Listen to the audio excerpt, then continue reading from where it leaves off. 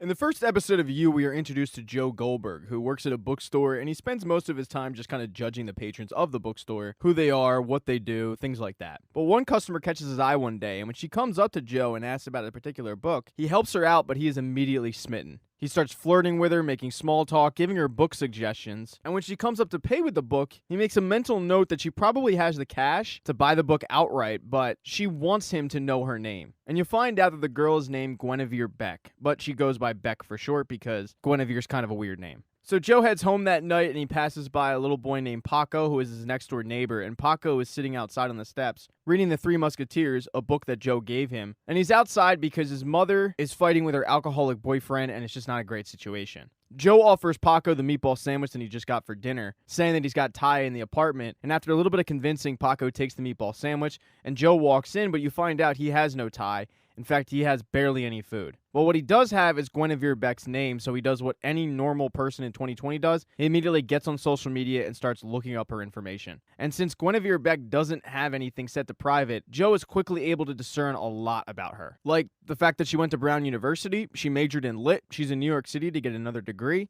and her addiction to social media, or at least that's what it appears to be, is probably the most unattractive thing about her to Joe. And he's pretty disappointed that an hour after she met him and took a picture of the book and posted it to Instagram, she didn't mention him. But thanks to social media, he's got her address, her work schedule, the fact that she's a TA for a creepy teacher that clearly wants to fuck her. And Joe follows her all the way to a bar that night where she's celebrating a friend's birthday. And she gives the friend an expensive gift that she probably couldn't afford. And when two of the friends get up to leave, her one friend, Peaches, stays behind and asks, how much was that gift? You can't afford that. And Joe hates her friends, but he seems to at least appreciate that there's somebody out there looking out for her. But even after Peaches is trying to help Beck, Joe just cannot stand her. So after the bar, Joe follows her all the way home where the girl doesn't have a set of blinds and she put her bed right next to a window, so it makes it very easy for a stalker to watch her. And it seems like she's about to finally start working on her writing until she gets a text message and this guy shows up out of nowhere. And this guy is the definition of a douchebag hipster. Kind of guy that probably has $600 jeans that are all torn up and has way too much beard product. And when he shows up, Joe quickly goes through his social media account and realizes that this guy's name is Benji. He's a trust fund kid who's had everything handed to him in life.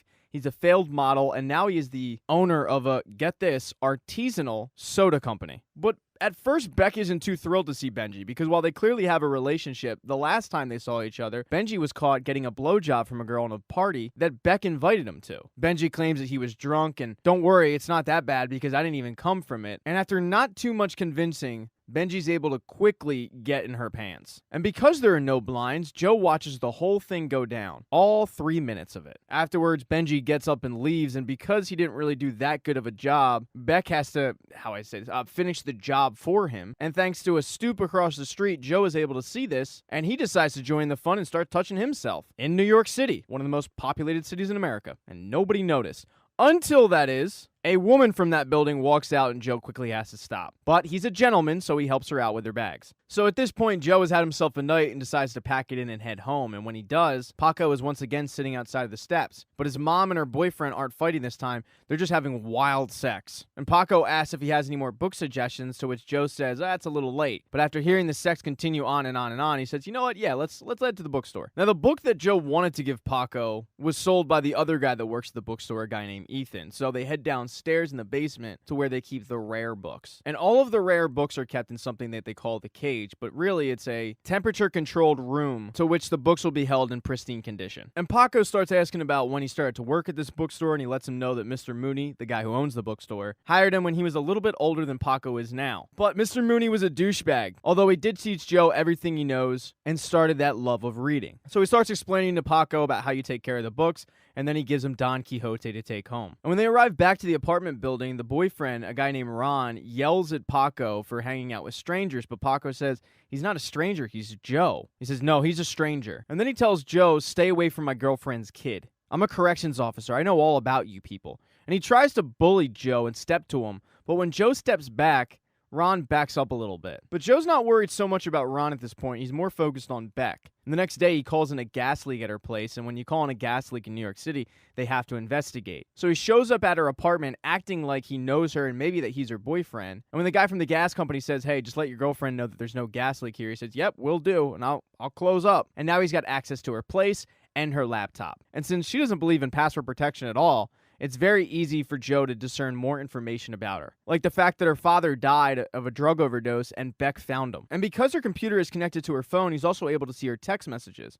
And one of the text messages is from Beck shortly after she met him, saying, I can't believe I just met a guy who actually reads in this city. So at this point, Joe thinks that he is destined to be with her. Now, while Joe is going through her stuff, Beck is at school talking to the teacher that she's a TA for. And she owes him 20 pages of poetry, but she's only got one at the moment. And the teacher suggests that maybe the workload's too difficult and you just back up to part-time, but she says, I can't, because if I'm part-time, I don't have housing, so I need to be full-time. I just need an extension. The teacher basically invites her on a date to a gastropub, and even after she brings up his wife, he's not deterred and says, well, if we're sitting and talking about poetry, we might as well do it over a drink. And since Beck doesn't want to risk losing the TA full-time position, she reluctantly agrees to the date. And after the meeting with the teacher, she's a little bit flustered, so she heads home early. And this forces Joe to hide in her shower and pray to God he doesn't get caught. Luckily, he doesn't. He just gets wet after she turns on the shower and then turns it off. But he does learn what she's doing that night, and she's planning on going to an open mic with her friends where she will read some poetry. So with this information, Joe just clears his schedule and heads to that same bar and that same open mic. And her friends don't think it's a great idea to read poetry at an open mic. They think it's just for music purposes. And while they're not wrong, Beck has other plans. And she's also invited Benji, but he hasn't shown up yet when her name is called. So Beck starts reading the poetry and it goes horribly wrong.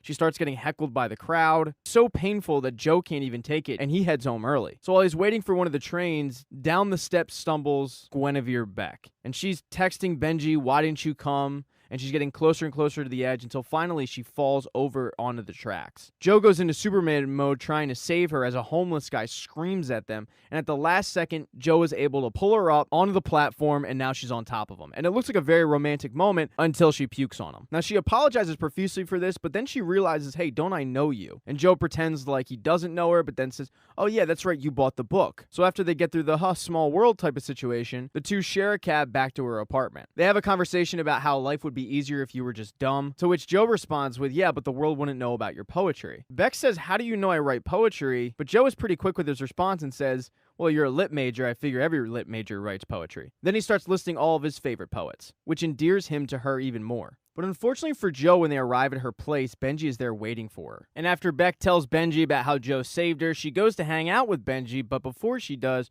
Joe asks for her information. She can't find her phone, however, and she just figures that she dropped it on the platform. And she also seems hesitant to give her number to a stranger, so she gives him her email. But the reason she can't find her phone is because Joe stole it from her. So now he has even more information on her. And the next day, Joe uses her phone to get Benji's email address and poses as a very popular lifestyle critic. And he emails Benji saying that he wants to try his artisanal soda and possibly use it in a upcoming piece of must-tries. And of course, Benji is over the moon because he loves this guy. But unfortunately for Benji, he doesn't know what this guy looks like. So when he shows up with the soda, he's not meeting this lifestyle critic. He's meeting Joe. And Joe leads him down an alley, which leads to a set of stairs, which leads to a door, which leads to the basement of the bookstore. And when Benji sees what's going on, he gets a little freaked out and says, I don't know if this is for me, but he can't even get the sentence out because Joe hits him with a mallet and he gets knocked out, and that's when Joe puts him in the cage. The next day while he's at work, he's fully expecting Beck to show up because he has her phone and he can see what she's saying. And sure enough, she does. She thanks him again, and she gives him a book with an inscription that has an inside joke about the homeless guy yelling at them. But as soon as she leaves, he goes back down in the basement,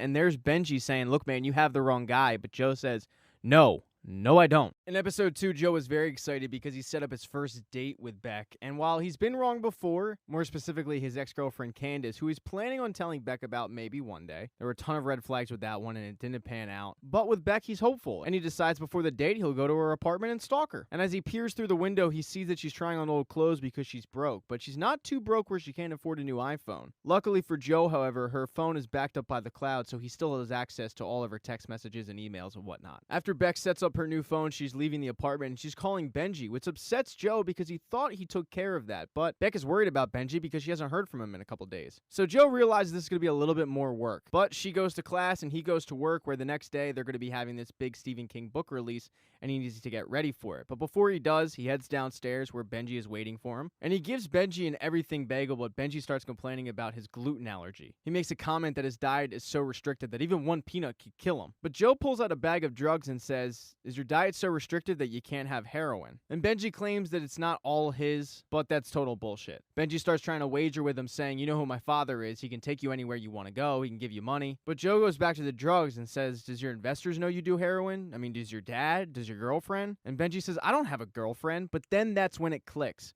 "Hey, I know you. You were in the cab with Beck. Your name's Joe." And that's when Joe realizes he might have an issue. And Benji can't believe that all of this is about Guinevere Beck. But the big issue that Joe is having is that when he got him into the cage, he really didn't know what he was planning on doing with him. So while Joe's trying to figure out the whole Benji angle of this, he does shoot Beck an email saying, "Hey, are we still good for tonight?" And she confirms, "Yep, we're good to go." So they go on their first date. It's really just a walk with coffee, and it's seeming to go great until it's cut short when Beck gets a phone call about Benji. And Joe pretends to be an understanding guy. Secretly, he's kind of annoyed. So at this point, he wants to know more about Benji and why Beck can't leave this guy alone. So he goes back to the bookstore and starts quizzing him about books he likes and other things he likes. And then he notices that Benji isn't looking too good. And Benji says, "Yeah, you stole my stash." So Benji just admitted that the drugs were in fact his. So Joe decides to make a wager with him, and he gives him one hit of drugs for the password to his phone. And since Benji's an addict, he gives up that password pretty quickly just to get a hit. As soon as he does the drugs, he passes out, and that's when Joe comes in and stages a photo and sends it to Beck so that A, she would stop worrying about him, and B, maybe she would not be interested in him anymore. And Beck gets the text while she's out with her friends, discussing how she has to go on this date with the professor that she doesn't want to go on a date with. And some of the friends are split. Some of them think, "Yeah, just go ahead and fuck your professor for the A," and the other ones are saying, "No, that's disgusting, you should report him." But either way, Beck is going to end up going on this date. So Beck heads off to the date with her professor. And Joe also needs to get to that date because he wants to keep tabs on her, and before he does, Benji, who is sobered up at this point, tells him, "You don't really know her like I do. Guaranteed she's going to wear red lipstick and she's going to go into that bar and work that professor for that A."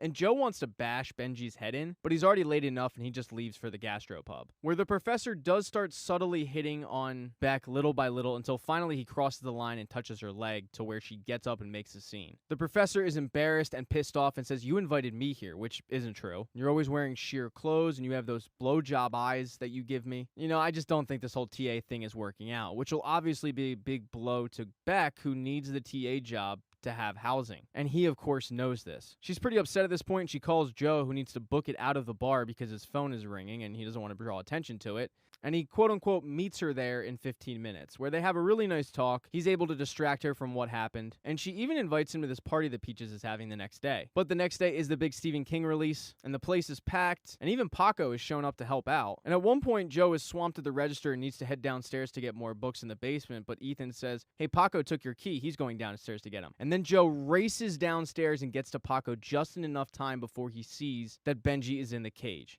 He screams at Paco, tells him he never should have come down here, and Paco is pretty upset and runs away. So while I kind of acted like an asshole, Joe dodges a huge bullet. But after the book release, Joe heads downstairs, and Benji at this point is like, "Dude, just kill me." But Joe doesn't want to kill him. I mean, nobody wants to kill somebody. So he decides to make him a deal. "I'll let you go if you can tell me which of these 3 sodas is your company's soda." So Benji drinks all 3 and incorrectly predicts that none of them are his soda because they're all shit, when in reality, they were all his brand soda. And when he loses this bet, Benji breaks down and says, "Look, man, you win, I lose." But Joe cuts him off and says, "No, nobody wins in this situation because I don't know what to do with you." And somehow Beck gets involved in this conversation, and Benji says, "Look, man, Beck is never going to be interested in your type of guy." And he says, "No, you're wrong. She invited me to Peach's party." And he says, "Bro, don't you get it? You're an accessory. You're an everyday guy. As soon as she gets a chance to date a guy like me, she will dump your ass." And when Joe heads to the party, that is now in his head. But Joe and Beck arrive at Peach's place, and immediately it becomes apparent to Joe that this is not his scene. The entire party is full of pretentious Brown alumni, headlined by Peaches, who earlier in the day gave Beck a security deposit, first and last month's rent after the whole TA thing went kaput. So as soon as they walk in the door, Peaches steals Beck from Joe and leaves him kind of on his own, and he starts walking upstairs, and he already knows all of her friends from social media at this point. And he knows that he doesn't want to talk talk to any of them, but he finds his way into her library room where she has an extremely rare collection of Wizard of Oz books. And as he's admiring them, he's interrupted by Peaches, who comes in and is kind of accusing him of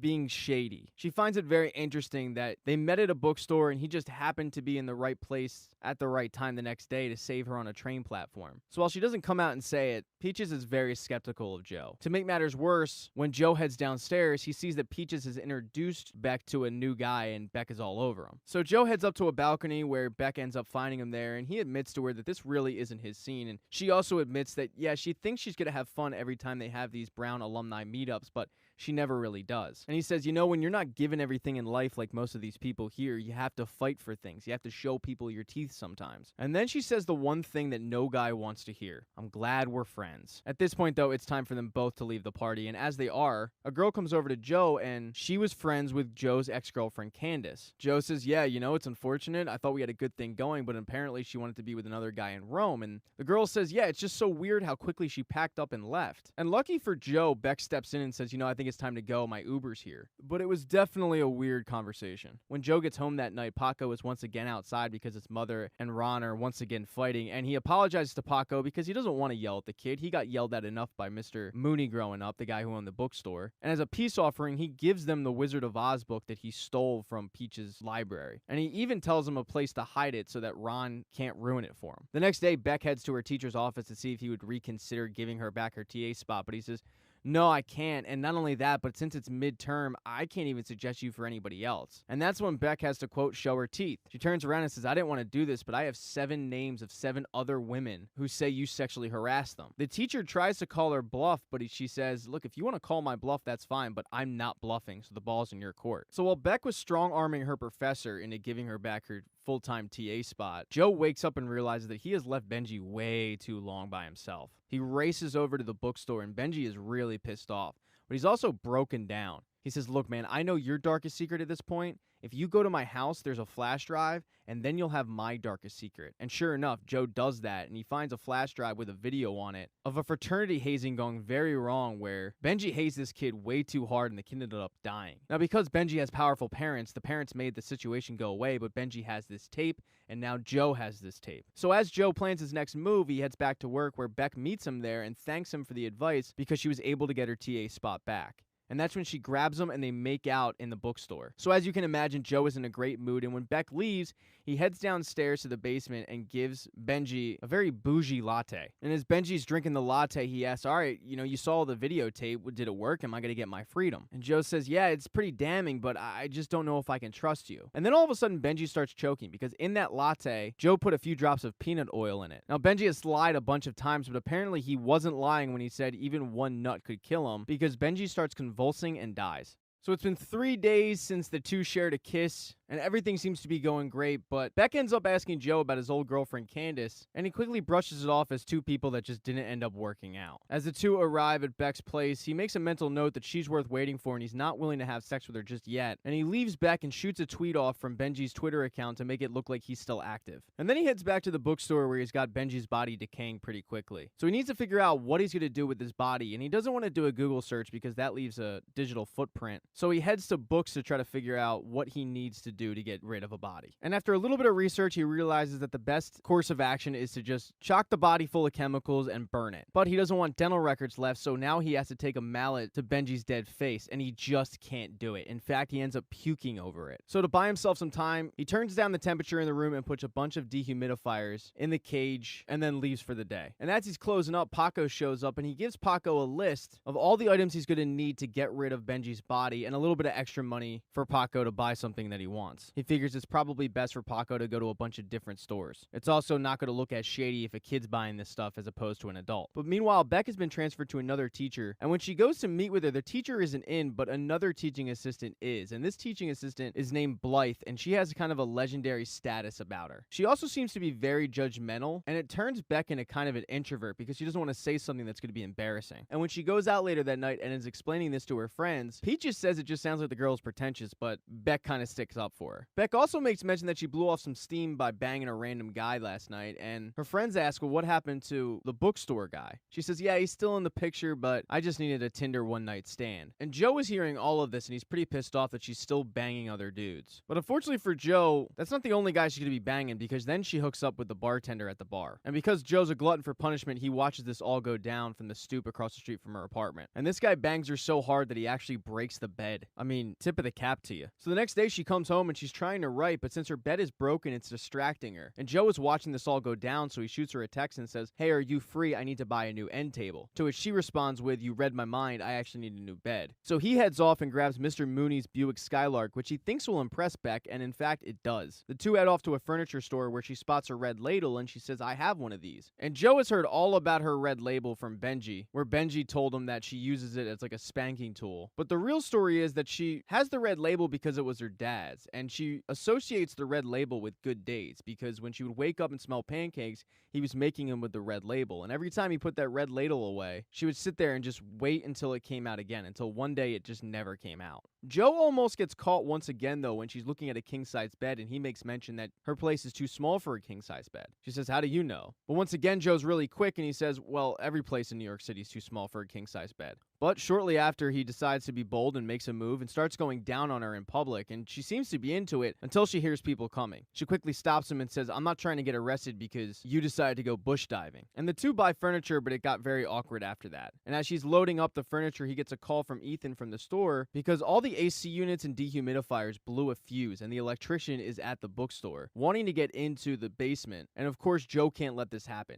So he tells Ethan, no, go home, send the electrician home. I'll figure it out when I get back to the bookstore. So he drops Beck off and rushes over to the bookstore where Benji's body is quickly decomposing to the point where he can't keep it there. And as he's packing up the body, he gets a text from Beck, who's asking him for help putting together the bed. So he wraps up Benji's body in a carpet, puts it in the trunk, and heads over to Beck's place to help build her new bed. And after they build the bed, she apologizes for the way she acted in the bookstore and says, I just don't want you to think of me like that because I like you. I really like you. And the reality is, me and Blythe are supposed to submit 20 pages of poetry, and when she submitted hers, it kind of got in my headspace a little bit. And the two get into a conversation about her work where Joe says, you shouldn't be thinking about Blythe. Just write what you write. Write for yourself. The two start fooling around in the new bed, but they're quickly interrupted by Peaches, who comes in the apartment stating that she needs to go to the hospital. When she sees Joe, she explains to him that she has a rare chronic bladder disease. And even though some people think she's uppity, she can't have any fast food, and all the liquor she has to be top shelf. To which he makes mention that she was doing Jaeger shots the other night, but nobody seems to hear it, because Beck has volunteered Joe to drive them to the hospital. So Joe obliges, but they're sitting in traffic, and Peaches is getting very rude, and finally she just says, you know what, we'll walk. She storms out of the car, to which Beck apologizes for her behavior and follows her to the hospital. After getting treated, she seems to be feeling better, and Beck says, what do you think of Joe? And Peaches says, I mean, I like him, I guess. And Beck says, yeah, I think I like him. I think I really like him. You know, I wasn't really sure if I was ready to get involved, but Peaches just cuts her off and says, you can't be serious. I mean, this guy works at a bookstore. Look, I know you. You need someone to take care of you so you can just write all day and not have to worry about anything. And you can't do that with this guy.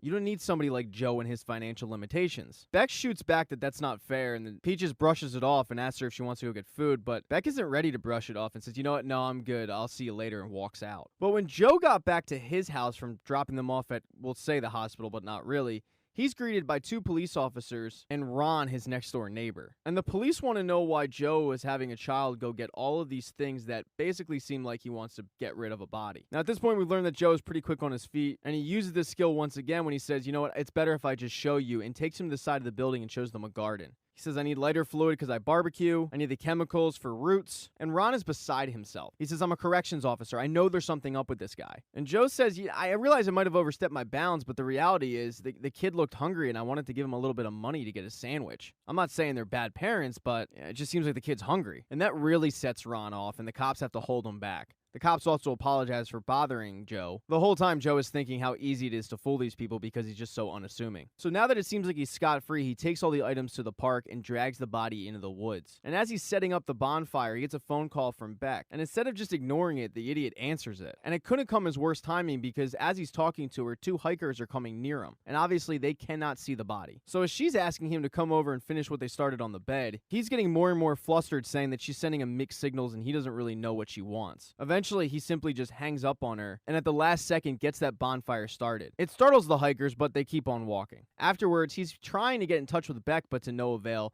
She keeps sending him straight to voicemail. And it might have something to do with Beck's workload, where she was supposed to admit 20 pages to her new teacher's workshop, but she only got one done. She kept working on it, and she thought it all sounded stupid, but this one page she's really proud of. The issue is she needed 19 more. And to make matters worse, Blythe is getting praised like the second coming, and Beck is simply getting judged left and right. So she couldn't have had a worse day, and she doesn't really know what to do, so she heads on over to the bookstore. And as she's practicing what she wants to say to Joe, she's caught by Joe. She apologizes and says, you know what, you're right, I probably did send some mixed messages, and I do drop everything for my friends, and I do use them as an excuse not to write. And the reality is, I'll use anything as an excuse not to write, because I'm worried that I'm going to be the shittiest writer in this city. And all of this is just to say that I don't know who I am, so how am I supposed to say what I want? And then she realized that she doesn't even know a lot about Joe. She's never been to his apartment, she doesn't know his friends, so Joe says, alright, if you want to know something about me, follow me. He brings her downstairs into the basement and shows her the rare book room. He tells her that this place is the most important place in the world to him, and if she wants to know who he is, it's right here. Because these books, as weird as it sounds, are more alive than most people he knows. So yeah, he'll show her his apartment, and she can meet his friends, but this place right here is more important to him than any of that. And that talk went so well that she ends up deleting Tinder. And Peaches makes an offhanded comment that, you know what, maybe it's best that you just have a simple life with him. But while she's judging Beck for possibly getting in a relationship with Joe, she notices that the book that Joe was looking at is missing. And it's obviously even more suspicious because Joe was looking at that book and Joe works in a bookstore. But Beck brushes it off as, I'm sure it'll show up eventually. And he gave that book to Paco, and when Joe gets home, he sees Paco on the step, and Paco apologizes for leaving the list on his bed, to which Ron saw. As Joe is saying not to worry about it, Ron comes home and tells Paco to go into his room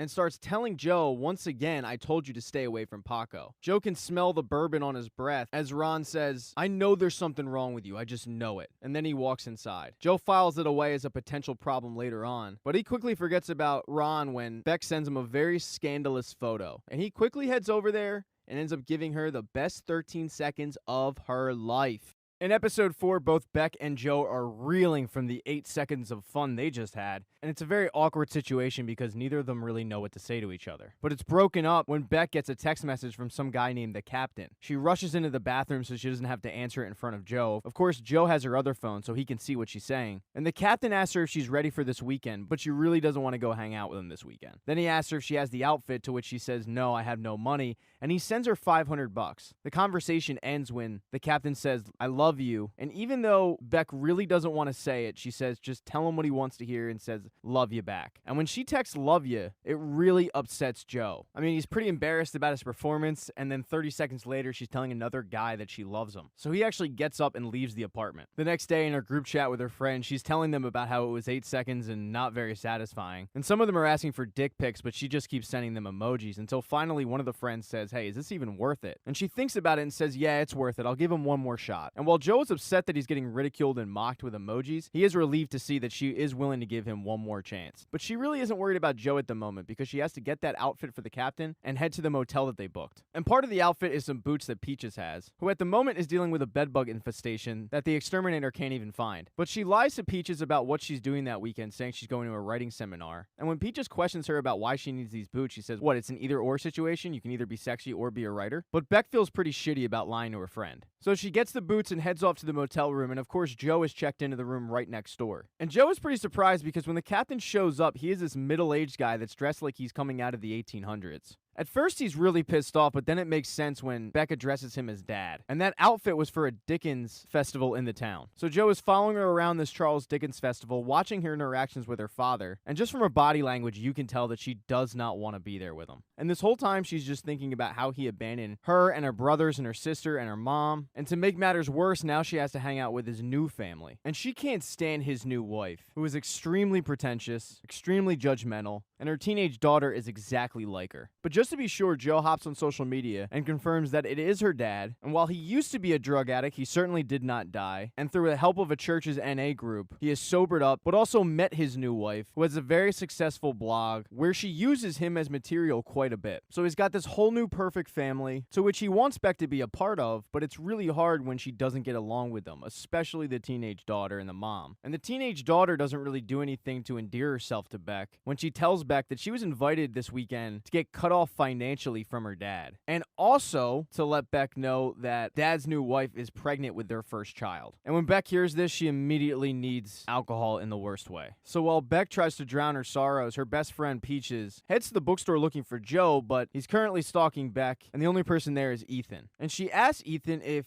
they happen to have that Wizard of Oz book that's missing from her house. And he says, yeah, that's a very rare book, and we keep those downstairs, but unfortunately, I currently do not have the key for downstairs. So while he can't help her out with her book, he does tell her where Joe is. And since that just so happens to be in the same place as Beck, she doesn't find it as a coincidence and ends up calling Beck, asking, hey, are you with Joe? But she says, no, I told you I'm at a writing conference. And she once again feels terrible about lying to Peaches. At the same time, Ethan is calling Joe saying, hey, there was this girl in here who is looking for a rare Wizard of Oz book. And immediately Joe knows it's Peaches. And Ethan lets him know, I hope it's okay, but I let her know where you are. So now Joe is under the assumption that Beck also knows that he is there. And he's got two choices. He can either run or stay. And he decides to stay and quote unquote bump into her and play it off like, what are you doing here? And at first that's exactly what he does. And it makes sense because he works in a bookstore. It's a Charles Dickens festival. They're selling old books there. But finally he comes clean and says, I gotta be honest with you, I'm lying. I knew you were here. You gave it away with an Instagram post. I just didn't like how we left things last night. And truthfully, I thought we were in a race. I won, right? 8 seconds? And for the time being, it cheers up Beck. They end up bumping into Beck's dad and his new family, and they invite Joe to dinner with them that night. But before they head to dinner, Beck wants to come clean with Joe about who her dad is. She says, when I was younger, I went downstairs to play video games, and I found my dad almost dead with a needle in his arm. And luckily, he didn't die. But later on, he relapsed and he disappeared. And when he did, I vowed that he was out of my life forever. But he got clean, and when I was at Brown, he got back in touch with me and wanted to help me out with my finances. So I decided to be the doting daughter and go to lunch with him and go to stupid things like this Charles Dickens festival. But now he's got this perfect family and I can't stand them. And Joe is very comforting about this and very understanding, and the two head off to dinner. And at first it seems like it's going okay until Beck brings up a sailing trip that their dad is very uncomfortable with and either remembers it and is embarrassed or doesn't remember it because he was under the influence. And when his new wife steps in and says he clearly doesn't remember, Beck snaps back that he can speak for himself and that she shouldn't treat him like a child. To which his wife replies, that's pretty rich coming from you since you treat him like an ATM. This sparks a huge fight where Beck storms out of the place after screaming at her that she didn't save him. She didn't rip him out from the darkness. In fact, he was clean and sober when the two met. And it was actually Beck and not her that was with him in the darkness. So after the blow up, Joe goes out and finds her at a gazebo and is trying to comfort her, saying maybe she can use this in her writing. And Beck lashes out at Joe saying, who the hell are you to tell me I have daddy issues? You know what? Get out of here. Just go away. And shortly after that, Beck's dad joins her and he tries to pay for the hotel room, which he doesn't take initially but ends up taking the money. And Beck says, I just want the old dad that I had. I want the old you. I don't want this new you with the new family. But that's pretty hard because this is who he is now. He invites her to spend Christmas with them, but she says, yeah, I'll have to check my schedule. That night, she's tossing and turning and cannot sleep, and that's when she finally decides to write. And she writes this poem called The Ladle. And truthfully, I have no idea if it sucks or not because I'm not a poetry guy. But somebody who did like it is Blythe, who texts her the next day and says, I've read it twice, it gave me chills. And this boosts Beck's confidence a lot. She also gets a text, though, from Peaches saying that they found a bed bug. Oh my god, you have to come over here and help me pack. By the way, can you stop by and pick up Xanax? But unlike before, Beck doesn't drop everything to go be with Peaches. She actually heads over to Joe's apartment. And when he answers the door, she says, I hear girls with daddy issues are great in bed. Which I gotta be honest, I think is the stupidest thing to say to a guy that you want to last more than 8 seconds. Either way, though, the two start making out, but Joe begins to panic because littered throughout his apartment are her items. Her panties are over here, her top is over there, a book is over here, and her phone is on his bed. So he starts Circus Soleil'ing this thing and starts moving the items without her even knowing as the two make out. The two finally end up on the bed and Joe rocks her world. The next day when they wake up, the two have a conversation and she apologizes to Joe for how she acted, but Joe plays it off like, no, you were in the right, it's fine. But she says, no, I wasn't. She brings up that Joe is different from every other guy that she's dated in the best way possible. She then excuses herself to go to the bathroom and Joe is curious if he's getting raided again. So he fishes out her phone from behind the bed and sure enough, he is getting raided and he is getting praised for his stroke skills. One person, however, who is not impressed with Joe is Peaches, who just texts back, enjoy it while it lasts. So in an attempt to get her off his back, Joe sneaks into her apartment and returns the Wizard of Oz book that he stole. In episode 5, Joe and Beck have gotten in a nice little routine where he makes her breakfast in the morning right before she goes off to school. Now, it usually is interrupted by the infighting next door, and even Beck says, "Can't you do something?" But Joe says, "I don't really like getting involved in people's business." So while that's what they do in the morning, at night Joe tags along and hangs out with her friends while they watch things like The Bachelor, and he hates it. But he's not the only one who hates it, because Peach also hates it. And since he's done this a few times, he notices that there's a cold war going on between Peach and Annika. And after making a snide remark to Annika, she mentions how it used to be fun because it used to be a girls' night until we started bringing our boyfriends. She also brings along the book that he stole, asking how much it would be worth. He examines it and says, first edition would be worth a lot. And she says, well, I better sell it before somebody steals it off of me. But he won't let go and says, a book like this, I would keep it forever if I could. So it's clear that the Cold War between Annika and Peach isn't the only Cold War going on. The next day, though, while he's working in the store, Annika comes in and says how the website for the store is terrible and that she can help. She has over 3 million followers on Instagram and usually gets paid to just promote things like sunglasses, but out of the kindness of her heart,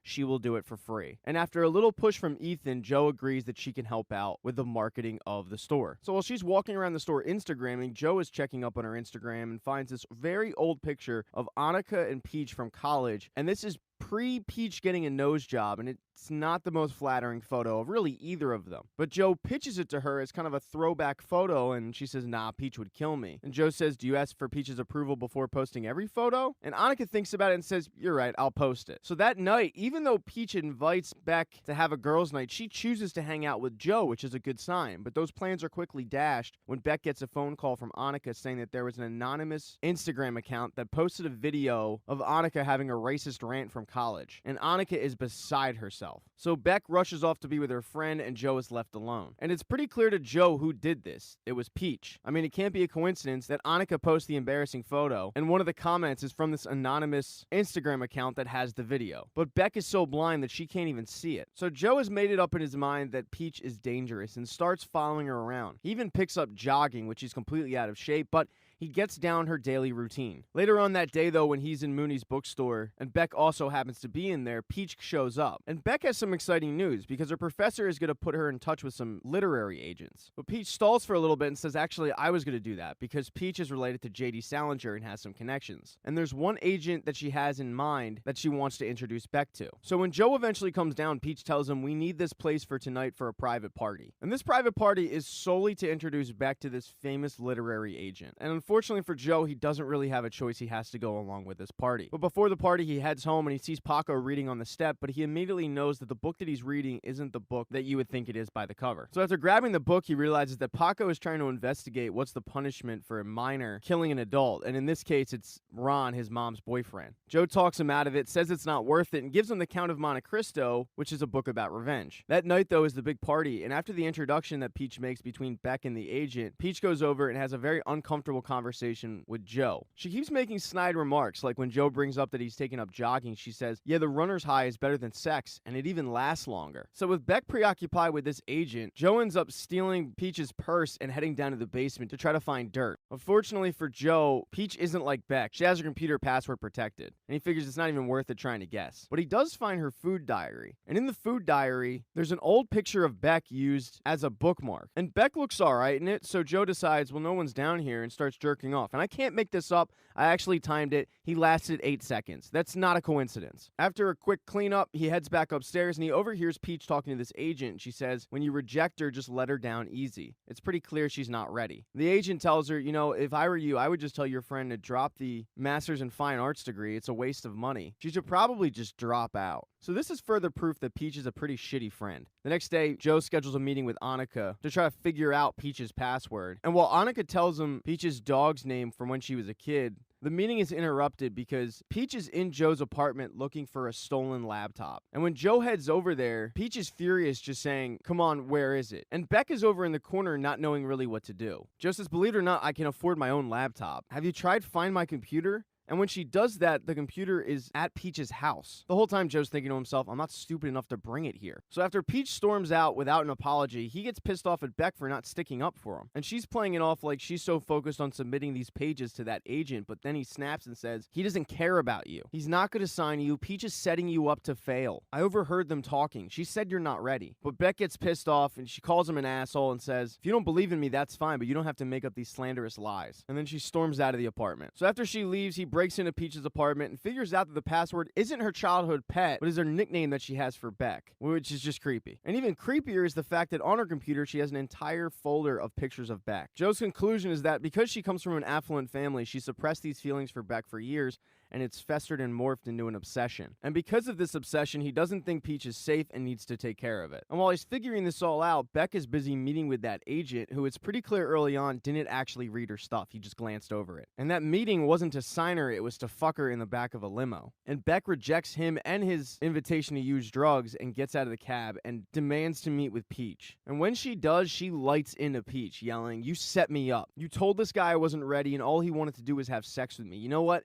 It is exhausting being your friend, because God forbid anybody gets close to your spotlight, you bring them down. You know what? Joe was right about you. And then she walks off. Beck heads over to Joe's apartment and apologizes, saying that he was right, but the two are interrupted when she gets back-to-back phone calls from Peach and she can't ignore it. And when she answers, Peach is taking a bunch of pills and is apologizing. So Beck and Joe head over to her apartment to nurse her back to health. And when Beck goes off to get her some towels, Joe notices that she actually charted her suicide attempt, everything that she took. And while he's looking at the pages, Peach says, you can't prove I did any of that. Beck returns shortly after that and starts taking her to bed, and Joe says, you know what, if this is real, we should probably take her to a hospital. Well, Peach doesn't want to go to a hospital because she'd be admitted for a 72-hour hold, and she's also offended that he's even implying that this is fake. Peach then asks Beck if she can stay the night to make sure everything goes okay. And Joe's pissed off because this is a cry for help, but apparently this isn't the first suicide attempt that Peach has had. So at this point, Joe knows he has to take care of it. And while he's following her in her running route through Central Park, in broad daylight, he takes a rock and smashes her in the head, and nobody sees it. More impressively, he continues to run through the park and not pass a soul. I'm talking, he doesn't even pass a homeless guy. It's incredible. He's kind of shocked at what he was able to do, and when he gets home, he's greeted with a little bit of deja vu, because Paco has drugged Ron. And because of what Joe dealt with less than 24 hours ago, he knows what to do. So he tells Paco, go into the house and get some towels. And when Paco is in his apartment, Ron comes too and starts beating the shit out of Joe, and Joe knows this is karma coming back at him. While Joe is sitting on the ground all bloodied up, he gets a phone call from Beck saying, oh my God, Peach just got attacked. I'm heading to the hospital to see her right now because Peach hasn't died. She's survived the attack. In episode 6, Joe is heading to Beck's apartment where Peach is staying, and he's very nervous that his cover is going to be blown. And as soon as he gets there, Peach looks at him and says, I'm on to you. Joe gets even more nervous, but she says, you said I had a stalker, and that's clearly what this is. Annika makes mention that most of the time a person's stalker is actually somebody that they know. Peach asks Beck to make her some tea, and Joe follows her into the kitchen. And after some small talk, Peach comes in and ignores Joe completely and says to Beck, I'm really feeling like I need less male energy. Can you ask Joe to please leave and take his gift with him? By the way, the gift was a balloon. Beck says, I'm pretty sure he heard you because Joe is literally 4 feet away from them. And Peach says, I just don't want to deal with confrontation right now, and walks out. Beck apologizes. Joe agrees to leave, but before he does, he notices that there's plane tickets in Peach's purse, and when he goes to check it, Peach has booked herself and Beck 2 tickets to Paris. So Joe files this away and heads home, where before he can even get through his building's door, he sees Paco, who immediately apologizes. Paco's mom comes out and tells Paco to go in the house, and Paco's mom gives Joe some brownies as a thank you, tells him I owe you one, and then asks him not to press charges against Ron. She says, I really feel like he's a changed man after this. And while Joe tells her I'm not going to press charges, he says people don't change. Later that day, Joe heads to work where Beck meets him there and lets him know that she's heading to Peach's family's house in Greenwich for the weekend. Joe wants to know what she plans on doing about school and, more importantly, their relationship. But all Beck can focus on is the fact that a couple days ago she almost died. Joe shoots back that you're risking your career for the same person who tried to sabotage it just a week ago. Beck gets upset and Joe says you're being manipulated by Peach. If you become your own person, Peach can't manipulate you anymore. And she knows that. He also says that the suicide was for show and she was never in real danger. And you could see Beck getting more and more angry as he continues to talk. He finishes it off with, you know she's in love with you, right? And that was the straw that broke the camel's back, and she leaves the bookstore pretty upset. But now he needs to know where this Greenwich house is. So he heads downstairs in the basement, and thanks to a quick Google search, he finds out that it's less than an hour away. And as he's driving there that night, a deer jumps in front of the car,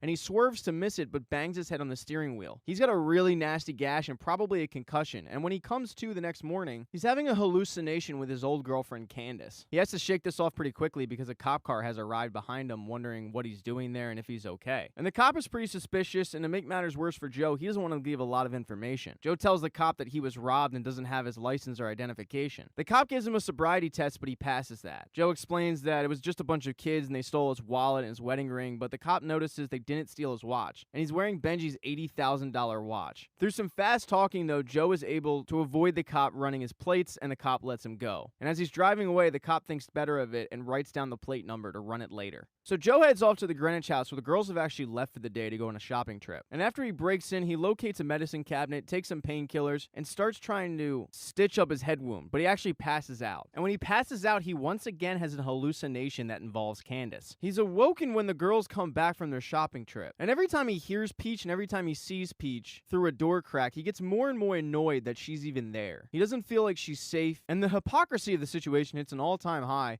when he gets annoyed at Peach for watching Beck take a bath. So he's watching Peach watch Beck. He also needs to use the bathroom though, and he's in a tight bind, so he just grabs a jar and pisses in that, and somehow nobody hears it. After he zips up though, he wants to get Peach away from Beck, so he goes downstairs and opens a door and closes it, and it works because she gets suspicious and heads downstairs and wants to know where that sound came from, and then she goes into her purse and grabs a gun. And Joe sees this, and it makes him further believe that Peach is not safe. But then the doorbell rings because Peach is promised Beck a surprise. And the surprise is a guy named Raj that they're all familiar with. But it's clear that Beck hasn't seen him in a long time. And since Joe doesn't know this guy, he is even more concerned. But Joe isn't the only one who didn't really want to see Raj, because Beck also didn't really want to see him. She pulls Peach to the side and says, "What is he doing here? What happened to all this? I don't need male energy right now." And Beck is definitely still mad at Peach, but she puts on a good face and heads back in the room with Raj. All three of them do pills and start to drink, and as that's going on, Joe is walking through the house trying to find that mysterious gun. He even starts thinking he never saw it until finally he locates it in a drawer. But the group is coming upstairs and he has to hide under the bed because the group has decided to do a platonic group massage. But this platonic massage turns into a possible threesome real fast when Peach starts making out with Beck. After a little bit, Beck stops it and says, I thought this was platonic. I have a boyfriend. I can't do this. Peach just says she's no fun. I don't have a boyfriend. And she starts banging Raj on the bed as Joe hides underneath it. Beck heads downstairs and actually starts texting Joe, saying she's not mad at him anymore, and Joe once again apologizes. And then Beck says that she doesn't want to go to Paris because earlier in the day, Peach told Beck that her family is giving her a house in Paris to go over and renovate, and she wants Beck to come with her and live out there.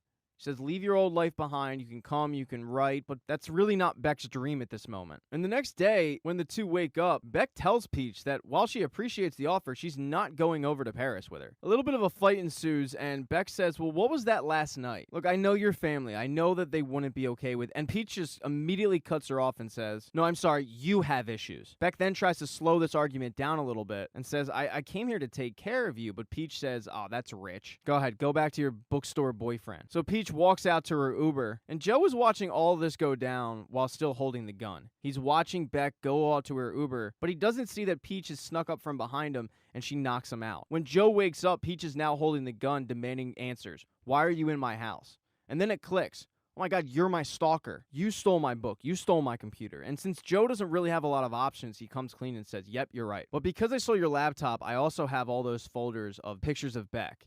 And my associate Paco is informed that if I don't come home safely, he's going to distribute it all over the internet with traces back to you. He then tells Peach that no matter how hard you want Beck, she's never going to want you like that. Eventually, Joe makes a run for it, but he gets shot by Peach in the leg. As Peach gets closer, he plays possum, and once she turns her back on him, he trips her and ends up killing her. He makes it look like it was a suicide and even writes a very well-written suicide note, saying goodbye to her friends and family, and then he heads home in the car. And it's ironic that he's heading home in the car because the cop that originally pulled him over has just gotten the plate tag back for that very car. The dispatcher lets the cop know that the car hasn't been listed as stolen, as the cop is staring at the jar that Joe pissed in. Joe immediately heads to his neighbor's house, knocks on the door, and when she answers, he says, you owed me one, and she stitches him up. Joe doesn't want to answer any questions as to what happened, But she lets Joe know that she kicked Ron out because Joe was right. People don't change, and Paco needs a good, strong male influence on his life, and Ron isn't it. As he's sitting there getting stitched up by his neighbor, he gets a text from Beck saying, "Oh my God, Joe, Peach is dead." In the ensuing days, Beck is in such a daze she doesn't even notice Joe's injuries. Although it's a good sign because she invited Joe to the funeral.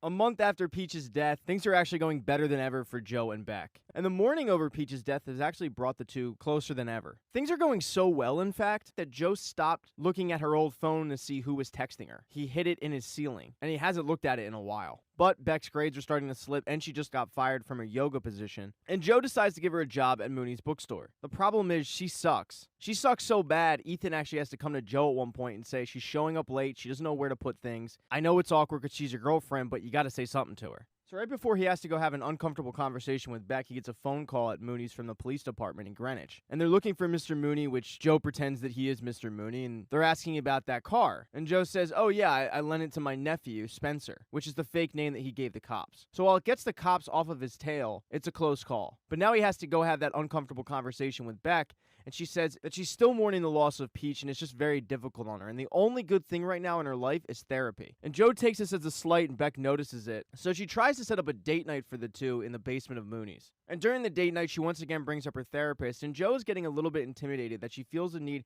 to go and talk to somebody that is not named Joe. Her birthday is also coming up, and Joe wants to know what she wants to do, and she says, let's keep it low-key this year. But the next day when he's talking to her friend Lynn, she says no girl wants a low-key event. They tell you that, and they want to be surprised with a big event. Every year, the guy that was dating Beck would try to do a low-key event, and then Peach would swoop in and save the day. So Lynn's idea is to throw a big surprise party at Mooney's, and everybody comes with their favorite literary character. Joe is hesitant to do so, but he reluctantly agrees. Lynn also admits that while nobody really liked Peach, they all loved Peach. So Peach was the definition of a queen bee. So we fast forward to the day of the party, and Joe is very stressed out because Beck is 40 minutes late. At one point, they think she's showing up, but it turns out to be just Blythe, who surprisingly hits it off with Ethan over their love of the same authors. But that's not helping out Joe, who is getting more and more stressed, wondering where Beck is. And to top it off, he's trying to get a hold of her, but he can't. And as he's complaining to Lynn about how selfish this is of her to show up late, he fails to notice that she is right behind him. And she is pissed. She takes him into the office and reams him out for throwing her a big surprise birthday party when all she wanted was something small and intimate. He tries to blame it on Lynn, but she doesn't take the bait. So since tensions are already high in this conversation, Joe decides to ask, well, where were you? Beck says, I had a therapy session and it ran late. And he says, well, why do you smell like you just drank 3 glasses of rosé? He says, I went to a bar to sit down and be with my thoughts. And then Joe asks, let me see your cell phone. And Beck pulls it out, but she says, if you look at this cell phone, then that means there's no trust in our relationship, and that means there's no us. And while Joe doesn't take the phone, Beck storms out of the place very pissed off. She shows up at Joe's apartment the next day to make amends, and at first things are back to the way they were, but then they slowly start deteriorating. She keeps getting these weird text messages, and Joe can't figure out who they're from. But since she's being kind of cagey, he decides to look at that old cell phone and sees that she's texting somebody with a fox emoji as their name, saying, let's meet in our old spot. So he starts to follow her. And while he's following her, he texts her, hey, what are you doing? And she stops and turns around.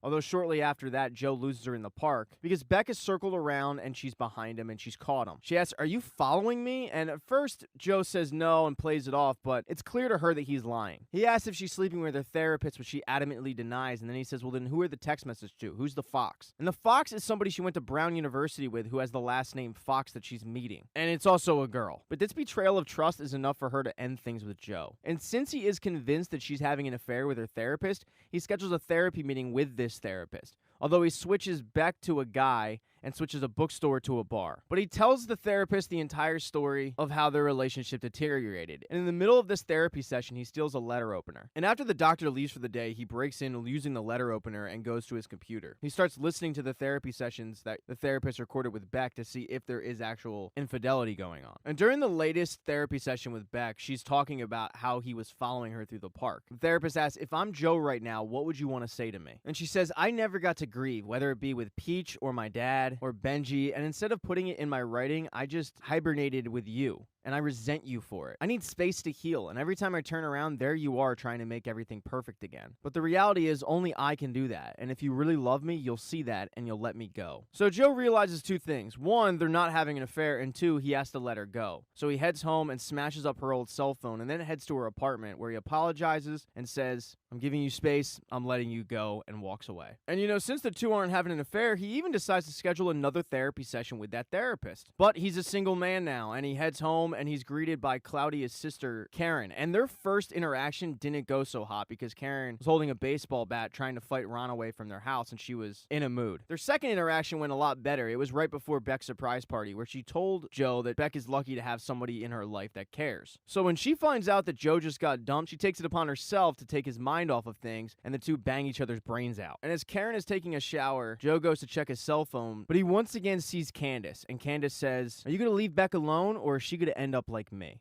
So in episode 8, 3 months have gone by since Joe and Beck split. And Joe is currently dating Karen, the sister of Claudia, his next door neighbor, and things are going great. She's not perfect, but she's really good for him. And Joe has even cooled down on stalking Beck. He's only looking at her Facebook like 3 times a day. And Beck is also doing really well. She wrote a story about Peach, which landed her a book deal. But Joe isn't the only one that's keeping tabs, because since the two kind of share mutual friends, Joe has Ethan, Beck has Blythe, Ethan and Blythe are dating. Beck is aware that Joe has found a new person in his life named Karen, and every once in a while she asks Blythe how's he doing. And speaking of Ethan and Blythe, Ethan has decided to ask Blythe to move in with him. Joe thinks it's a terrible idea because the two have only known each other for about a month, but Ethan says, look man, it's love, when you know, you know. So while Blythe is pumped to move in with Ethan and start house hunting, she's also helping Beck deal with a case of writer's block and suggests to Beck that she delete all forms of social media. Beck reluctantly agrees to do this because at this point she'll try anything, but this interferes with Joe's ability to just keep tabs on her on a day-to-day basis. So on the surface, Joe and Karen are doing great, but Joe is still going to a therapist, the same therapist that Beck goes to, and both of their therapy sessions are about one another, although the therapist has no idea about this because he thinks Joe is a gay man. But Joe is continually trying to convince himself that he and Karen are a great thing. And one night as they're watching Paco, Claudia comes home and she is clearly messed up on drugs. And this upsets Karen a great deal to the point where Joe says, hey, let's go out, let's go get something to eat. And as they're walking around the neighborhood, they end up running into Beck, who doesn't live in their area.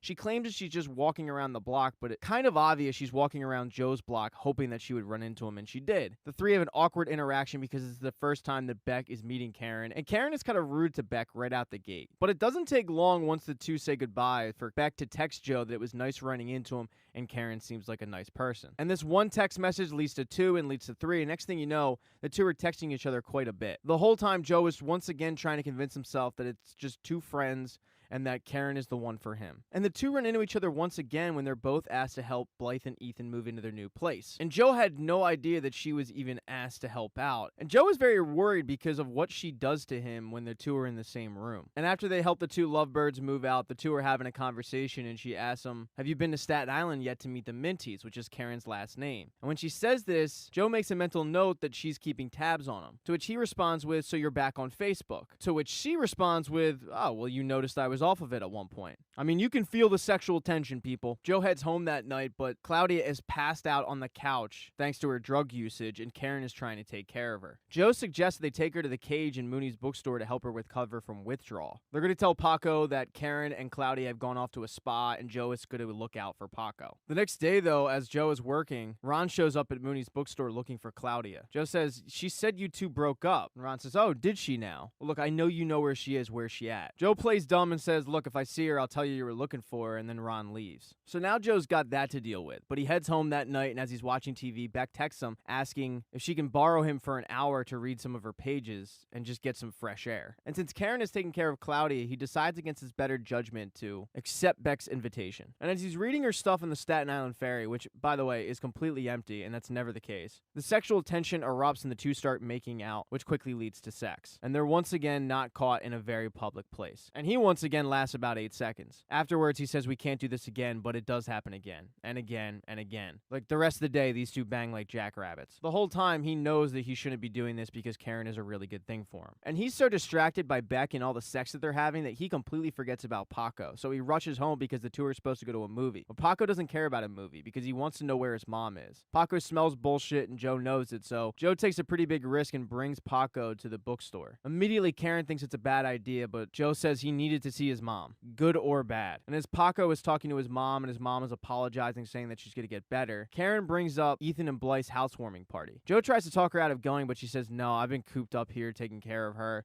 I need to get out. And of course, at the housewarming party, Beck shows up. After Ethan steals Joe to go help him out, it's just Beck and Karen. And this interaction goes a lot better than the first one. They talk about how great Joe is, how he's like a perfect guy. And fighting back tears, Beck says, I'm really happy for you two.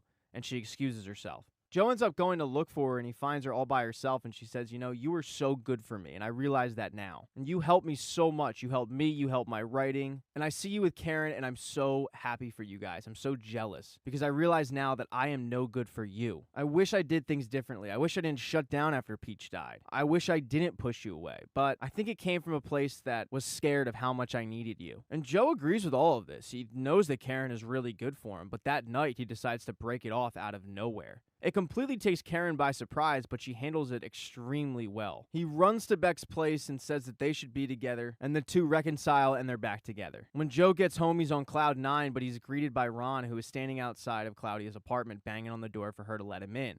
Joe says she's never going to let you in. But to Joe's surprise, she does let him in. He looks at Claudia like, what the hell? And Claudia says he helps us a lot. I can't do this by myself. I need him. Claudia just closes the door, and Paco is actually standing on the step, livid at Joe. He screams at him, you said this things would get better. You said I had you and Karen. Joe says you do, just because we're not together, but Paco cuts him off. Karen is so mad at my mom that she's taking a new job, and we're never going to see her again. Later that night, though, Karen intentionally runs into Beck, where she thanks her and says, you helped me dodge a bullet. Because eventually, he's going to do the same thing to you that he did to me. Beck tries to walk away, but Karen continues, saying, I got a feeling that you're no Candace. Beck says, what do you mean by that? She says, look, all I'm saying is I tried to fill the ex-girlfriend void and I couldn't. Whoever this girl was, she did a number on Joe and she still has her claws in him. So you better enjoy it while it lasts.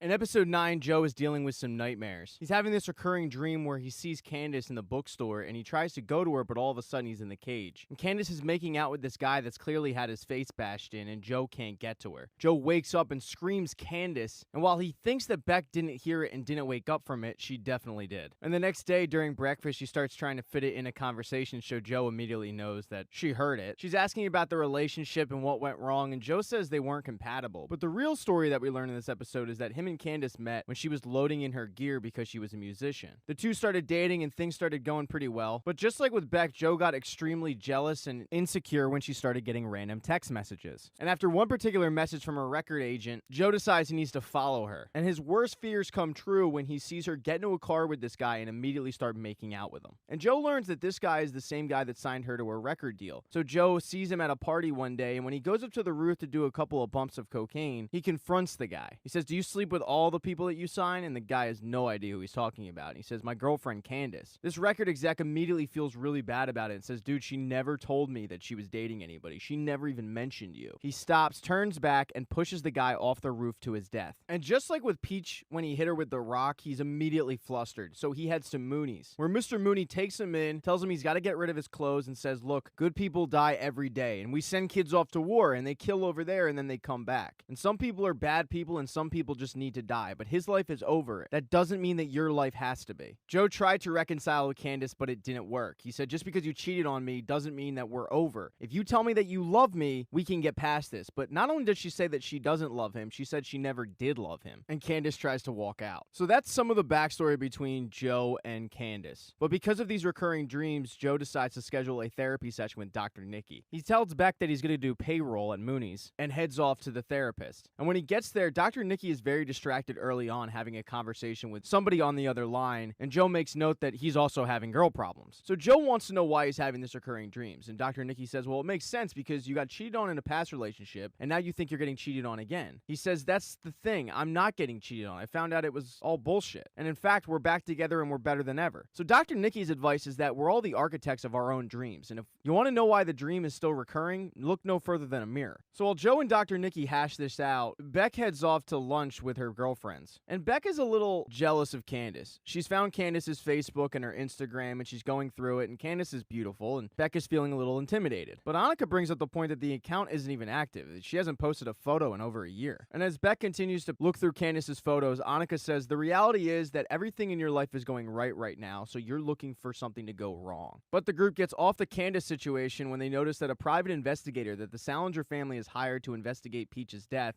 is still following them. Now, Beck is unfamiliar with this private eye, but Lynn and Annika have talked to him extensively. So after Lynn tells this guy to buzz off, they continue their lunch, but Candace is still in the back of Beck's mind. So she heads to Mooney's to ask Ethan about her since the two were Facebook friends, and Ethan is reluctant to give her any information. Ethan says he didn't know her that well, but when pressed for more, he says, look, she did a number on Joe. I mean, he was in a really bad space, and he didn't really come out of it until you showed up. You were really the light that brought him out of the darkness. And while this makes Beck feel good, she's still curious. And as she clicks through Candace's Facebook photos, she sees the friend that tried talking to Joe at Peach's party. She heads off to the bar that she works at, and she starts talking to her. She slowly maneuvers Candace into the conversation, and then she slowly maneuvers Candace and Joe's relationship into the conversation. Hey, like, what happened there? The girl says, there are theories. I heard she cheated on him with the executive that signed her to a record label deal, which that would make perfect sense. I know her brother has some crazy thoughts of his own, but he's not doing that great. I mean, he thinks that Candace is dead. But it's just weird because she headed off to Italy and nobody's heard from her, including her brother. So Beck tries to track down the brother, but when she makes a phone call to the psychiatric hospital that he's at, she finds out that he passed away 6 months ago. Then she tries to track down the record label executive, but she finds his obituary. And at this point, she's a little freaked out. So when Joe gets home that night, Beck confronts him about Candace because she wants some answers. She thinks it's very bizarre that this girl who was very active on social media moves to Italy and doesn't post one picture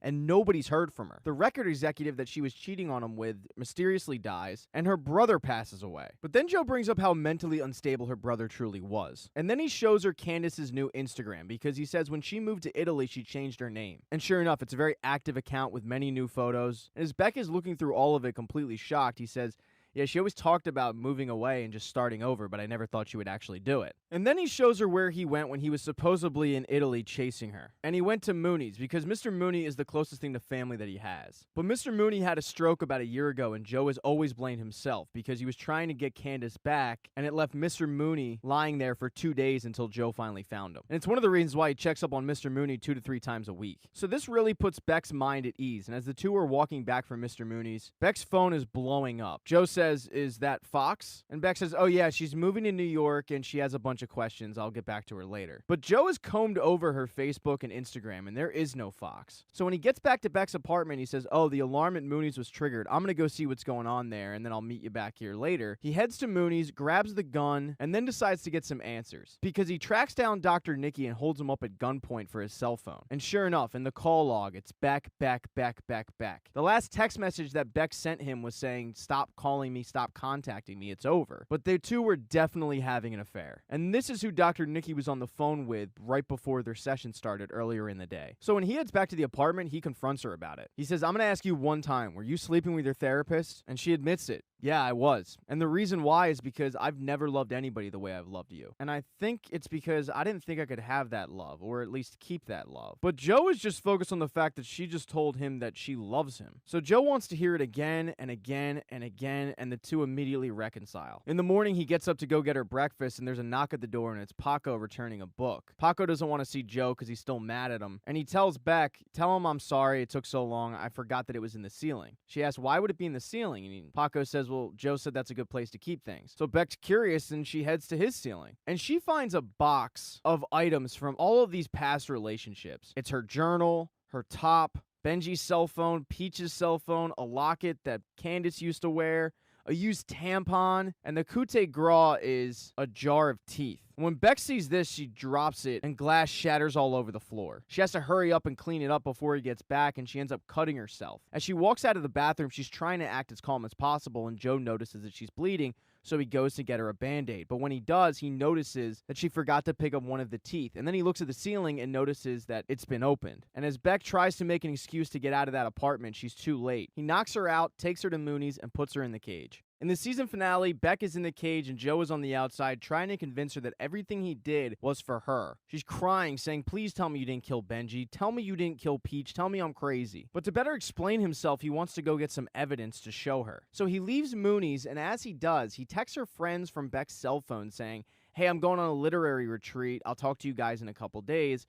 just so they don't start getting suspicious when she doesn't answer them. When Joe arrives at his apartment, he's shocked to find that Claudia is being wheeled out because she has a concussion. And it's clear to not only Joe, but also the police on who did it. It's Ron. But Claudia won't press charges and won't tell the cops what really happened. She just says it's an accident. Joe wants to know where Paco is, but the police haven't seen him, and that's pretty concerning to Joe. But Joe gets the evidence that he needs, and he heads back to Mooney's. He starts explaining himself to Beck, showing Beck how bad of a person Benji was because he killed somebody in college. Then he shows what a psychopath Peach was because she had all these photos of Beck for years and years and years. She asks, well, whose teeth are they? And he says it was Benji's, and she starts crying. Then she gets a hold of herself and says, and what about Peach? And he says, well, I mean, that was self-defense. I mean, she was going to kill me. And Beck absolutely loses it. She's very distraught and very mad at Joe. So when she falls asleep, he sneaks into the cage and gives her a blanket and a typewriter and some paper to make it nice and cozy for her. But she doesn't want these gifts. She wants to leave, and she's still pretty pissed off. But he's still convinced that she just doesn't understand and she one day will. When Joe heads upstairs, he hears a commotion because Paco has snuck into Mooney's and is trying to steal a gun, and Ethan has caught him. So Joe takes him into the office and explaining to him what a stupid move that is, but Paco doesn't want to hear it,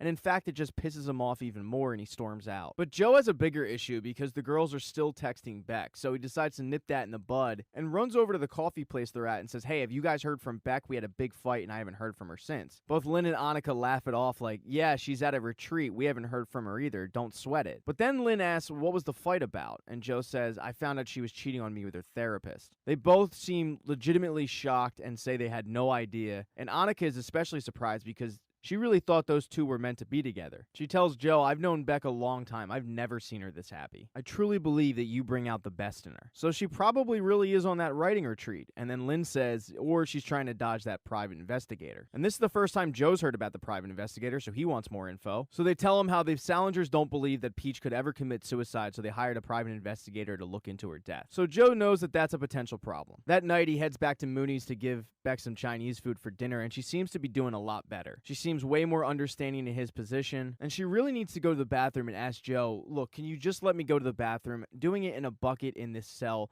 it's just inhumane. Just trust me and let me go to the bathroom like a human being. And Joe is about to do it until he catches her glancing at the stairs. And when she does that, he says, no, I'm sorry, I can't do it. And that's when she loses it again, yelling and saying, how could I not see these signs? Joe tells her that if you see this place as a prison, that's all it's going to be. But if you see this place as a place for growth, then we have a future together. So you say you're a writer, there's a typewriter, there's paper, write. And with nothing else to do, she writes this story about how growing up, she hated rich girls. But then when she got older, she surrounded herself with them, trying to get in their inner circle, and she hated herself for it. And every guy that she ever let into her body, she learned more and more that she didn't have that special power to turn them from a beast to Prince Charming. And Joe is really no different. And while she's writing this story, Joe tries to cover his tracks. So he heads to her apartment and he's taking out items that would possibly incriminate him in a future crime. And while he thinks nobody's seeing him, the private investigator is outside of her apartment and finds it fishy that he's there. After leaving her apartment, he heads to the hospital to see Claudia and is wondering where Paco is, but Claudia has no idea. He says, how do you not know? Isn't the job of a mother to protect her son? She says, wait, who the hell are you? You have no idea what I'm going through. Ron is connected.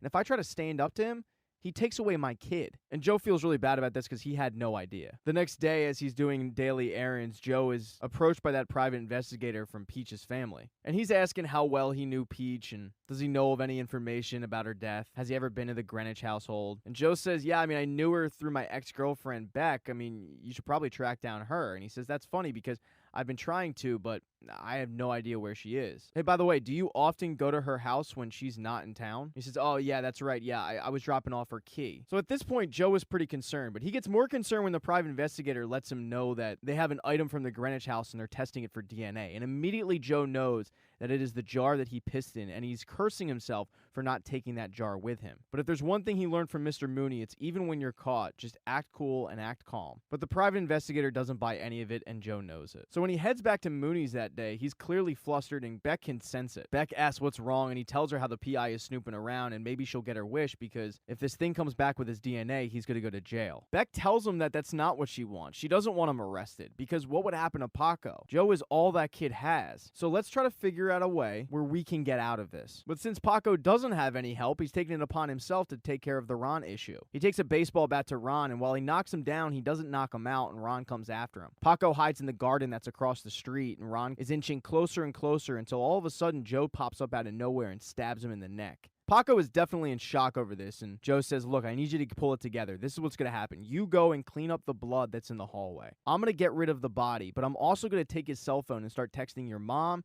and texting a couple of his friends so it looks like he's still alive. But Ron is never going to bother you guys again. Ron was a bad guy, and sometimes bad people die. When Joe gets back to Mooney's later, Beck thinks she's taking care of the issue because she's written a story where she basically switches Joe with Dr. Nikki. She tells him that this is our way out. We release this story and we plant the evidence, and boom, we're free to be together. Both are smiling and happy, and she tells Joe that she loves him, and if they weren't separated by this glass wall, this is the time where the two would kiss. So Joe opens the door, goes into the cage, and the two start kissing, but then out of the corner of his eye, he notices that she's taking apart the typewriter, and then all of a sudden, she stabs him in the side and runs up the steps. But the issue is, there's another locked door. As she starts screaming for help, Paco shows up, and she starts yelling at him that Joe's a killer, he's killed people, he's gonna kill her, I need help. But Paco feels a sense of loyalty to Joe, and he just leaves. So Beck heads back down the stairs to find the keys, but what she finds is that Joe is no longer in the cage. When she turns around, there's Joe, and he tells her there's one thing he's learned from the years of being locked into the cage by Mr. Mooney. It's to always hide a spare key. She runs in the back and hits Joe over the head with a mallet and grabs the keys and heads upstairs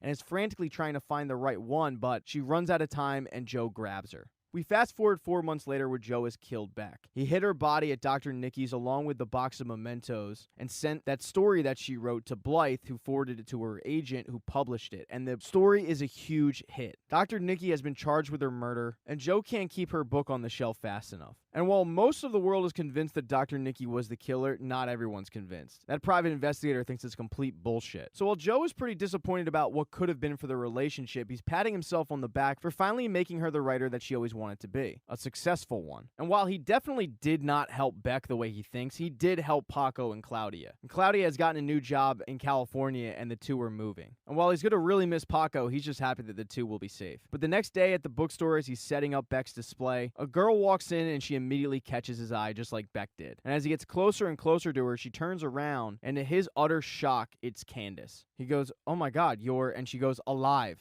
And we have a lot to talk about. Welcome into the Season 2 You recap. If you haven't seen the recap for Season 1, just search on my channel page. You'll be easily able to find it. But after Candace shows up, the two go have a very public lunch, and Candace is making him sweat as she draws out what she wants from him. The whole time, Joe looks more and more and more uncomfortable until finally he excuses himself to go to the bathroom, but in reality, he slips out the back door. He tries to leave town, but Candace has his phone number, and right before he does, she calls him up and says, "I'm going to hunt you down and make you feel like who you actually are, because sending you to prison is just way too easy." So Joe heads to a city that he thinks Candace thinks he hates. Los Angeles. He gets a new identity. He's going by the name Will Bittelheim, although I'll probably still call him Joe. He gets a new place to live in an apartment complex, and while he's surveying the people that live there, just like he did in the bookstore, he's interrupted by a little 15-year-old girl named Ellie who's filling him in into who everybody is in the apartment complex and what they do, including her older sister who she lives with named Delilah, who's a gossip blogger. Now Joe needs a job, and he heads to basically a bougier Whole Foods, a place called Anavrin. And while the fit to work there isn't great, he slips in a crime and punishment book, and it gets him immediately hired peddling books at the store. I mean, think of if Barnes & Noble's main thing was food and not books. You have your little side cafe. That's where they sell the books. And right after his first shift, he runs into Love Quinn, who immediately catches his eye. As he's doing the same thing he did to Beck, he stops himself and says, no, you can't do this again. But the two start flirting a little bit, and he finds out that she actually works in the store as one of the chefs. So he'll be running into her quite a bit. He also runs into the owner's kid, a guy named 40, who is the definition of a California douchebag. And it's pretty clear that this guy pushes the staff around. He's still very paranoid, however, about Candace catching him. And as he's walking home, he notices Ellie filming him from the roof of their apartment complex. So he heads up there and demands to know, "Who told you to film me?" She says, "Nobody." He reaches for the phone, but the phone falls off the roof and cracks, and she says, "You dickhead, I was filming something for school." So now he needs to get her a new cell phone, but he also needs to get a new license, so he heads to the DMV, and he runs into Love there as well. She's defending an Arabic woman, and they happen to do the, "Oh, hey, what are you doing here" thing. And since it seems like the universe is telling him something by these two chance encounters, he decides afterwards to look her up on Facebook and Instagram. But unlike Beck and just about everybody else that lives in California, her profiles are set to private, so he needs to come up with an alternative plan. He heads to the phone store, gets Ellie a new phone, phone, and as she's setting it up, she notices that one of the accounts is fake, and he says, "How do you know it's fake?" And she's pointing out all the things that show that an account isn't actually a real account. So he processes all this new data and sets up his own new Facebook and a new Instagram. And while he hates himself for it, it's necessary. He heads to the park, friend requests Love, and then falls asleep and has a dream about the day that his mother abandoned him. When he wakes up, he's sunburned, but Love has also accepted his friend request, and he'll gladly take that trade-off. Unfortunately for Joe, however, it says that she's married. He heads home, and somehow Love found out that he called out of work sick and also where he lives, and she heads on over there to patch him up from the sunburn. She also notices that he has no food, and since he's new to town, she decides, as a chef, to take him to all these different places and figure out what his palate is. After taking him to a few spots, she finally thinks she has his palate figured out. So they head back to Anavarin, and she ends up cooking him up this dish to get his, quote, perfect bite. As the two are sharing a moment, she says, "I have to tell you something. I was married, but my husband died. He got sick, and we got married when we were young, and it's weird enough getting married that early, but then also being this young and being a widower. But I can also tell when someone's dealt with a similar loss. When I look into your eyes, I see that you've dealt with that." And boy, has he ever. As a parting gift for the night, she gives him a book of a poet that she cannot believe Joe hasn't dived into. And Joe Goldberg is officially smitten. He heads home and he's greeted by Ellie, who shows him a picture of a guy and says, "Hey, this guy's name's Jasper. He was here looking for you. He said you have something of his." And you gotta remember, Joe is using a fake name. She also points out that the guy was kind of creepy. Joe waits for her to go into her apartment, and when she does, he heads out, goes to a storage facility, and there in the storage facility is not only the cage, but some guy in the cage. And that guy is the real Will Biddleheim. And Joe wants to know who Jasper is and why he's looking for him. And while this whole time Joe has been playing it off like he knows he can't get into a relationship, the reality is Love caught his eye and he did everything in his power not only to get a job in the same place that she works at, but also to get an apartment right across the street where he can spy on her.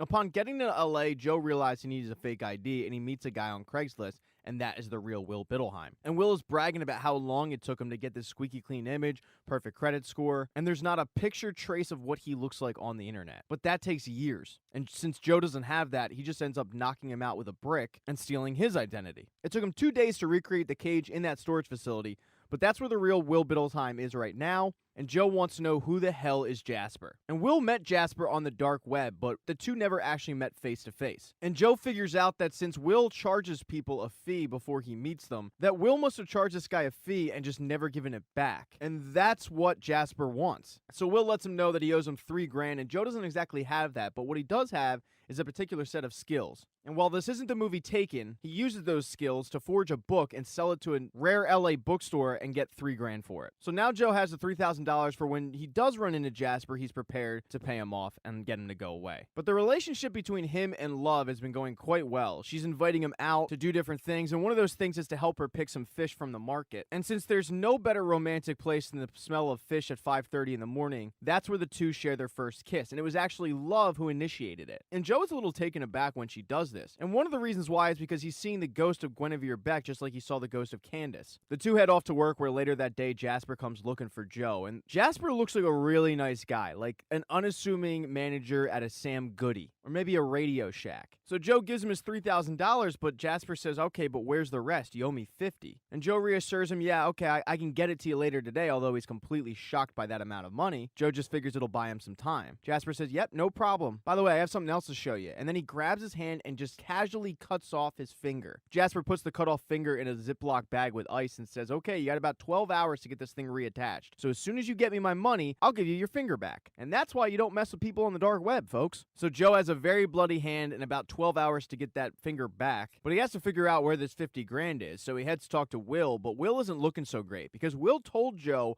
"I need my meds," but Joe didn't believe it. And now Joe's realizing that he wasn't full of shit. Will tells him, "I spent that $50,000, but there is a guy named Rufus, and he owes me $50,000. So just use this code word and he'll set you up with the money." So Joe does that, and Rufus gets back to him and gives him a time to come over. But unfortunately for Joe, that's going to interfere with a lunch date that Joe and Love had with her friends. Joe ends up giving her the excuse that he has to cancel because 40 is sending him somewhere to get something, but Love thinks that that's bullshit. And while Joe can't exactly go to the lunch, that doesn't mean he can't stop by. So he camps out and he's spying on her friends and the lunch date. And through Facebook and Instagram, he figures out who they all are. She met her friend Lucy at an LGBTQ rights protest. At the time, she was an intern, but she's gone on to become a very successful agent. The other one's named Sunrise, and that's her partner, and she's just a stay-at-home mom who takes care of their kid. And the final one is named Gabe, who is a pansexual massage therapist, We'll call it that. But he is Love's best friend. And immediately Joe thinks that this group of friends has the same motives that Beck's group of friends had. So he hates them. He's listening in on their conversation and Love says, I kissed Joe, but I don't think he really liked it. And Lucy says, well, if he didn't like it, then fuck him. But Sunrise says, wait, it just might have taken him off guard a little bit. But Gabe reminds her that the most important thing is maybe she's finally back in the game after the death of her husband. And she admits that, yeah,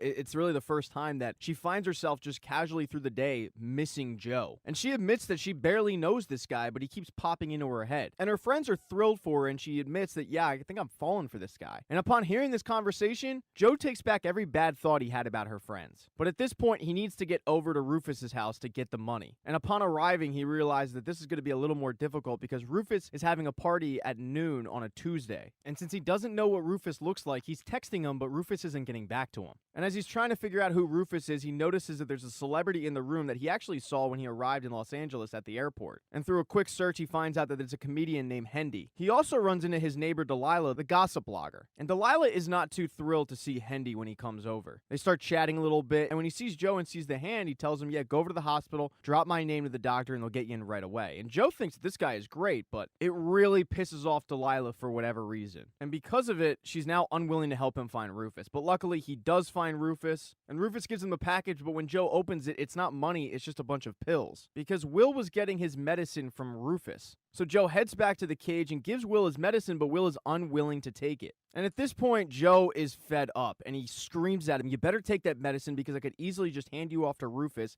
and it would make my life a lot easier. So with the clock ticking, he heads home to try to figure out what to do, and as he's taking care of his hand, he gets a knock at the door, and it's Love. And this could not come at a worse time. And she wants to know why he lied to her and gave her an excuse about why they couldn't meet for lunch. And she knew he was lying the whole time because 40 is her twin brother, and he tells her everything. And Joe keeps making excuses after excuses like, I don't really know you, and you don't really know me, to the point where finally she says, does this have to do with your ex? And even though it absolutely does, Joe says no. She looks at him and says, I can tell that this girl did a number on you. I understand because mine did a number on me. So if anybody understands what Joe's going through, it would be Love. But while she's talking, he sees Beck over the corner of her shoulder, and he just screams at her to stop talking. She's pretty taken aback and says, I actually liked you. And then she just leaves. And maybe it's because of the loss of blood or the fact that he's just batshit insane anyway, but he has a long conversation with Beck. Or at least the ghost of Beck. And they're arguing about the motives in their relationship and maybe the motives in this new relationship. But he has to cut that fake conversation off because he needs to get his finger back. So he texts Jasper and the two meet up at the storage facility. And upon opening the door, he shows him the real Will and says, look, I'm not Will. That's the real Will right there. And Jasper isn't surprised at all. He's more impressed than anything. But when Joe says, look, there he is, you can take him, go ahead, Jasper pulls out the knife and says, really, you don't have the 50 grand. And when Jasper comes at him, Will ends up stabbing him first and killing him. The whole time, the real Will is just passed out in the corner. He also has another conversation with the ghost of Beck where she says, you're not scared of Love hurting you, you're scared of hurting Love. And there's probably a lot of truth in that. He wraps up Jasper's body in a tarp and then heads to the hospital to get his finger reattached. And then after that, he heads to Anavrin to start dismembering the body. He puts his body parts through the meat grinder at Anavrin and then disposes of it in a dumpster. I mean, this has got to be the biggest health code violation there is. As soon as he's done getting rid of the body, he texts Love and heads over to her apartment. And he admits that while he enjoyed kissing her, he can't have what he wants right now, which is love. And most of it has to do with the ex-relationship. He also admits that it's not that she did a number on him, it's that he did a number on her. And Love reassures him that I can't be hurt. Even with those comforting words, Joe is pretty worried that he can in fact hurt her, but they agree to start this thing off slow and even decide to start calling it a friendship, not a relationship. The next day, Joe is doing laundry at his place and in walks Delilah. He apologizes for whatever it is he said that was wrong, and she says, no, you just got caught up in the crossfire. She tells him the story that when she was 17, her and Hendy were friends, but when she went over to his house one night and had like 3 sips of beer, she woke up at 10 o'clock not remembering a thing, and her skirt was pulled up. And yeah, maybe it just happened to be that her skirt was pulled up, but it's more likely that he raped her. Joe asked if she ever tried to talk to anybody about this, and she said, yeah, but nobody will go on the record because they're all minors and they all look like me, non-white. So no one's going to believe them and everyone's going to tear them apart. All the while, Joe is giving this reassuring look, and she says, you're sitting there telling me that you care, but you're no different than them. You act nice because you're not. And I don't know what kind of bad you are, but I got my radar the hard way, so stay the fuck away from me and my sister. And even though Joe's in a new city, he decides to start a new creeper box. And the first thing he adds to it are stolen panties from Love's place. Some guys just never learn. In episode 3, Joe is sticking to this friendship. He doesn't want to mess it up. And Love Quinn is leaving little treats in his locker for him every day, and he's loving it, but she's getting frustrated. Because even with his persistent flirting with him, he still doesn't act on anything. And that's frustrating for her. So when she goes to meet with her two friends, Lucy and Sunrise, they let her know some exciting news. They've planned a date for their wedding, and she begs to make their cake. And after a little convincing, they accept the offer. But they know there's something up with her because she cooks when she's happy and she bakes when she's mad and frustrated. And it doesn't take long for them to figure out that this has to do with, quote, Will Biddleheim. And while Love has her two friends to vent to, Joe doesn't have anybody to vent to except for the real Will Biddleheim. And in fact, he actually loves it. He loves playing Dr. Phil to Joe. But Joe needs to get to work, and that day he's approached by 40, and the whole time he's waiting for that, hey, what are you doing with my sister talk? But it never comes, because 40's too busy bragging about his IMDb account. And the whole conversation is so vapid to Will, but he knows to get in good with Love, he's gonna have to befriend 40. So when 40 invites Joe to this sketch comedy show that Joe really doesn't want to go to, he acts stoked to get the invite and accepts. And 40 is going to this thing to scout some talent for this project that he's working on. So the two head to the sketch comedy show, and the whole time Joe is just picking apart these people, figuring out that they're Starbucks baristas clinging to the hope of fame. And he even notices that 40 isn't even paying attention. He keeps looking around the room. But then he figures out why, because when the show ends, there's a special guest spot from the comedian Henderson. And 40 tells Joe that the two go way back and that the thing that he's writing for him would be perfect for him and he can't wait to pitch it to him. But all Joe can think about is Delilah's story. So right after the show, 40 goes to pitch his idea to Henderson, but Henderson's in VIP. And when 40 goes to get into VIP, he's stopped by the bouncer. The guy tells him there's no way you're getting in here, not after the stunt you pulled the last time you talked to Henderson.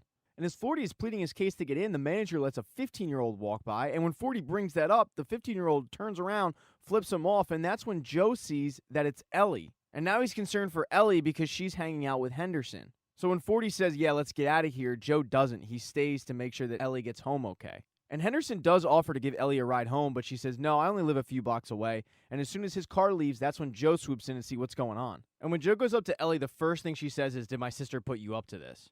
But Will is simply concerned about Ellie and Henderson. And Ellie turns it around and causes a big scene to the point where Will just says, you know what, I'm just going to go home. I'll let your sister deal with the parenting. But before he goes home, he has to run dinner over to the real Will Biddleheim, and Will just loves seeing him. And you find out through their conversation that night that Will is engaged to a girl in the Philippines who he's never met. And that's who he sent the $50,000 to. And he's hoping that one day he can meet her, but he's also encouraging Will to continue his relationship with Love. And the next day at work, when Joe sees Love, he says, I'm already salivating, thinking about what she left in his locker. But when he opens it, there's nothing.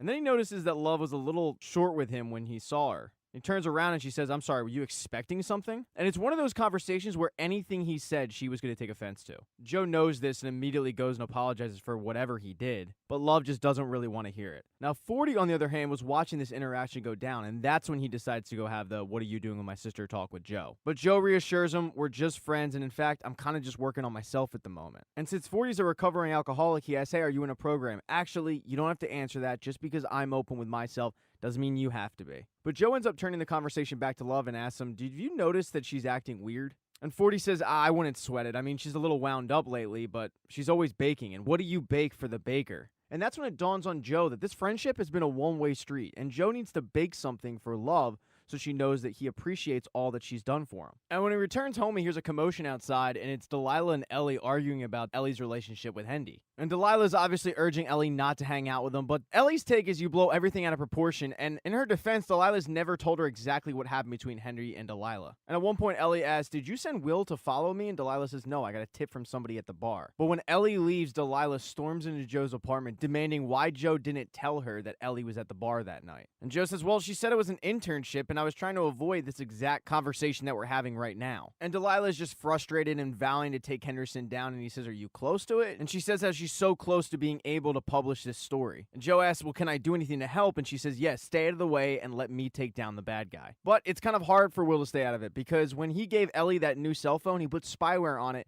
just in case so that he can quote-unquote protect her. And he uses that spyware to see Ellie's text messages with Henderson, and in all honesty, they're pretty innocent. And that night he's hosting Ellie at a movie screening at his house, and Joe is like, great, because Love is coming over and he wants to devote all his attention to her. And that night, Love comes over, and Joe doesn't exactly make her something. He gives her something from her childhood that she used to eat, and she loves it. And she gets up at one point and kisses Joe, but Joe pulls back. Because Joe is staying steadfast to being friends, he really doesn't want to hurt Love. But he doesn't realize that he's also sending her mixed signals, and she's getting annoyed by this. And what started off as a nice night for the two just ends in a disaster. When Love leaves, she leaves the door open, and Joe goes to close it, but he hears somebody throwing up outside, and when he goes to investigate, he sees that it's Ellie. Ellie claims that she went over to Henderson's and ate an edible that was bad by accident. She doesn't exactly remember what happened, but Henderson was really nice and paid for her Uber ride home. Joe tries to clarify and says, wait, you lost track of time? And she says, don't even start with that crap. Don't be my sister. And by the way, please, God, do not tell my sister. Ellie makes him swear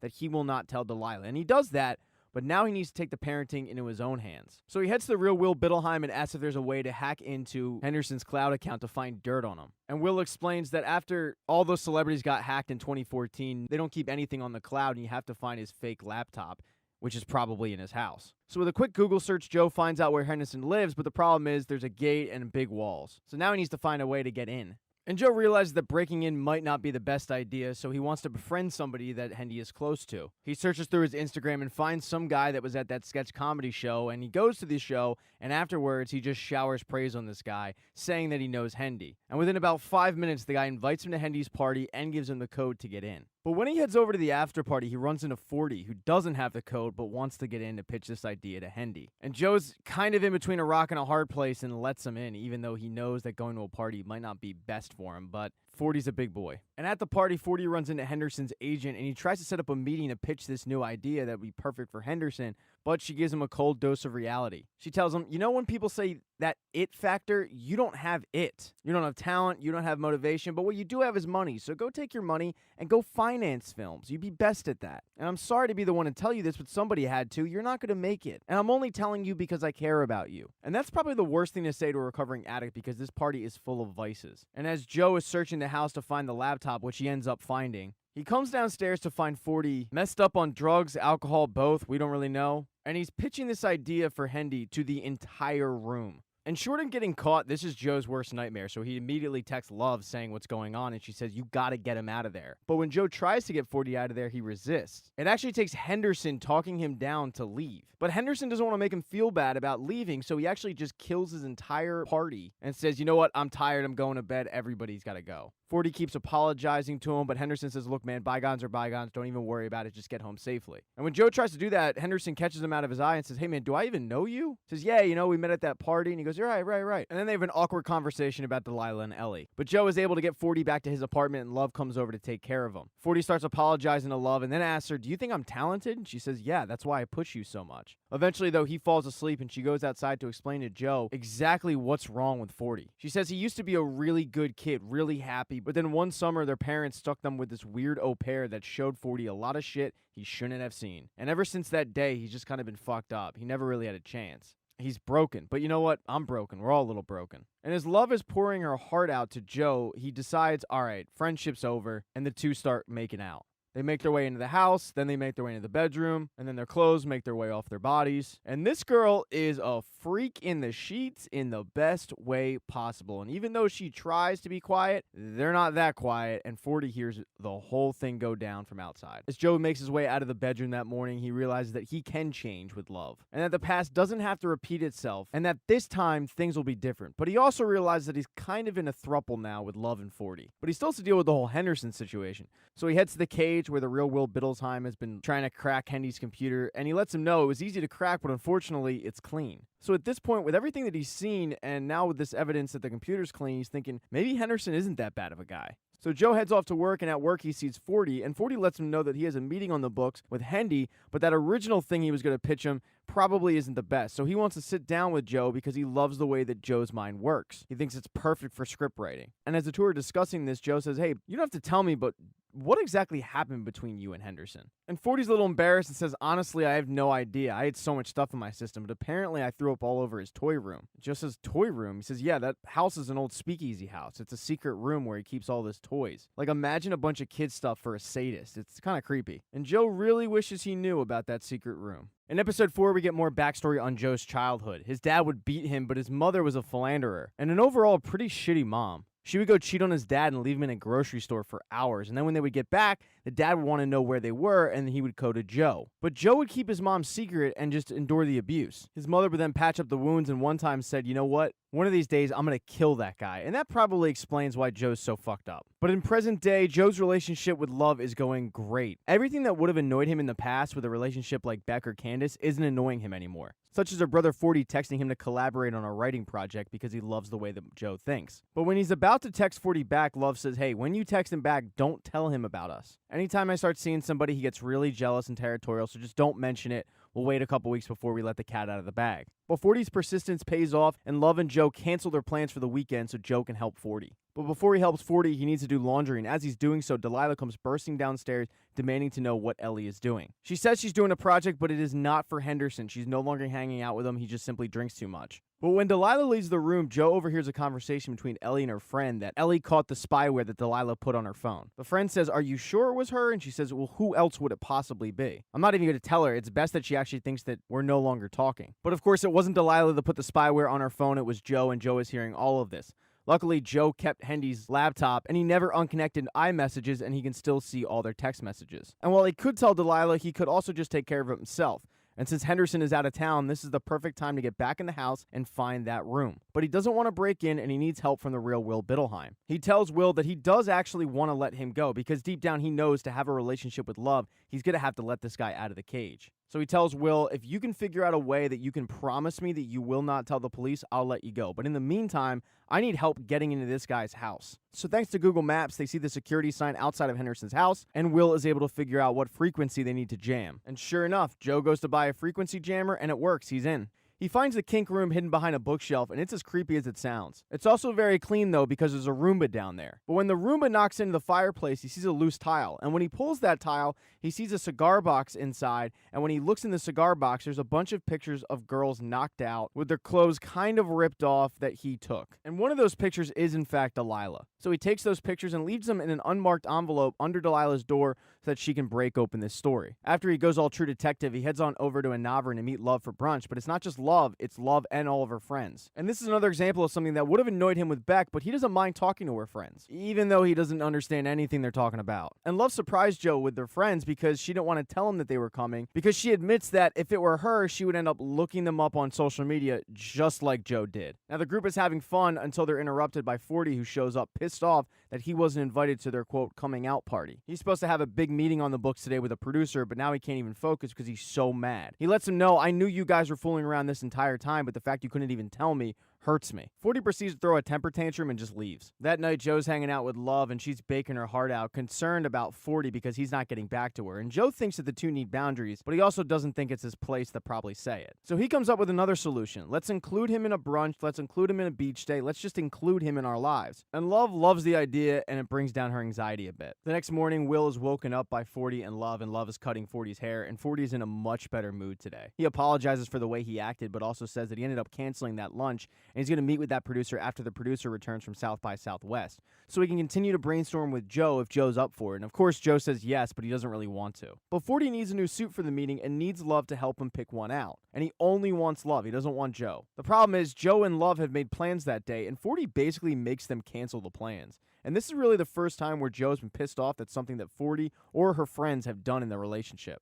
But there's not much that he can do about it. So after they leave, Joe heads downstairs and overhears Ellie and her friend. And Ellie says to her friend, hey, text me to ask me to sleep over tonight so I have a built-in excuse for Delilah. Henderson's throwing a movie screening and I'm going to go to it at his house. And Joe is wondering why Hendy is still walking around and not in handcuffs after he gave Delilah the pictures. He sees Delilah in the basement and gingerly starts asking about the situation, saying that he saw some girl drop the pictures off. And Delilah says that she gave them to a cop friend, but the cop friend said there's not much that they can do because Henderson isn't in any of the pictures. It's a very generic background in all the pictures. They didn't find them on Henderson. They didn't find him in his house. And really, whoever took these pictures kind of screwed her over because there's nothing the cops can actually do with them. And all Delilah can really do is hide those pictures in her house until somebody breaks the story and then she could pull them out. And Joe feels really guilty about this and he's trying to figure out a way to make it right, but he gets a text message from 40 asking about writing and he completely forgot about it and has to put the Delilah situation on the back burner. So he heads on over to Anavern to help 40 write, and he's basically telling 40 anything he wants to hear to get out of this writing session. He goes as far as to tell 40 he's a genius, and 40 thinks, well, that's great, we should just continue to write all night, but Joe says, no, we shouldn't. You know what you should do? you should go to South by Southwest and you should find that producer and pitch him this idea because it's that good. And in reality, Joe doesn't think it's that good. He just wants to get out of there. But luckily for Joe, 40 loves this idea and heads off to South by Southwest, which frees up Joe to devote his time to the Henderson situation. So Joe heads to the storage locker to get some supplies, and the real Will Budelheim is wondering what he's doing because he's actually worried that Joe is going to kill somebody. And whether he's just trying to appease Joe or he actually believes it, he says, I don't think you're a murderer because I've dealt with people on the dark web, I've dealt with some shady individuals, and you're just not that. Deep down, I think you're actually a good person. And Joe is wondering if Will is feeding him a line or not, but then Joe thinks maybe I really have changed. As he's leaving the storage facility, he gets a frantic call from Love saying, did you tell 40 he should go to South by Southwest? Joe explains, well, yeah, kind of. And Love is pissed off because now Love has to go to South by Southwest to be his, quote, sober companion. And that's not at all what Joe wanted. But at the moment, he needs to focus on taking Henderson down. He breaks into Hendy's house and sees Ellie knock on the door, and Hendy explains, look, all the people that were going to come, they all kind of called out sick. And Ellie asks him, well, will you finally look at my short film? And Hendy plays the anti-pervert. He says, no, that'd be weird if an underage girl is here with me alone in my house. But after Ellie insists, he, quote, begrudgingly lets her in. The two watch the film and Hendy loves it, and then Ellie wants to give him a pitch, but Hendy says, I never listen to a pitch without a drink. Do you want something? And Joe watches Hendy pour her a drink and then roofie that drink. So Joe needs to think fast, and he creates a diversion by throwing a salt shaker, get Hendy out of the room, and then he walks over to Hendy's drink and roofies the shit out of that. And this causes Hendy to get knocked out before Ellie. Now, it's not like Ellie doesn't end up falling asleep, but it gives Will enough time to get Henderson down to the dungeon, strap him up, and get a confession out of him. He wakes up Henderson by blasting some music, and all the while, Henderson is blindfolded so he can't see what Joe looks like. And Joe is telling him that he wants a confession. He starts cutting up his arms a little bit because pain causes truth, and Henderson gives in. All right, I'll confess. Joe puts on a Henderson mask to cover his own face and takes the blindfold off of Henderson and starts to film this, quote, confession. But Henderson plays the victim. He says he was abused as a child, and that's probably where it stems from. And Joe is getting more and more pissed off. Joe almost blows a gasket when Henderson says, well, that's probably what happened with you, right? I mean, we're all a little fucked up inside. That's probably what happened with you. And it pisses off Joe so much that he rips the Henderson mask off his face and screams at him, I'm nothing like you. But then Joe realized he just fucked up because Henderson knows who he is. Henderson immediately says, wait, you were at the party. You were trying to be the hero, and now you're trying to be the hero now. Henderson then makes a break for it, but Joe fights him off on the steps and throws him down the stairs, and Henderson cracks his head on the back of the wall, and Joe knows, oh my God, he's dead. And Joe is kind of shocked because he thought he had changed, but then he just says, look, this is nothing more than an accident. Accidents happen. And as he's standing there looking at the body, trying to figure out what to do with it, blood from his nose drips onto the floor. And now he's got another issue because he's got to clean up the DNA. So he goes upstairs and grabs some cleaning supplies, but when he drops a bucket, it wakes up Ellie. He pulls out his phone real quick to distract her, saying that your sister's looking for you, and she's pretty pissed off, and Ellie gets out of there. When Joe gets downstairs, that Roomba, though, has smeared up Joe's blood and Hendy's blood, and now he needs to get rid of everything. So he carefully cleans up the spots, throws the Roomba, the bloody rags, and for some reason Henderson's headphones into a trash bag, and figures that the cops will think that Henderson slit his wrist, thought better of it, went upstairs, passed out, fell back, cracked his head, and it was a suicide. When Joe gets home that night, he has that trash bag in his hand, and as he's crossing the street, he gets stopped by that cop that knows Delilah. And the cop is about to arrest him for jaywalking and wants to know what's in the bag, and this is the moment where Joe thinks, all right, the jig is up, I'm going to get caught. But the first thing that the cop pulls out is those headphones. And Joe says, look, I was just going to donate them to Goodwill, but if you want them, you can have them. So the cop takes the headphones, gives the trash bag back to Joe, and says, I was going to write you up for jaywalking, but just go home. So somehow, Joe once again dodged a bullet. And at this point, Joe really thinks that this is a fresh start in Los Angeles. So he goes to the real Will Biddleheim and brings him everything he would need to create a fake identity, and he lets him out. He makes Will promise not to tell the cops and tells him to go to Manila, be with the fiancé you've never met, but just go. And he knows that this might be the stupidest thing he's ever done, but he also knows to have an actual future with love, he can't have a guy living in a storage facility in a cage. But down in Austin at South by Southwest, right before 40 and Love are about to go into a screening, 40 mentions to Love that he's met a new girl, and it's like love at first sight. When the new girl walks over, it's Candace, and she's saying her name is Amy. In episode 5, Joe is at the meet your parents stage of the relationship, as Love's parents are planning on renewing their vows this weekend in an entire weekend-long celebration. And this thing is like 90% hippie retreat with 10% wedding vow renewal. And while Joe is kind of looking forward to it, Love is absolutely dreading it. And Joe would probably dread it too if he knew that Candace was coming along. He just thinks that 40's new girlfriend is coming along. Love is also concerned for 40, however, because 40's had relationships before, and he's worried that this new girl is nothing more than a gold digger. She's also worried that 40 will end up relapsing and causing a scene. As Joe's leaving for the weekend, he sees that there's 2 police detectives that Delilah's asking to talk to Ellie, because they know from text messages that Ellie was hanging out with Henderson the night he died. And while they still think it's a suicide, they're just covering all their bases. Delilah plays it off like she's a ditzy blonde and says Ellie's not here right now, but when she goes inside, she goes right at Ellie. But Ellie confronts her because Ellie has found the pictures that Joe gave her and wants to know, what the hell are these? And Delilah says, okay, if you want to know what they really are, they're Hendersons. Ellie still doesn't believe it, but she says, well, the reason I know they're Hendersons is because it happened to me. But Ellie is having a hard time accepting that her friend could ever possibly do this. But at the moment, that's not Will's problem, and he heads on up to the wedding vow renewal with Love, and there are a ton of people there, including most of her friends. And of course, one of the people that's there is 40's new girlfriend, Candace, or Amy as they're referring to her. And Joe is absolutely floored. Joe is able to quickly get her alone, and she says, I bet you want to figure out how I tracked you down. Well, it's funny. I was sitting there feeling pretty shitty, but I saw a clickbait article about how the stars live, and they just kept mentioning Henderson's parties. And then I saw this video of this idiot standing on a coffee table making a pitch.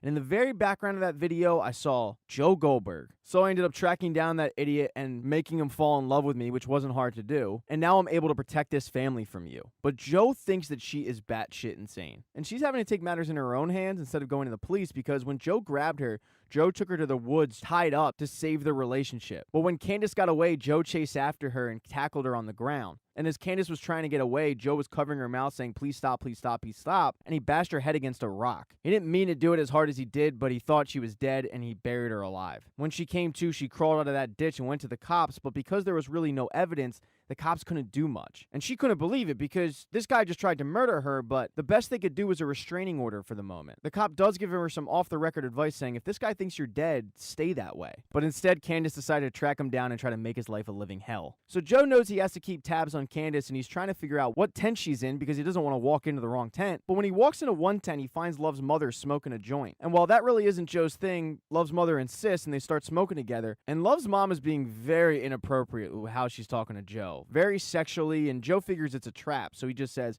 I want to let you know that your daughter is one of the most amazing people I've ever met. And Love's mom sits there for a little bit and says, you know what? You're good for Love. Now, while Joe is passing the parents' test, Candace is not. She's failing miserably. The next day, they're having this practice of everybody standing in a circle, and you go into the center of a circle and say what you want, and some stranger comes out and hugs you. And when Candace goes out in the middle of the circle and says her dream is to one day go to Italy, it's Joe who goes out to hug her, but she has a little PTSD and tries to pull back. Joe does end up getting that hug in, but Candace needs to go away. She can't take it. So Joe tracks her down into her tent, and Candace is standing there with a knife threatening to stab him if he comes any closer. But the way Candace is holding that knife, Joe knows he can easily get it from her, and he does. Joe tells her, you're not trying to protect these people, you just want to hurt me. So he gives her the knife and basically invites her to stab him. But since she's not a psychopath, she can't bring herself to do it. The two are interrupted by 40 and Love, who walk in, and they make an excuse that Candace needed some Claritin and Joe was giving it to her. And then Joe and 40 go off to talk to 40's dad. 40's dad had been blowing him off the entire weekend, and Love asks Joe if he can step in and try to help him out because their dad is just always a dick to him. So at this point, it's just Candace and Love in the same room together. And Candace lets Love know how her old boyfriend attacked her, but she doesn't mention Joe/Will. They then start talking about their careers and how 40 and Candace are going to start a production company, and they're going to start hiring some cinematographers, which Love thinks that's way too early to do. She then starts asking Candace about her career and her production, and does she know this person and that person, and she catches Candace in a lie, although she doesn't call her on it. But she is very suspicious of Candace and her motives. 40, however, goes to make that pitch to his dad, but his dad continues to blow him off. He just thinks he's a loser. He says, all right, how much are you going to want this time? Joe is eventually brought into the conversation and defends 40, saying the pitch is really good. I think it's worth it, even though he thinks the pitch is terrible. And 40 says, I just need $100,000 and that's it. I'm out of your hair. But his dad tells him, no, I'm not cutting any more checks. Go get a job and stop leeching off me. And 40 is really blown away and upset and is sick of the vegan lifestyle he's been living for the past couple days at this hippie retreat kind of thing and says, all right, let's go get a chalupa. When Joe returns, Love lets him know that I caught Candace in a lie and I'm kind of suspicious of her, and Joe says, yeah, me too.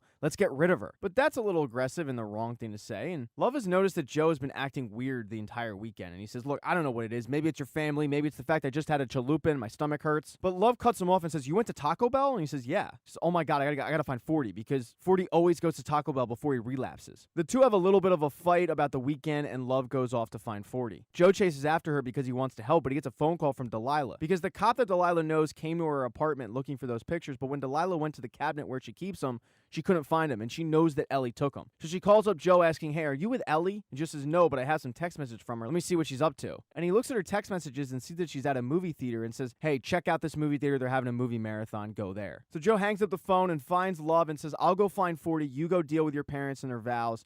And he does find 40. Unfortunately, he's in a tent smoking weed with some random guy. And Love was supposed to, I guess, officiate would be the word I would use. I don't really know. I've never done this before. The whole wedding vow situation with her parents, but she's distracted because of 40. But when Joe brings 40 back, her mind is put at ease. And she starts talking about her parents' love, but the more she talks, the more Joe realizes that she's not talking about her parents. She's talking about their relationship. And it's a really nice speech until 40 interrupts it. He makes a complete fool of himself and even reveals his crack pipe at one time. And it gets to the point where Love has to drag him away. 40 goes chasing after Love and finds Love, 40, and her mother in a tent together, and her mother is just coddling 40, saying how disappointed she is in Love because Love had one job to do, and that was to keep 40 safe. Love calls her mom a hypocrite, and her mother just slaps the shit out of her. Joe brings Love back to the tent and is telling her how, hey, my father used to beat me. And Love goes on to explain that when they were 13, their parents brought a Navarin, and they had that au pair manage the place, and that was 40's quote-unquote first love.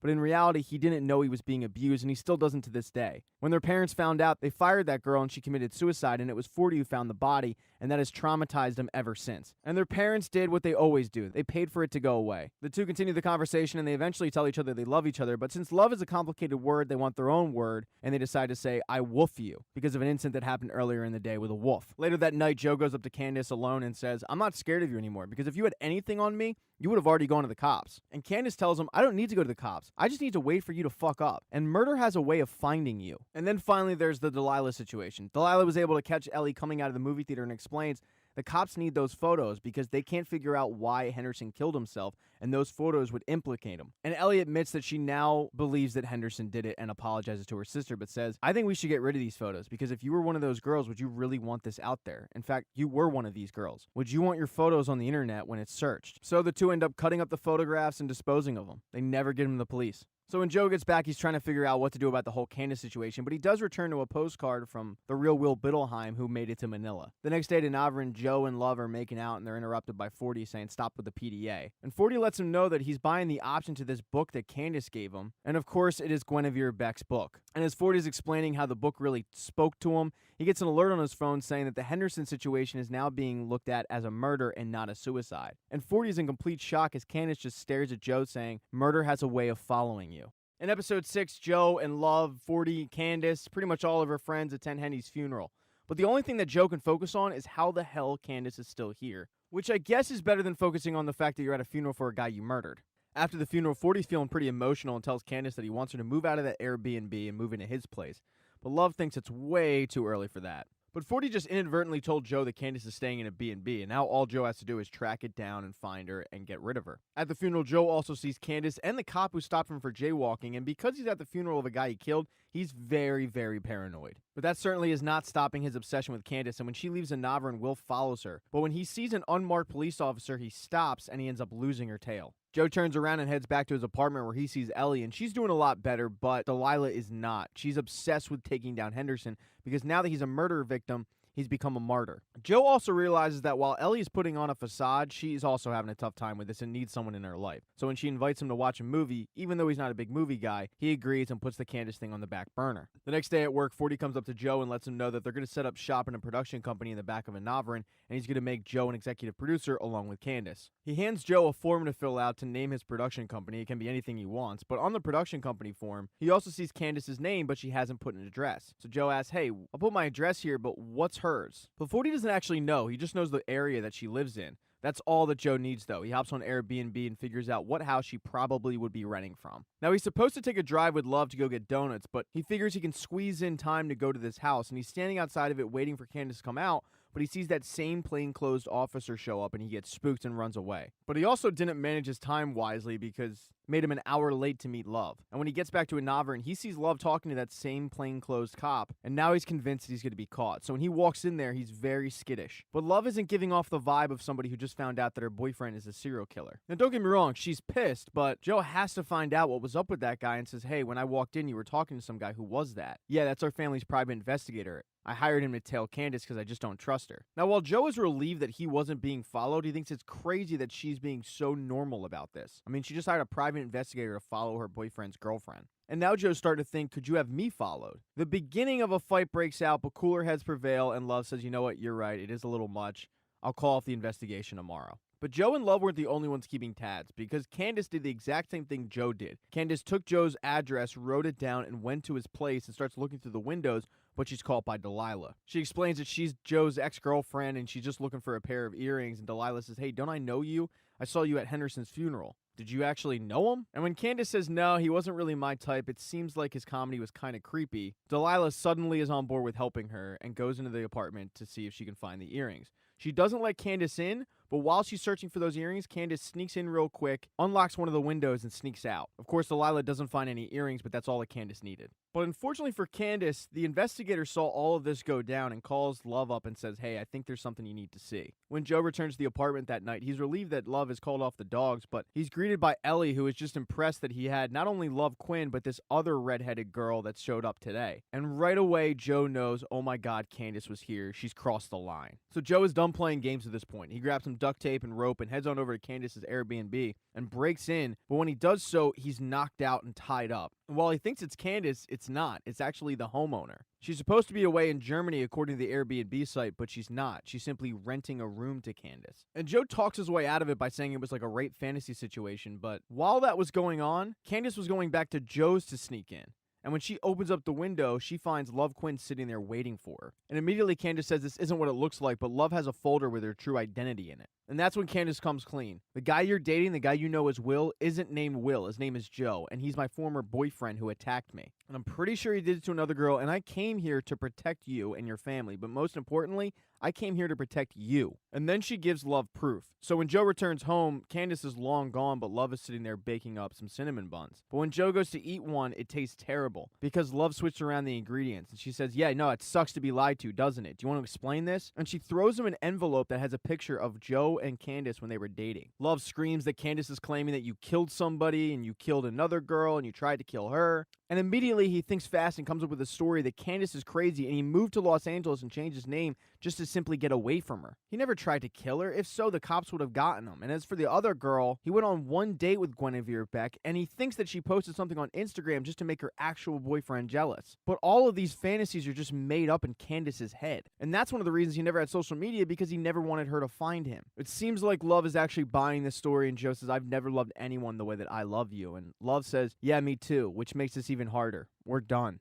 And she breaks things off with Joe. And one of the reasons she broke things off with Joe is because the truth is such a big deal to Love Quinn. Her husband kept the fact that he was sick a secret for 2 months. But the reason he did so is to keep a little normalcy before life changed forever. The next day, Joe heads into the store and tries to give back his apron and quit, but 40 says, you don't have to quit. I talked to Love, and we just think you're punished enough at this point, but just stay away from her and stay out of her airspace. And Joe asks 40, why exactly are you doing this? And 40 says, well, while you did lie about your identity, and that's a pretty shitty thing to do, I do like having you around, and you're one of the more real people that I know. That night when Joe gets home, Ellie storms out of her apartment and says, would you please do something? And when Joe enters their apartment, Delilah is sitting there just combing over all this material trying to figure out this case. Joe is trying to talk her down a little bit, and the two end up having sex. And afterwards, Joe says, you know, you're trying to find the story, but the story is yours.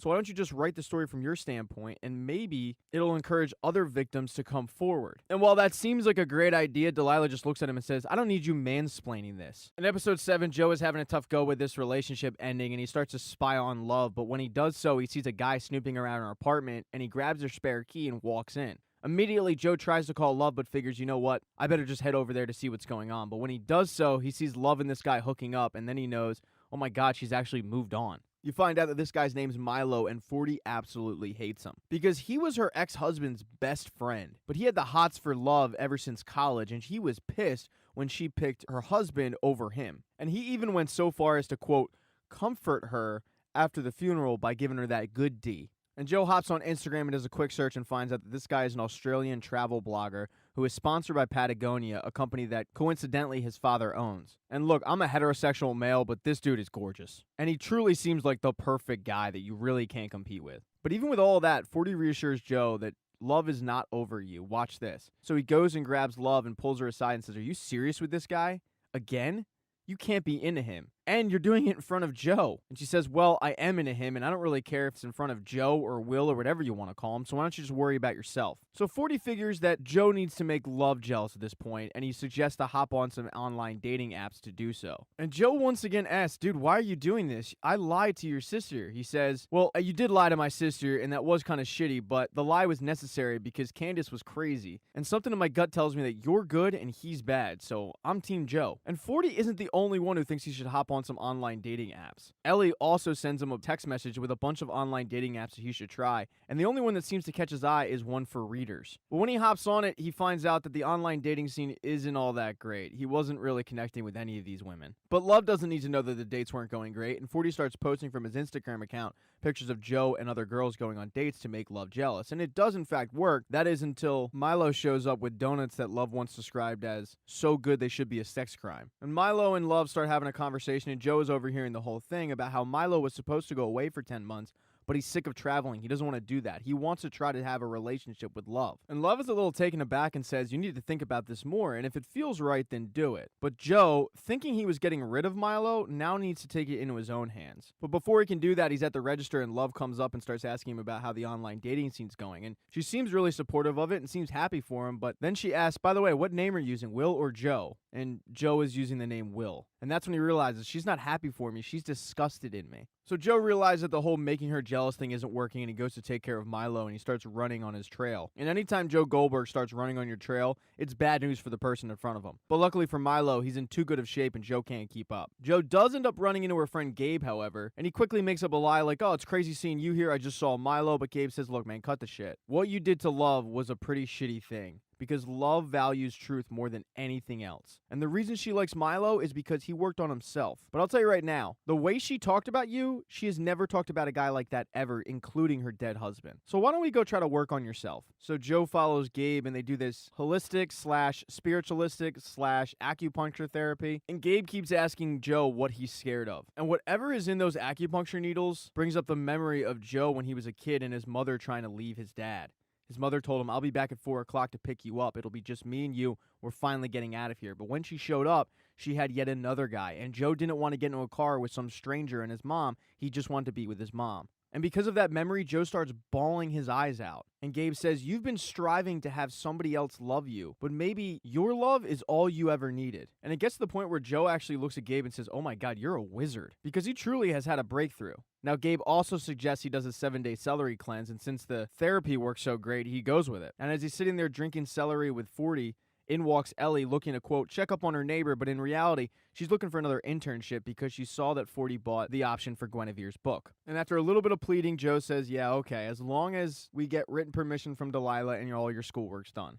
Love, on the other hand, that night has a date with Milo, and Milo lets her know that he's decided to move to Los Angeles and even has found a place. He's not going away for 10 months. But Love kind of likes their current arrangement, which is basically when she breaks up with a guy, he shows up and the two are fuck buddies for a little bit. But Milo doesn't want that because Milo is truly falling in love with her. But Love reminds him that I'm a package deal. It's me and 40. And it's no secret that the two really don't get along. And Milo says he's a grown man, but Love cuts him off and says, you know he's not, though. And it's only a matter of time before the movie he's working on fails and I have to be there to pick up the pieces. But Milo is frustrated because he wants a future with Love and only Love. And he feels like 40 is constantly in the way of her moving on. Now, during that same dinner, Joe is at his house continuing his juice cleanse, and he gets a knock on the door from Delilah. And Delilah lets him know that she wrote that story about what happened to her in Henderson, and it's being published in Variety. But before Joe can even really congratulate her, he pukes all over her Exorcist style and passes out. When he wakes up, he wants to know what happened, and Delilah says, well, you threw up on me. Same thing happened to me, actually. I found out that celery was a negative calorie, and I did the same thing and puked all over my birthday cake. She orders the two food that night, and they sit there, and Joe's reading her story, and he really likes it, but they want to go out and get more alcohol. And as they're walking away from the liquor store, they're discussing their first impressions of each other. This leads to them making out, then it leads to public sex, and then it leads to them getting arrested for having sex in public. And Joe is really concerned that they're going to take fingerprints and figure out that he is not actually the real Will Biddleheim. In fact, he is Joe Goldberg. Delilah, on the other hand, is trying to find her cop friend, but the cop friend does show up, although he's not interested in helping her out, because he was hooking up with Delilah, and when he found out Delilah got caught having sex in public with a another guy, the favors kind of went out the window. But Will calls up 40, and 40 calls in some favors and gets them out of there. And as Will is walking out, the cop looks at him and says, "Hey, don't I know you?" And Delilah cuts in and says, "Yeah, he's my neighbor. You probably saw him around the building." So when Delilah and Joe get back, they both agree that it's probably for the best they just remain friends. And as Delilah is hugging Joe, Ellie shows up and sees it and says, "Jesus, why do you have to be such a slut?" At this point, though, Joe needs to go to work. As 40 is razzing Joe about getting caught having sex in public, Milo shows up to give Love some roses, and Love hates roses. And 40 says it's like this guy isn't even trying, yet he's still trying too hard. As Milo is leaving, 40 once again insults him, and at this point, Milo's had enough and goes back at him. And 40's pissed that this guy's continuing to show up every time she has a breakup, and Milo thinks that 40 is holding her back. The two end up having a heated argument, and when 40 says, "How do you think your best friend would feel as he watches from heaven you finger bang his wife because you can't get it up?"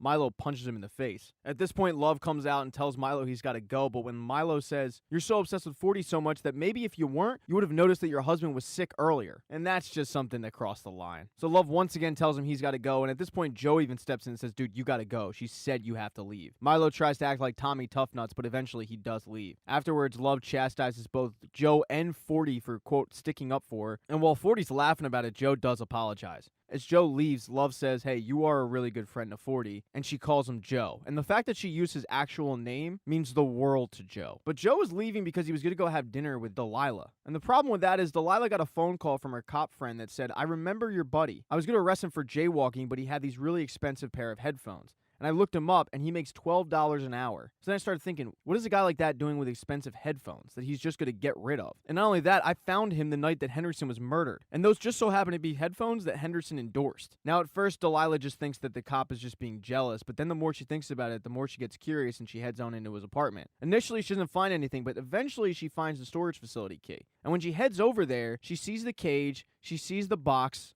she sees Henderson's computer, and she immediately calls her cop friend, but he doesn't answer. She goes to leave, but Joe has showed up, and he closes the door and says, "When my ex-girlfriend showed up, I got a nanny cam, and I saw you take the key." And he's really upset because he was planning on asking her to dinner that night, but now he's got this to deal with. At this point, the cop is calling back, and Delilah gives Joe her phone, and Joe knocks her out and puts her in the cage. And when she wakes up, Joe says, "Look, I'm not going to hurt you, but I just need a few days to get my affairs in order, and then I'll let you go." In episode 8, Delilah is begging Joe to let her out, but he just can't do that even though he wants to. And as she's begging, the cop Fincher calls back, and Joe looks at her and says, "Did you tell him about this place?" And she says, "No, not yet. Let me prove to you that I will not tell the cops." So Joe answers the phone, and Delilah plays it off like she was calling Fincher to try to get a hold of him because she wanted to know about a celebrity DUI, and she does not reveal her location or what is going on. But even after that show of loyalty, Joe can't let her out just yet. He needs her to spend a night in the cage as he plans to get the hell out of Los Angeles. So that morning, he books a flight to Mexico, writes a letter to Love, and buys handcuffs that have a timing mechanism on it. He sets the handcuffs for 16 hours and chains her to the table and says, "This will give me enough time to get out of Los Angeles, and as soon as they're out, you're good to go. I'll even leave the door unlocked, and there's your cell phone." And in his mind, Joe thinks he truly has changed by doing this. He doesn't need to kill Delilah. His next stop is to a Navran to drop off that letter to Love, and she's busy doing a cake testing for her two friends, but they know something's wrong with her. They ask if it has to do with Milo, and she says, "No, I haven't thought about him in months. He really means nothing to me. It's actually about Will." And they have a conversation about maybe he deserves a second chance, but Joe is watching this conversation go down thinking, unfortunately, there isn't going to be a second chance. He drops the letter off in her locker, but then he gets interrupted by 40, who says, "You're not going to believe this.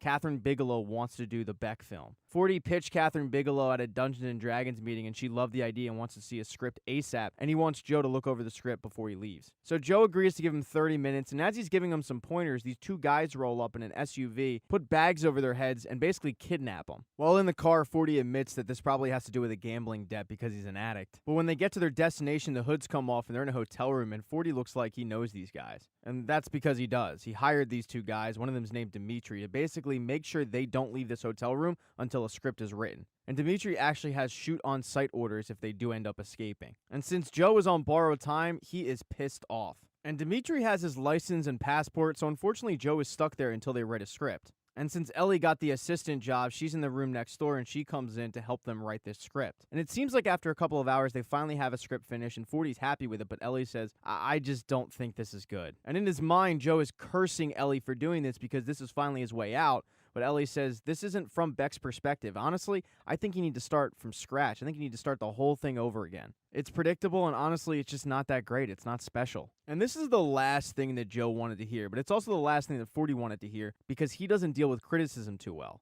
And when he hears this, he says, I gotta get out of here. But instead of walking out the front door because of Dimitri, he jumps out the window into the dumpster down below. And since 40 is his way to getting back his stuff, Joe jumps out the window after him. Joe finally finds him in a bar, and 40 has been thrown back tequila, but he was nice enough to buy Joe a seltzer water. And 40's just depressed at himself, and even reveals he's such a loser he's still talking to Candace. That's how broken he is. But for the life of him, Joe can't figure out why you're still talking to Candace. But it's because 40 wants a woman in his life. 40 wants that love. And when he sees a couple that just got married, he stands up and says, attention everybody, I will give these newlyweds $10,000 if I could hook up with a wife. And $10,000 is a lot of money, so 40's able to do it, and he gives the money, but this is the first time that Joe is seeing this side of 40, the destructive side, the side that's willing to break up a marriage before it even begins. And that's when he realizes 40 is truly dangerous. So at this point, Joe says, you know what, I'm out of here. And 40 grabs his arm and writes a time down and says, you're going to want to know what that time is. Because 40 spiked his drink full of LSD, and not just any kind of LSD, 4 times the amount. And it's going to set in a little bit, and he's eventually going to want to know what time he started drinking.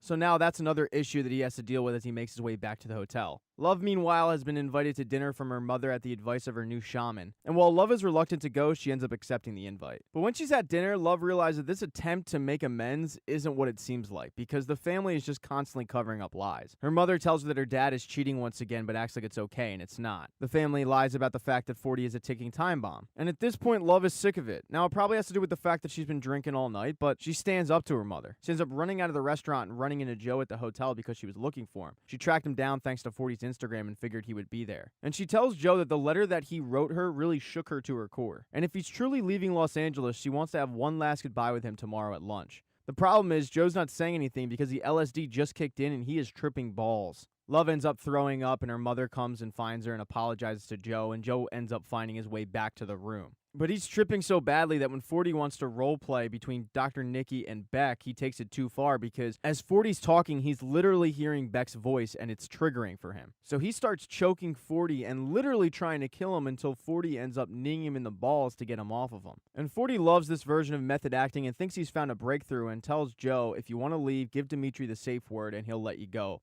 But you can only use it once. And while Joe is livid about the fact that there was a safe word the entire time, he uses it. The next thing Joe remembers, though, is that he's in a bathroom and his hands are covered in blood. As he frantically washes the blood off, all of a sudden it disappears and his hands are fine. He has no idea how he got there, and when he walks out of the bathroom, he's in the hotel room again. 40 is rolling with this new script, and he asks him how long he's been gone, and 40 says, I don't know, maybe an hour, maybe 3. Who's to say? I was kind of in the zone. Then Joe asks, hey, were my hands covered in blood when I came back? And he says, it's hard to say. I'm tripping too, and every time I look down at your hands, I just saw lobsters. So then Joe goes out in the hallway and asks Dimitri, hey, was my hands covered in blood when I came back? And Dimitri says, no, your hands were clean. And of course, Joe is worried that he killed somebody in this time span that he can't account for. Joe then gets a phone call from Love, and she tells him she wants to be in this relationship with him. She wants to be with him. The problem is Delilah's still in a cage, and she's going to be getting out in a few hours. So Joe says, all right, how about we just pick up and run away together? But Love won't leave 40 behind, so Joe says, all right, we'll bring him with us. And Joe wants desperately to be with Love, but it can't be in Los Angeles because of Delilah. They tell each other that they love each other and they hang up, but as soon as he does so, he starts to hallucinate about his mother. His mom is telling him how he hasn't changed, and he's already thinking of ways to get rid of 40, but Joe is reassuring her, no, I have, and that's not true. He starts arguing with this hallucination and eventually makes it out of the bathroom, and when he does, 40 is sitting there saying, I've cracked it, I've figured this out. Dr. Nikki didn't kill Beck. Dr. Nikki was set up by the boyfriend. Joe says, what boyfriend? And he says, yeah, she mentioned him a few times, not many, but that's who did it. And at this point, Joe is worried that 40 actually did figure this thing out, so he grabs a jagged piece of glass and starts walking towards him. And he's even encouraged to stab 40 in the jugular by that hallucination of his mother, but 40 says, do you know I know?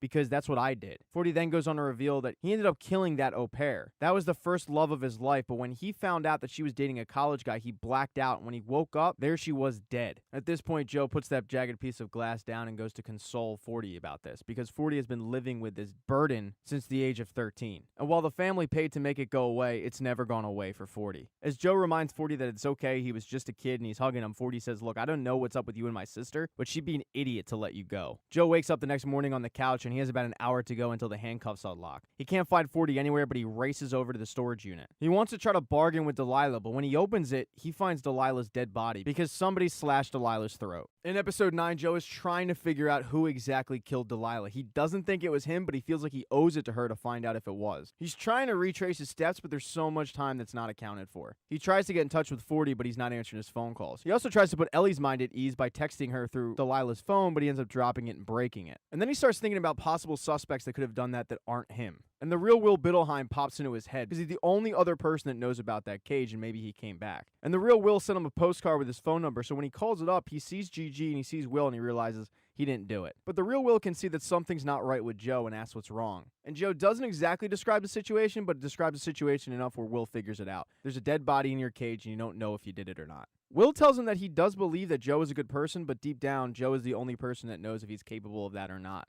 So Joe continues to think and heads home and meets Love at his apartment. And while they're discussing their phone call from the night before, Ellie shows up looking for her sister. Of course, no one's seen her. And Ellie's really concerned because she's been gone for so long, and on top of it, she received a death threat from a Henderson fan after that story went public. So Love tries to take her mind off things and asks her if she wants to go get food as Joe cleans himself up from the night before. And while getting dressed, he gets a flashback from the night before at a Novern where the manager was beating him thinking he was robbing the place. So he goes to leave for a Novern, but he runs into Delilah's cop friend Fincher. And Fincher asks, hey, have you seen Delilah? But Joe plays it off, no, I haven't, it's really weird. But he gives Fincher the death threat and tells him how concerned he is about her safety because her sister hasn't seen her either. Right as he's about to leave, he says, by the way, she broke things off with me, so I really think she likes you, man. So he arrives at a Novern and the manager lets him know what happened the night before and lets him know how messed up he was and lets him know the time he arrived. But then he says, by the way, just because you're with 40 doesn't mean you don't have to pay for that stuff. And Joe is surprised to hear that he was with 40 because 40 could very well be his alibi. So Joe heads over to 40's place since he can't get a hold of him, and he texts Love that he's doing so. And Love is cooking with Ellie, and Ellie is still very concerned about her sister because her sister is the only real person she has. Her dad died when she was younger and she doesn't get along with her mother and abandoned her to go live with Delilah. And Joe is trying to figure out who killed Delilah, but when he knocks on 40's door, his mom answers.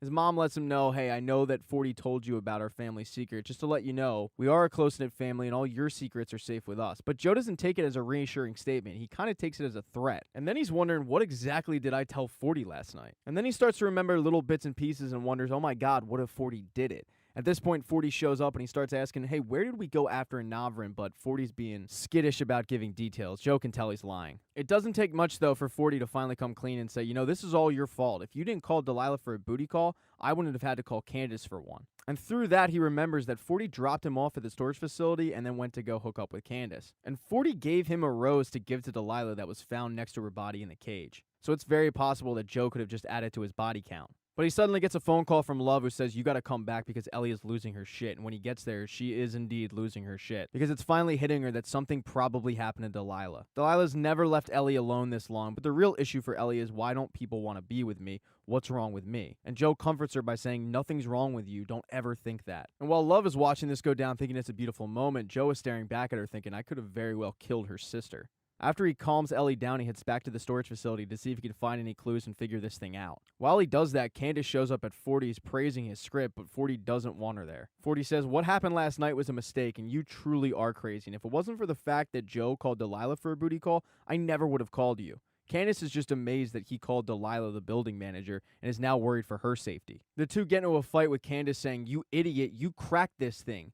Joe is the boyfriend. Joe Goldberg killed Beck. And I'm trying to protect you and your family from a killer. But 40 is just brushing it off, not believing a word she's saying, just figuring that she's crazy. Candace storms out and says, well, when he kills your sister, don't come running to me. At this point, Candace is very frustrated and goes to the liquor store. And as she's sitting there drinking, she rewatches the video that 40 sent her from the night before. And sure enough, in the background, you can see the storage facility and you can see Joe. So Candace immediately heads over to that storage facility and catches Joe in the cage with Delilah's dead body and pepper sprays him. She grabs his phone and locks him in there and texts Love Quinn the address and says, I need you here now, from his cell phone. And Candace thinks she finally has the proof she needed. But when Love shows up, she thinks this was Candace's doing. She thinks she's nuts. She demands that Candace set him free, but Joe's had time to think about this and figures, you know what, this is what I deserve. And to both of their surprise, he comes clean about everything. He says, Candace is right. I killed Henderson. I killed Beck. I tried to kill her. I clearly killed Delilah. And this is the first time Joe is really admitting guilt, because this all stems from his childhood where the first time he killed somebody was his father at the age of 9. And when he did so, his mother said, you're not a bad person. You were protecting me. It was an accident. And that's exactly what he tells himself every time he murders somebody, is that he was protecting them. But now he's finally coming clean about it. And his admission forces Love to run out of the storage facility. Candace runs after her, and now it's just Joe alone in the cage. And he finds that spare key that he hid in the cage just in case of emergencies, but he actually throws it out of one of the air holes. girls. At this point, Joe feels like he deserves to get caught. Candace at this point is caught up to Love, and she's trying to console her as she's throwing up, but Love turns around and slashes her throat. She heads back to the cage and she stares at Joe, picking up the key, and Joe says, "What did you do? Where's Candace?" And she just looks at him and says, "I took care of it." In the season finale, Joe is trying to figure out why Love came back to help him. I mean, after all, he killed Beck, he killed Henderson, he killed Delilah, and she cuts him off and says, "You didn't kill Delilah, I did." She goes on to explain that when she was a kid, she saw 40 with that au pair, and she knocked out 40 with a brick and slit the au pair's throat. She put the knife in 40's hands, and it was probably for the best, but the family covered it up. And she did it because she was protecting 40. And when she got married, she couldn't have a family with her husband, and she thought she was just stuck with this toxic family. But when she met Joe, she, just like Joe, figured she could fix Joe. And after Candace dropped that bombshell, she started having that PI follow Joe. She found out his true identity, she read Beck's book cover to cover, and when she found the storage key, she went in, but she wasn't disgusted at what she found. She actually found it kind of endearing. And when he was about to run away and take their potential future with him, she couldn't let that happen. So she followed him that night to the storage facility. And when he left the storage facility, she went in, and of course Delilah is freaking out saying Will is crazy, but she wasn't willing to let Delilah get in the way of their future and slit her throat and killed her. And Joe is listening to this entire story thinking that she is absolutely batshit insane, not realizing the hypocrisy of the situation. Joe asks her, "What do you plan on doing with Ellie?" But Love has come up with a plan. She's going to give the cops an anonymous tip that it was Ellie who killed Henderson, and she's going to get arrested, but the Quinn's lawyers are going to get her out of it because there's no real evidence. At this point, the body of Delilah is going to appear with a suicide note, and it's going to look like she's a martyr. Ellie, because she got arrested with no real evidence, is going to get a huge settlement check to start up her real life. And all of this will take the heat off of Joe killing Delilah and killing Henderson. Joe says that's never going to work, but Love tells him that the Quinns basically have the LAPD in their pocket. Joe says, "Please tell me you didn't already give the cops that anonymous tip," but she has, and Fincher shows up at Ellie's apartment. He starts subtly asking her about that night, but she's too smart and she's seen too many movies and knows what's going on, and he takes her downtown. But because the way that Joe is looking at Love at the moment, she can't let him go. She figured that she could open up to who she really was because she knew who he really was, but his face is saying otherwise. So Joe is locked up and Ellie's locked up, and she calls up 40 to get her out of there, saying, "Can you call whatever favors you did for my sister and Joe and get me out of here? They think I had something to do with Henderson's murder." And 40 can't help her because he's on the East Coast, but says, "I'll send my family lawyer over. You'll be out of there like in an hour." And 40's on the East Coast because he's going to meet with Dr. Nikki. After Candace told him you cracked the case, he went on some conspiracy theorist forums and read all about the Free Dr. Nikki movement. And when he talks to Dr. Nikki, the first thing he says is, "I don't think you killed Guinevere Beck." And Dr. Nikki's like, "Yeah, no shit." But Dr. Nikki at this point is kind of at peace with being in there because he says, "I'm not a great guy. And while I'm not guilty of killing Guinevere Beck, I'm guilty of a lot of bad shit, so I deserve to be in here." And then 40 brings up that patient that Dr. Nikki had that they couldn't really find any information on, and Dr. Nikki's reluctant to talk about it until 40 slaps up a picture of 40 and Joe onto the glass. Dr. Nikki's taken aback and says, "Oh my god, that's whatever fake name Joe gave him. You probably should stay away from him. He's very dangerous." So if 40 had any doubts about Joe, he no longer has them. He's frantically calling up Love to get a hold of her, but she's sending him straight to voicemail as he disposes of Candace's body. At this point, the Quinn's family lawyer has shown up for Ellie, and as she's walking out of the station, Fincher says, "By the way, if we don't hear from your sister in a couple hours, I'm going to call Child Protective Services and report an unattended minor." And at this point, she's really freaked out because she has no idea where her sister is. She didn't kill Henderson. And she texts 40 and says, "Where are you?" 40 just arrived back in Los Angeles and says, "Meet me at a Navarin." Fincher, on the other hand, doesn't really have anything to do, and he decides to tail her because he still thinks that she had something to do with Henderson's murder. Joe, meanwhile, is trying to figure out how to get out of the cage, and he figures the best option is to think like Beck did. Lure Love into the cage and then get yourself out of it. And he's planning on using the handcuffs to do so. Because at this point, he still thinks that Love is insane. When Love arrives that day, she brings him baked muffins, and he's very hesitant to eat them because he's worried that they're poison. Love freaks out and eats one and says, "Seriously, you think they poisoned you?" And he makes up a lie and says, "No, I just can't eat with a decomposing body 3 feet away from me. Can you please let me out?" He's very convincing, and Love opens the door and starts to step into the cage. But because of the reflection, she sees the hidden handcuffs, and that's when he grabs her, chokes her, and is about to stab her in the jugular with it. But she screams, "I'm pregnant," and Joe freezes in his tracks. She goes on to say that it's Joe's because she made Milo use protection and she thinks it's a girl. She explains that she didn't want to kill Delilah, but she just had taken the test and she couldn't let Delilah ruin their future family. And Love thinks that he hates her because he just tried to kill her, but when she told him that she was pregnant, his whole mood changed because he grew up with a really shitty father, and now he thinks that he can make a difference in this baby's life. So he tells her that, "I don't hate you, love doesn't evaporate." And then she asks, "Would it be weird if you still come to Lucy and Sunrise's wedding?" And Joe does, and yeah, it's a little weird for him. But at the wedding, he finally realizes realizes that maybe he is, in fact, staring at himself, just like Candace said. But it's also possible that he forgives Love and they go on and have a really good life together. And after the ceremony, Joe looks at Love and says, "I love you." And she says, "Still?" And he says, "No. More." But 40 is blowing up both of their phones because he tried to get into the wedding, but Gabe shut him down. And he's texting Joe, calling him all sorts of names, saying, "I know what you did. Meet me in Navran right now." And he's texting Love, saying, "Love, you got to get away from him. He's dangerous." So they both head over to Navran, and Love says, "I'll go in first to calm him down. You stay in the car." But he sees Ellie popping out from behind a dumpster. And unbeknownst to the both of them, Fincher is watching this all go down from afar. And Ellie wants to know where Delilah is because Child Protective Services is going to be coming after her, but she also wants to know if Joe had a hand in it because 40 is in there ranting and raving about how Joe killed all these people. And Joe looks at her and says, "Does that sound like something I would do?" But she asks, "Did you hurt Delilah?" And he doesn't lie. He says no, but he lets her know the Quinns are very powerful people, and I don't think Delilah is coming back, and you need to prepare for that. And as Love is trying to talk down 40, Joe sneaks in the office, goes into the safe, and starts clearing it out and giving it to Ellie to get out of town. He gives her the bag and says, "You take this and you go east." And she goes, "Well, I'm 15 years old. What am I supposed to do?"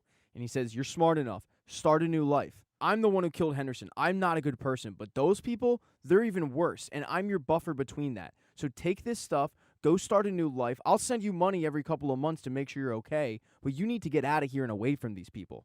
And as you can imagine, Ellie is pissed off and tells him to go to hell, but she does take the money and goes out the side door. After Ellie leaves, Joe walks in and catches Love and 40 arguing about Joe and who he really is and what he's done. And Joe tries to calmly talk to him about this, but then 40 pulls a gun out. Love is also trying to talk her brother down, saying, "You don't have to hurt him," but 40 says, "If you knew what I knew, you would want to hurt him. I'm going to protect you because you always protected me." And then Love tries one last plea by saying, "If you shoot him, you're never going to see me again, and you're also never going to see this baby." 40 looks at her and she says, "Yep, our baby. Because me and Joe are having a baby. We're going to have a family." But this doesn't make 40 happy. In fact, it pisses him off even more. He looks at her and says, "You're just as broken as I am. What are you doing bringing a child into the world like us? You think I don't know? You think after all these years I'm that dumb? I've tiptoed around it my entire life, but you're crazy if you think you'd be a good mother." Joe tries to level with him and says, "Don't take this out on your sister. Take it out on me." So 40 does. He makes him get on his knees and is about to shoot him execution style until Fincher runs in, sees what's going on, and shoots 40. Love collapses to the ground attending to her dead brother's body, and at that moment, Joe knows that she needs me more than ever. So Joe Goldberg dodges a bullet, literally this time, once again. Him and Love get out of there, and the cops figure that it must have been 40 who killed Henderson because he was also in the house, and because he's a Quinn, the Quinn swept it under the rug. Joe is still getting regular mail from the real Will Bittelheim, although he hasn't responded in a while. He's also getting a postcard from Ellie, who lets him know that she found a place and send more money in about 3 months, so it seems like she's kind of gotten over things. Joe and Love have bought a house, and Love's mother's there helping them move in, and she's very pregnant. And it seems like Joe finally has everything he ever wanted in life. That is, until he sees the next-door neighbor. And she has a stack of books and the attention of Joe Goldberg. Hey, everyone, real quick, if you need a recap for Season 2 of You, just hit the link in the top right corner. Now, Season 3 picks up 7 months after Joe Goldberg and Love Quinn became parents. Hooray! Joe currently hates his life. He thinks Love is a complete psychopath, and the only reason he's really with her is because of the fact that she was pregnant.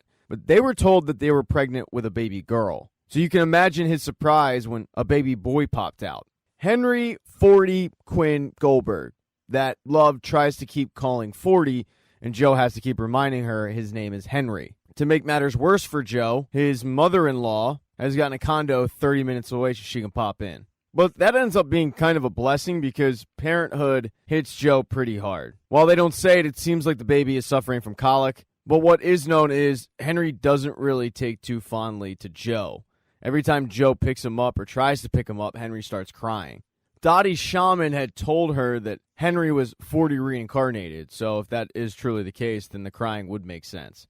But they're just new parents, sleep-deprived, irritable, love having it worse than Joe. And this new plastic suburban life that he's living in Madre Linda isn't really suiting him too well. They don't have a used bookstore, so he's forced to take his operation to the internet. All the profits he sends to Ellie whenever he hears from her. But the new life has them in the house a lot. They don't really get out much, and when they do, it's usually just to pick up a latte. One of the reasons why is because every time they do venture out, Henry ends up crying. One particular day, they're doing that very thing, trying to grab a latte. Henry starts crying. And a local mom who's an influencer, they call those momfluencers, named Sherry Conrad walks over. She's got a very successful blog/podcast, and she has twins. And she seems about as fake as they come, but she's well aware of who Joe and Love and even Henry is. Madre Linda's kind of a small community, so word travels fast when new people move in. And she happens to be kind of the queen bee. She tells Love, we've got to grab coffee together. I can share all my secrets. But they don't really take it as a compliment. It sounds more condescending in a way. Love feels like she was just called a bad mother in public.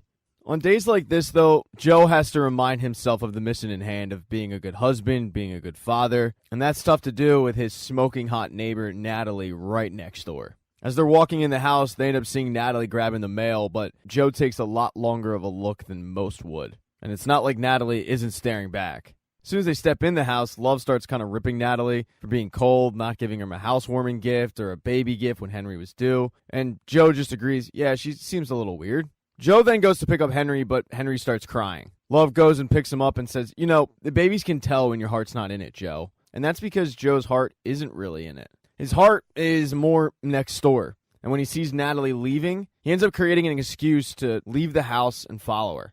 And he follows her to the grocery store where, while she's inside, he's having a fantasy about her coming in the car and them getting it on. So it's pretty embarrassing when he gets a knock at the window as he's jerking off, and it's the neighbor. She tells him, you've got to be so underslept. I hear your baby crying all the time. It's kind of understandable why you'd be sleeping in your car in a grocery store parking lot, but I wanted to be a nice neighbor and save you a trip, so she throws him some diapers. But then she gives him a box of condoms, saying that the rumors about how women can't get pregnant while they're breastfeeding aren't true, so don't fall for it. And that gesture has Joe thinking that maybe she's flirting with him.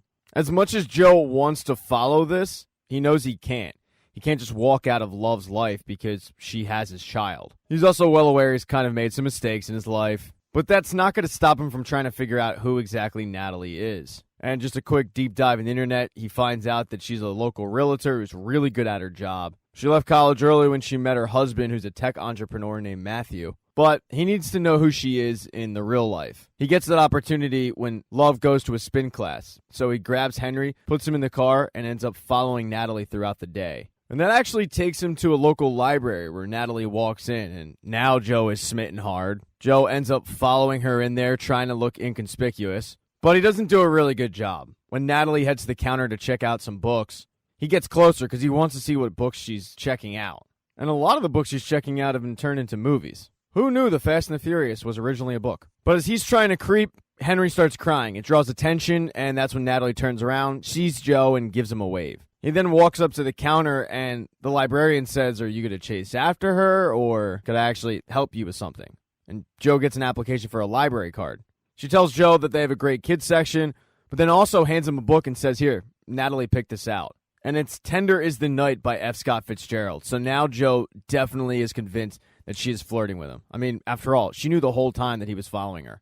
Joe then heads home and starts reading the book. Love tried to head home after her spin class, but she ran into Sherry. Sherry introduces Love to her two friends, Kiki and Andrew, and they start talking about how hard it is to get the baby weight off, but then they invite Love out to grab a latte. And they start doing the whole rich people with problems thing, complaining about their nannies. Sherry starts talking about her blog, humble bragging a bit. Love tells her that she's never read it. Sherry then asks Love what she does for work, and Love tells her that she's trained as a chef, but after Henry was born, she hasn't really done that in a while. Andrew lets her know that her job right now is to connect with her baby and her man. They then start having that uncomfortable conversation about sex. You know, the conversation that you have with someone you've known for all of, 15 minutes. But Sherry's message is that if you're not having an orgasm, your breast milk probably isn't doing it for your baby's brain. So when Love gets home and puts Henry down, she starts trying to make the moves on Joe. Maybe get back in the saddle a little bit. Problem is, Joe is deep into that book, and he's more inclined to pick F. Scott Fitzgerald than the woman he thinks is a complete psycho. And at this point, Love can sense it. She asks Joe, why don't we ever talk? Why don't we ever talk? You always seem really distracted. What are you hiding from me? What aren't you telling me? Joe doesn't have a chance to actually answer the question because Henry starts crying and Love pops up to go get him. Right before she goes up the stairs, she says, I'm going to take him to his grandmom's. Just enjoy the quiet. So now Joe is home all alone when he gets a phone call from a blocked number. And to his surprise, it's Natalie. Neighbor asks him over to have a drink. So Joe does that. The first question he has, though, is, how did you get my number? But she lets him know, my husband's in tech. Joe kind of thinks, though, it's more of like invasive tech, and Natalie tells him, well, there's no privacy in Madre Linda. I mean, even where we're sitting.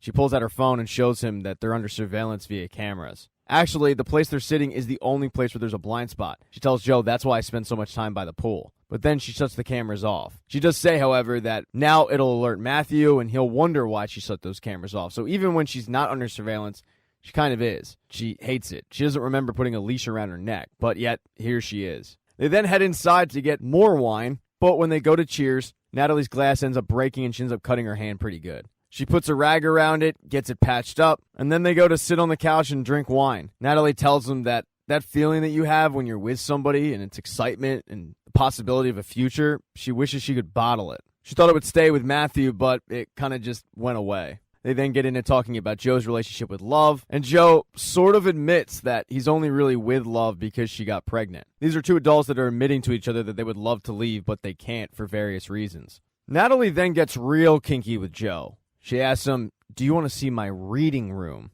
And at this point, Joe is just in love. He can't say yes fast enough. She takes him up to the reading room, which happens to be her bedroom. Her and her husband actually sleep in separate rooms because she has insomnia, and also she's kind of a slob. There's clothes strewn all over the floor, and Joe just happens to pick up her underwear. They then start hooking up, though. She ends up going to unbutton his pants, but then he remembers he's got Love, he's got Henry.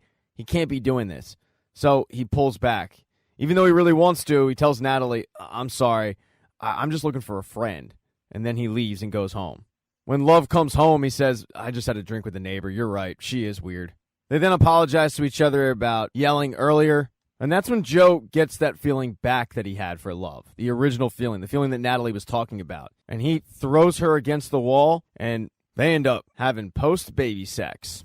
A few days later, they have their first Welcome to the Neighborhood party. It's hosted by Sherry, and it's got pretty much the entire neighborhood there. Both Joe and Love are dreading it, but they already did their research. They hopped on Facebook, Instagram, Twitter, all of that. So they're not going into this thing blind. They know about all of these people. As Joe starts walking around the room, he's pretty judgmental. He knows that Sherry had to apologize because she had a secret party a couple months ago after reportedly she got a secret vaccine. It was supposed to be for the Queen of England.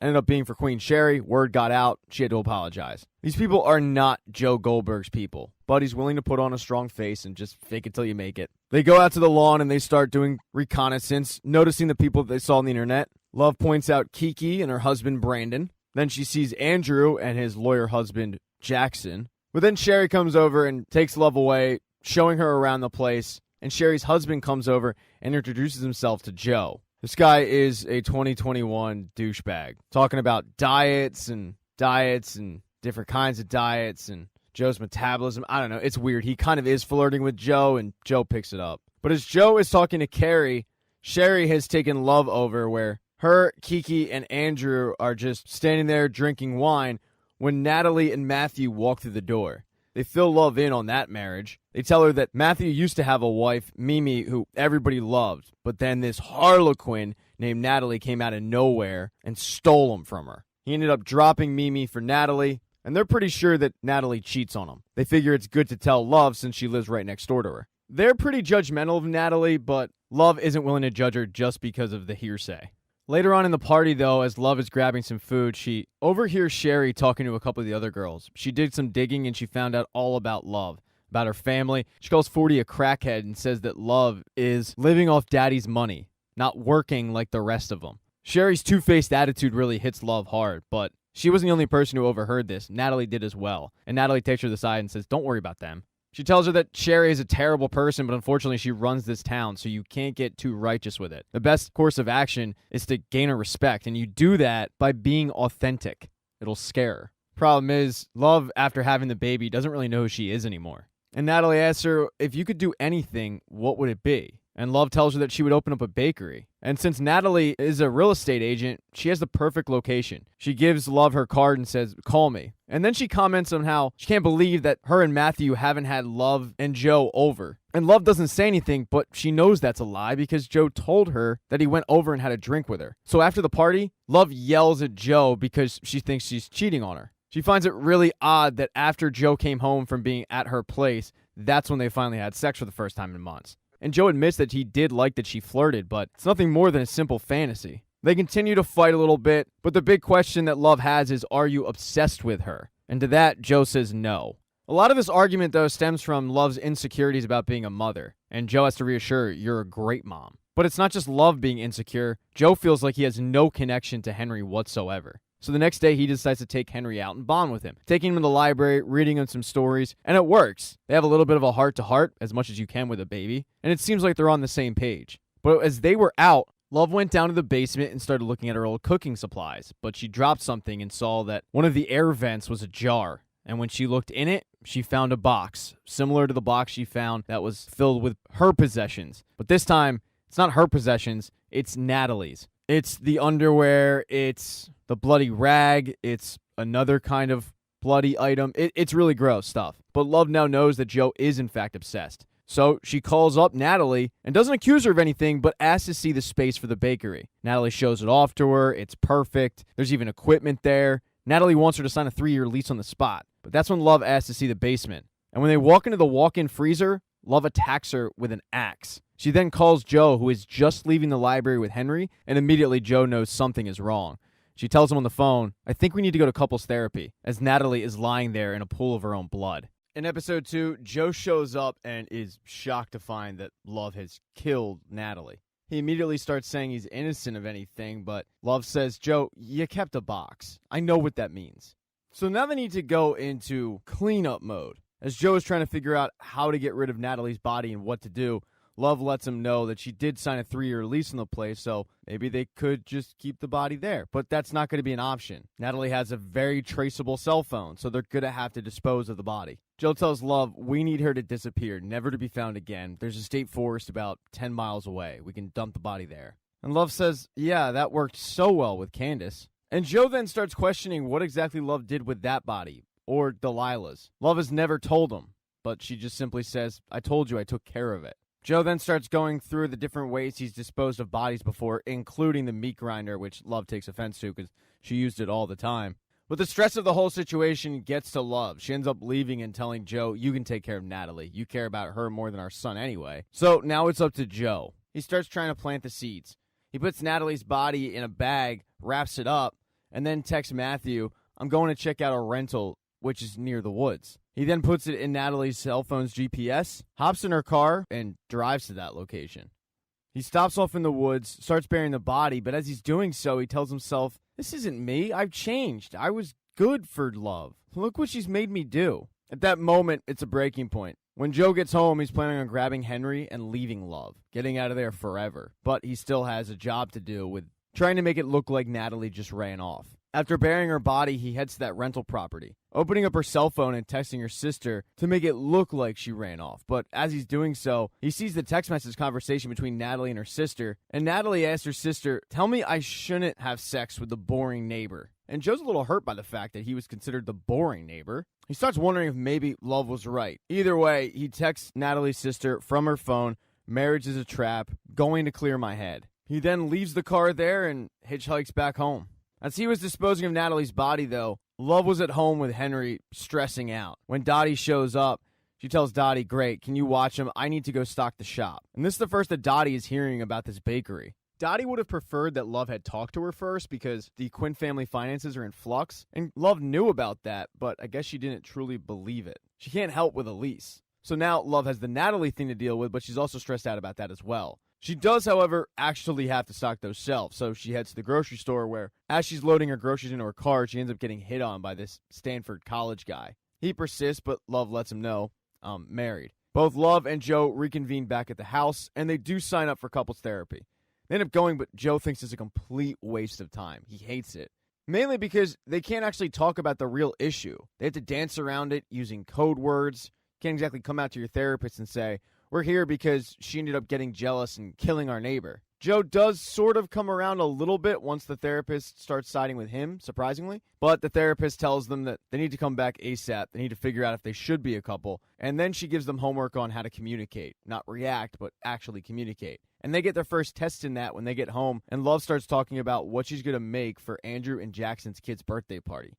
Joe is really surprised that they're still going to that. But Love says, you think it's not going to look fishy if us and Natalie are the only people in the neighborhood not there? Joe, however, doesn't want to pick a fight, so he says, sounds like what you need is some peace and quiet, so I'm going to grab Henry and head to the library. When Joe gets to the library, he asks the librarian to see the rare books section. And takes a little convincing, but she finally takes him down to the basement and shows him. And it turns out nobody actually works in there. The librarian does when it's slow. She works on her drawings because she's an illustrator. But Joe didn't go down there to check out a book. He went down there to find a book. He starts distracting the librarian with questions when he finally finds the book he's looking for. Really, anything that he can refurbish and sell for Ellie. He ends up grabbing the book, getting out of the library, heading home, refurbishing the book, posting it on the black market, i.e. eBay. The next day, they head to Andrew and Jackson's kid's birthday party, and it's just what you would expect from a rich people's kid's birthday party.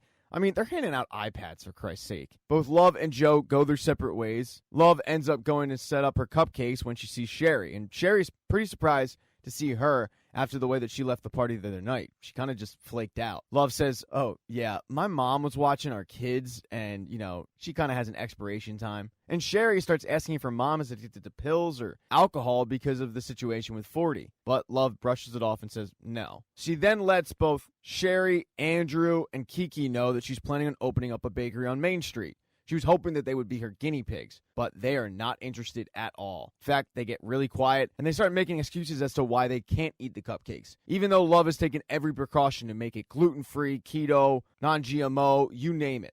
They don't want it. Love tells Sherry, they're lemon raspberry, because Love did her research. She knows that Sherry's wedding cake was lemon raspberry. But Sherry goes, yeah, I don't like lemons or raspberries, but, put them out. And then leaves. So Love's going to have to keep working on the relationship with Sherry. Joe, meanwhile, was out with the dads, his own personal hell. The most normal dad is this guy, Glenn, but Joe doesn't even like him. Glenn, however, reads at the local library. He's seen Joe. He suggests that maybe they carpool together, but Joe has no interest in that whatsoever. All of the dads then hear a scream, and it's Sherry. And you think it's a real emergency? It's not. Her kids got into the cupcakes. She starts grabbing the cupcakes out of their mouth, and Love says, oh, no, Sherry, they're sugar-free. And Sherry yells at her, they have raspberries in them. Raspberries have sugar. We don't allow our children to have sugar. It's pretty awkward, and Love is pretty embarrassed about it. Carrie, though, pulls Joe aside and says, hey, man, don't worry about it. I'll calm her down. We have the twins reading Matthew's vital rings, and then he pulls out his phone and shows him the app, because he's showing him that the blood pressure hasn't spiked at all. They're completely fine.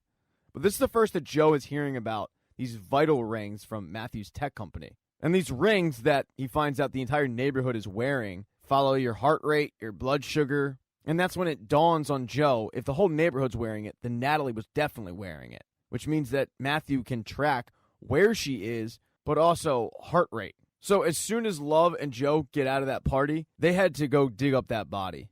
They dig it up, they find the ring, but now they have to move the body somewhere else. The body can't be the same place where the ring died. They end up hiding it at the rental property, making it look like she took the ring off in the sink when she washed her hands. But now they need to get rid of the body. Joe drives to a construction site where they're going to lay foundation the next day. Figures this will be the perfect place to dump a body. But Love is a little concerned about the fact that Joe just knew about this place. Joe explains that it was a backup in case something went wrong. And Love starts insinuating that Joe has all of these places picked out on where to dump a body. I.e., he's got all these places figured out on where he's going to dump Love's body. Joe starts acting like she's nuts, but she brings up the fact that he had a hook to her throat, and everything changed when she said that she was pregnant. This spurns a pretty big fight, with Love pointing out that Joe is kind of hypocritical. When Joe does things, he's got reasoning for it, but when she does similar things, she's looked at as crazy. Love is well aware of the fact that Henry is the only reason why she's alive. She screams at him, I can't trust you. He screams at her, I can't trust you. He yells at her, because of you, I'm probably going to be burying bodies till I'm 70. If you get jealous, you're just going to kill somebody. And she points out, well, if I'm not enough for you, you're just going to kill me. They end up actually talking about this in their next therapy session. And this one goes way better than the first one. The first one, the big reveal was that Joe was planning on leaving. In this therapy session, the big breakthrough is when the therapist says that they are not killers, which is pretty ironic. Either way, they leave this therapy session feeling a lot better than the first one. It seems like they're both on the same page. They're in this for Henry, but the therapist does say, children can't be handcuffs. You guys have to be a team. Later that night, Love and Henry are playing outside when Joe sees it. That thing that made him fall in love with love. The thing that made him obsessed with love. The honesty, the beauty. At that moment, he wants to be forgiven for everything he's done to her. He gets down and tells her, I'm not just all in with our son, I'm all in with you as well. All of a sudden, their relationship truly seems back on track. They start working on the bakery, but one of the big things they put in there is a box, just in case. In the meantime, they're going to use it as storage for flour and whatnot. But that doesn't mean that the trust issues are gone, because Joe hides a key and Love does the exact same thing. A few days later, they open up their new bakery, a fresh tart. As Love is waiting for her first customers, she sees Sherry and Andrew jog by, and she waves at them, but Sherry just gives her a pretty dirty look. But that's Love's job. Joe needs a job, so he heads to the library in the hopes that maybe refurbishing an old book can get him hired. The best the librarian gives him, though, is, "I'll consider it." That night, though, Love cannot shake what's going on in the house next door. She needs to figure out exactly what Matthew's thinking, so she decides, "I'll just bring over some cupcakes."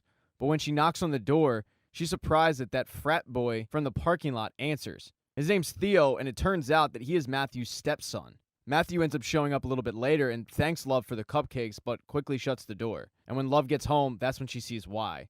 Because the cops have shown up. And now, both Love and Joe are kind of nervous. In episode 3, the big story in Madre Linda is the disappearance of Natalie. Love is pretty stressed out about it, but Joe isn't. He's been here before. They did have to speak to authorities, but they played it off like they barely knew Natalie. They did admit, though, that she was the realtor that ended up showing Love the bakery. Love does, however, think that they might have gotten a gift. Matthew is being very suspicious. He's not talking to media, and quite frankly, he looks guilty. Joe's advice is, for the meantime, act normal, and that's what Love does. She heads to the fresh tart and opens it up. But as she's waiting for customers, Sherry and her little gang come as, quote, concerned citizens. She wants to know if Love has any information since Love lives right next door, and it becomes evident that Sherry is convinced that Matthew had something to do with this. Love kind of tells Sherry the same thing she told the authorities. Nothing was out of the ordinary, but she does tell her that Natalie had showed Love the bakery right before she went missing. And Sherry says, "Oh my God, that must be so difficult for you." And Love plays right into it, thanking Sherry for her concern and saying that the only thing that's getting her through this is coming to the bakery, baking, and then pulls out vanilla bean keto scones. And to Love's surprise, Sherry and her crew actually end up buying some. Joe is spending his time volunteering at the library since Marion, the librarian, didn't actually hire him. Marion introduces Joe to another librarian named Dante, who's a blind former member of the Navy, and the trio start talking about the missing white woman syndrome. It's the syndrome where the media only seems to pay attention when bad things happen to beautiful white women, ignoring other minorities, which is a big thing for Marion, who's black, and Dante, who's blind. Joe, however, fails this test miserably. Dante does mention that one of Natalie's friends is about to speak to the press, so Joe ends up excusing himself, going to the corner of the library and watching on his phone. And to his surprise, that close friend is Sherry, which Joe knows is bullshit because Sherry couldn't stand Natalie. But Sherry puts on that facade, demanding that Matthew come out and say something. But on live television, Sherry does say that Love was one of the last people with her. And Joe can't believe that Sherry just said that. As soon as the newscast goes off the air, Joe gets a phone call from the detectives. Although it doesn't actually have to do with anything from the news. It has to do with surveillance camera picking up Joe and Natalie in a parking lot of a grocery store. And it looks pretty bad because it's the visual of Natalie giving Joe condoms. Joe's trying to figure out a way out of this, and he decides, I'm just going to be honest. So he tells the detectives that because of having a new child and a mother-in-law pops in whenever, it's tough to really get some privacy. He makes them very uncomfortable by telling them that he was in that parking lot jerking off and Natalie has a sick sense of humor. That's it. The detectives seem to buy this, just asking him, could you please not do that anymore? And Joe seems to be, at least in the meantime, in the clear. While Joe's being interrogated, though, Love was trying to get a hold of him, and she's a little stressed out about the fact that he's not answering his phone. She gets a wanted distraction when Theo walks in. He tells Love that he was able to hop the fence and avoid the media, but because he left his house in a hurry, he forgot his wallet, and he's there, hat in hand, just looking for some free food. He is flirting pretty hard with Love, and she does ask him not to do that. He agrees, reiterating, I'm just here asking for food. So she gives him a cupcake, and when he accepts the carrot cake one, she starts reminiscing about making carrot cake for 40. She, however, gets a phone call from Dottie, who tells her that Henry's in the hospital.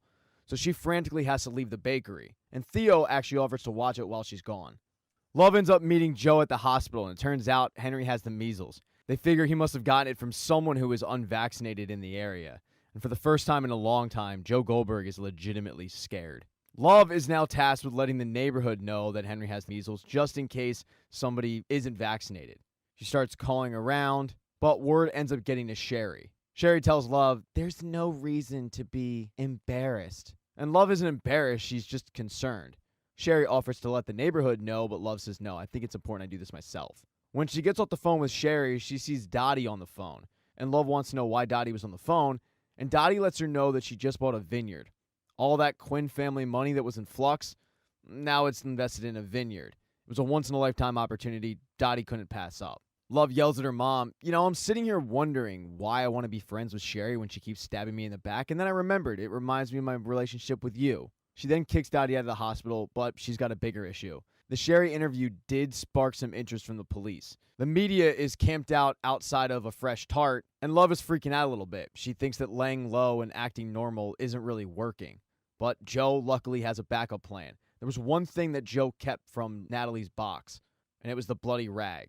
So he tells Love, I'm just going to go home, grab it, and plant it in Matthew's yard. But when he goes home and he grabs the rag, all of a sudden, he realizes he's feeling really, really crappy. And that's when it dawns on him, he has the measles. He must have gotten it from Henry, because when he was a child in the orphanage, he told the doctor there that he was vaccinated, but he actually wasn't. Joe starts hallucinating and he realizes, I have to plant this pretty quickly before something goes wrong. So he hops Matthew's fence, but he ends up passing out in his yard. Matthew grabs him, brings him inside, and when Joe wakes up, the first question Matthew has is, what were you doing in my yard? And Joe says, I must have had a fever dream. Joe then apologizes for everything that Matthew's going through with Natalie, and Matthew says, Natalie said that you and her were getting pretty close. Did she mention going to her sisters or anything? And Joe says, no. Joe then checks his cell phone, and there's no update on Henry, which is cause for concern. The two start talking about fatherhood, and Matthew tells him that he had really no interest in being a father, but then he met Theo's mom, and he actually got excited about it. Although, he was a pretty shitty stepfather. But Theo's mom remarried, got a new family, and now he actually hates her even more, so Theo comes around by default. Matthew admits to Joe, most of the time, I have no idea what I'm doing. All I know is that he needs me, just like your son needs you. Matthew then asks Joe one more time, do you sure that Natalie didn't say anything about taking a trip? I mean, I'm sure she's fine. She's just doing this for attention, and it's spiraled out of control, and now she's embarrassed to come back. Joe can't answer the question, though, because he gets a text saying that Henry's fever is broke, and Joe is immediately relieved. Joe does end up giving Matthew some advice before he leaves. He tells him, you got to talk to the press, man. The optics are terrible. You need to tell your story before they do. All of Matthew's compassion, bringing him in, giving him Tylenol so the fever went down, giving him some fatherly advice, has made Joe completely reconsider framing him. On the way back to Joe's place, he ends up grabbing the bloody rag and bringing it inside. A couple hours later, Love comes back with Henry, and Love had no idea that Joe was actually feeling pretty crappy.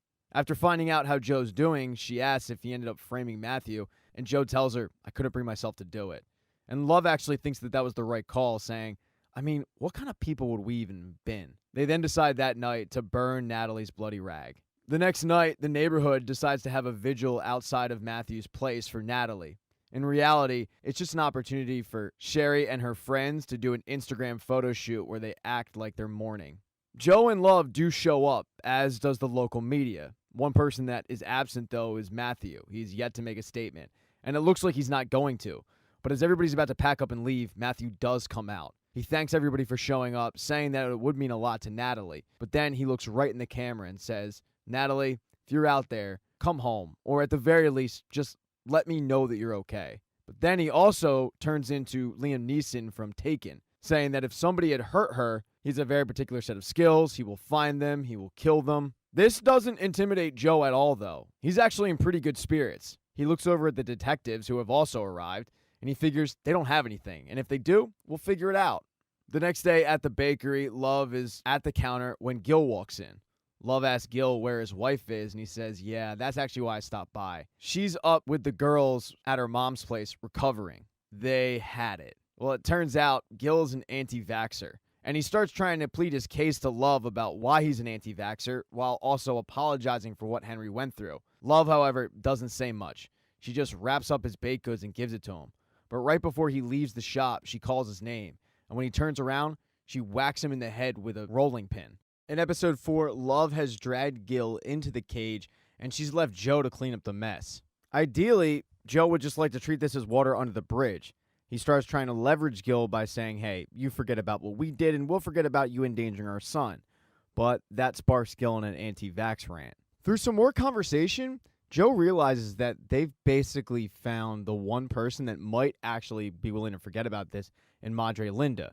And Gil says, yeah, I'm willing to let bygones be bygones, but Joe doesn't believe him. Joe thinks the best way to handle the Gil situation is finding some dirt on Gil so that he keeps their secret, they keep his. Figures he'll do that while working at the library.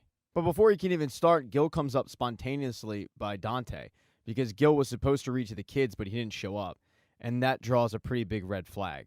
Joe then gets a phone call at work from Love, who's very concerned because the community is going to go out and search for Natalie in the woods. The police found the ring in the rental property, and this move actually makes a ton of sense, but she's concerned. Joe says just continue to act normal, and honestly, you should probably volunteer. It won't look suspicious if you do that. After getting off the phone with Love, Joe finally gets into digging on who Gil is, and it's not great because Gil is the modern-day version of Ned Flanders. The only red flag is that he had a job at a college that he left abruptly, and around the same time, a female student was attacked, but the description doesn't fit Gil at all. He also needs to cover his tracks on why Gil didn't show up for the reading. So he starts writing an email to the library apologizing from Gil and saying that something came up. And that's when he gets caught by Marion, the librarian. She wants to know if he took one of these rare books that's missing, and he did. He took it to sell for Ellie, but he plays it off like he took it just to read it. And she gets really annoyed. She says, Joe, for those of us who didn't grow up with first editions as coasters, and Joe immediately cuts her off and sets the record straight that he didn't grow up rich and privileged. He grew up an orphan that was taken in by a guy who ran a used bookstore. That's it. Joe's background actually helps Marion see him in a whole new light. But back over with Love, she was so stressed out that she closed the bakery early, and when she headed home, she could hear Theo arguing with Matthew. Theo doesn't want to go on the search for Natalie at all. He doesn't want to join the Instagram squad that's going to go out and try to get likes. But the main thing that really upsets him is the fact that they're convinced that Matthew did it, so he doesn't want to go out and help sharpen the pitchforks for the townspeople. Love, however, is able to convince him to go, saying that if he doesn't go, the optics are going to be terrible, and she volunteers to be his search partner. Later that night, Joe and Love are discussing the whole Gil situation, and Joe lets her know that he couldn't find a good secret on Gil. He even went to Gil and asked, but the secret that Gil gave him was terrible. Love then brings up that maybe the only option they have is just to get rid of Gil. This sparks a pretty big argument between the two, and it crescendos with Joe yelling at her, "I'm not going to kill anyone else for you." They both end up turning in for the night, but they both still have this Gil situation to deal with. And the next morning, when Love's mom comes over to watch Henry, she asks her, "Hey, does Dad still have that private investigator?" And Dottie says, "Yeah, he does. Why?" And Love has to think on her feet, and she tells Dottie that she finds the guy that she's renting the bakery from a little sketchy, and she just wants to look into him. In reality, she wants to look into Gil. And it doesn't take long for the private investigator to contact her back, and he's found something. It's a cheating scandal. So armed with evidence, Love and Joe head to the cage. Gil's oldest son, Alan, goes to Dartmouth, but he didn't get in the most normal ways. First of all, he had a perfect SAT score, which is possible, but pretty unlikely. There's also his transcript. It says he had an all-American water polo career that was derailed with an injury. And Gil says, "That's not my son." And Love says, "Well, it's in his transcript. Here's something else that's in his transcript. A $50,000 donation to a fund to help underprivileged kids go to college." The thing about that is there is no fund. Most of the money went to some girl that Alan graduated with. She's a former cheerleader. Love figures that this was a pact between the families, but by Gil's reaction, Joe can tell he had no idea about this. This was all Gil's wife's doing. And Gil slumps down and says, "Oh God, Alan, you did it again?"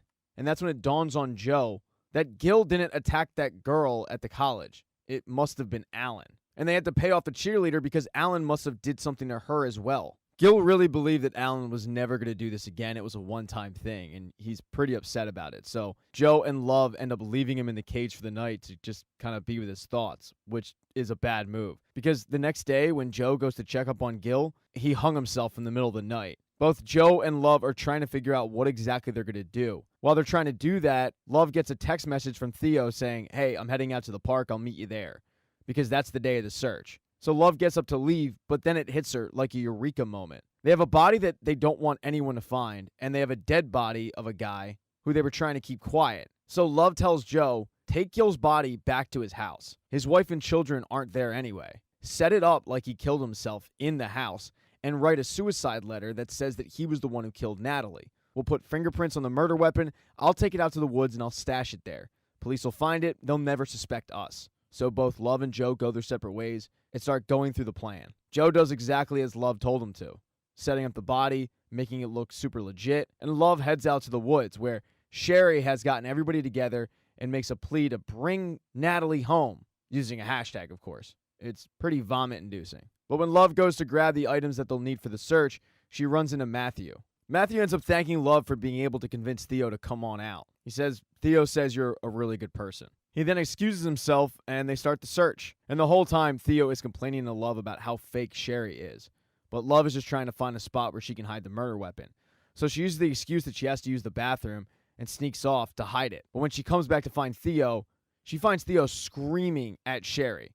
Because Theo overheard Sherry saying that if she was married to Matthew, she would disappear too. And that sets Theo off. He starts yelling at her about how fake she is and about how she's just there trying to get clout. So Love has to get in the middle of the two. She pushes Theo away, but then she goes and checks on Sherry, saying, are you okay? Trying to play the Madre Linda game. And it works. I mean, Sherry is appreciative that Love came to her aid. But when Love turns to Theo, Theo is pissed off that she just chose Sherry Conrad over him. But by the end of the search, Theo needs a ride home, and Love tells him, get in the car, come on. And they head back to the bakery. And Theo admits it's hard to stay mad at the one person in Madre Linda who he can actually stomach talking to. He then asks Love, how did you do it with 40? How did you deal with this? And Love starts talking about how the media a lot of times forgets that these tragedies are about real people, not just cheating wives or drug-addicted brothers, but actual human beings. They start actually joking about the different family griefs that they've gone to, with Theo asking her, do you think this will help me get laid? And Love says, yeah, probably, but the sex you're going to get, you're not going to probably want. People don't actually care about you. Theo reads this as a moment, so he leans in and kisses Love, but Love pushes him back and says, don't do that. She then starts taking the dishes back to the sink when Theo gets a text message from Matthew because the police had found the murder weapon. By the next day, Madre Linda is convinced that Gil had killed Natalie in a fit of rage because the two were having an affair and Gil couldn't have her all to himself. Theo heads back to college, waving goodbye to Love. Love ends up getting flowers on her doorstep from Sherry with a card that says, thanks, friend. And Joe just heads back to work in the library. And while putting books back on the shelf, Marion comes over to talk to him. And she's being oddly nice to him. It's a drastic change from how she normally acts with him. Joe tries to bring up in conversation how Marion has a daughter, but she brushes it aside, saying that her daughter just stays with her ex most of the time. The more the conversation goes on, though, the more that Joe starts getting convinced that Marion is flirting with him. He tries to stop himself, saying, Joe, you can't think like this. But it becomes pretty obvious that Joe Goldberg just found his new obsession. Episode 5 picks up a couple of months after the Natalie murder. Joe and Love have really settled in a suburban lifestyle, despite Joe actually wanting that. But they put on a facade. When they go to therapy, they tell the therapist that everything's great, including their sex life, which isn't. Fact is, the couple has gotten extremely boring. The one thing that Joe finds love in is taking care of the lawn. I mean, he's gone full dad. But out of all the things about his new life that really pisses him off, it's the fact that Love decided to have Sherry Conrad be her best friend. She hired Sherry to take some photos of the couple for party invitations. They're going to send it out in the hopes that they can get Henry into the prestigious preschool in the area. But as they're doing the photo shoot, Joe realizes just how much Love has changed. She used to hate this stuff. When the photo shoot is over, he has to head to work at the library. And as soon as he walks in, Marion and Dante start making fun of him because he looks ridiculous. But Marion suddenly has a wave of inspiration. She's entering this illustration contest, and something about Joe that day inspires her. So she takes him into an office and starts to sketch. And Joe and Marion's relationship is going wonderful. They're really getting along. Joe ends up finding out that she's actually from Paris, although she doesn't have an accent. He tries to pry a little bit more into her life, but she says, there's not really much to tell. The more the talk, though, the more he becomes infatuated. Gets so far as he actually has a fantasy where he kisses her, but he does stop himself, saying, no, you can't do this. He realizes that being drawn to Marion is just a symptom. The real problem is him. Now the question is, how does he fix this problem? Joe is doing his best, though, to try to fix it. He's trying to fit in. He's doing everything Love wants, including agreeing to a dinner party with Sherry and Carrie, who he can't stand because Carrie's such a dude. But the way that Joe looks at it, happy wife, happy life. And if this is what she needs to make Henry's party a success, then he's willing to do it. Love goes to get some wine and starts pouring Sherry a glass when they see out of the window that Theo has come back. And Sherry has heard through the grapevine that he's on probation from school. He showed up to a midterm drunk, and this is a history with him. Whether it be showing up to midterms drunk or DUIs, he's definitely the bad boy of Madre Linda. Sherry kind of starts crapping all over Theo, but Love says, well, he's been through a lot. Sherry actually agrees, saying, maybe he just needs some better influences. The two women walk back in the living room where Joe and Carrie were having a mindless conversation, and Sherry says, you better watch out, Joe. Carrie might drag you on his hunting trip tomorrow, make you a better man. And Carrie says, yeah, Joe, there's a spot with your name on it. Joe tells them that sounds great, but, we have Henry's party. And he looks for Love for confirmation, but Love says, no, go.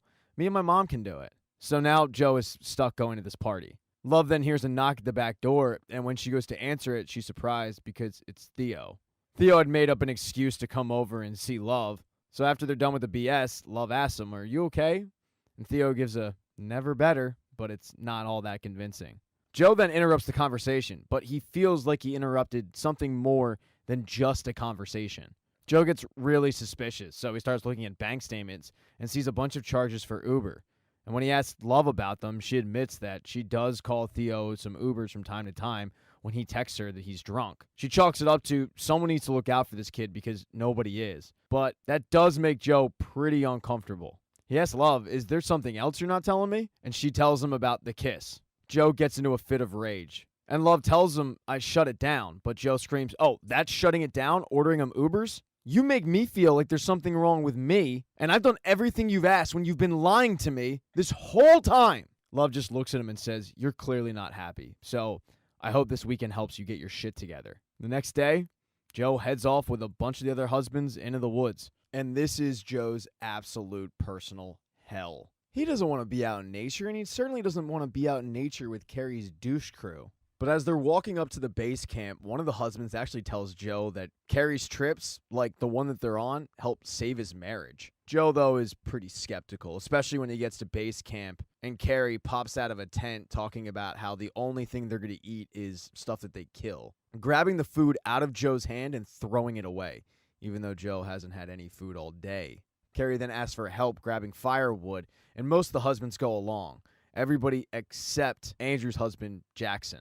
And Joe turns to him and says, do you actually like this stuff? And Jackson sits down and explains that Henry hasn't reached the terrible twos or the crappy four, whatever you want to call them. But sometimes it's good just to get out there in the middle of nowhere and scream. Carrie says this trip's about being a man, but I think it's about being a kid again. He then hands Joe a granola bar and says, don't tell him. That night, Carrie and the crew end up making a fire and Carrie goes through the rules. The only thing they're going to eat, they have to kill. If you have a problem with a fellow hunter, you have to settle it by fighting. There's also no shirts. There's no cell phones as well. And the most important rule, there really aren't any rules, other than those that were just laid out, of course. They all rip off their shirts and start screaming these primal screams. Joe, the whole time, is extremely uncomfortable. This isn't him. He thinks to himself, if this is my pack, then I'm meant to be alone. Carrie comes over to Joe and tells him that you've been disconnected for so long that your manhood is literally shrinking. Love told Sherry about your dick issues. And Joe can't believe that Love actually talked about that.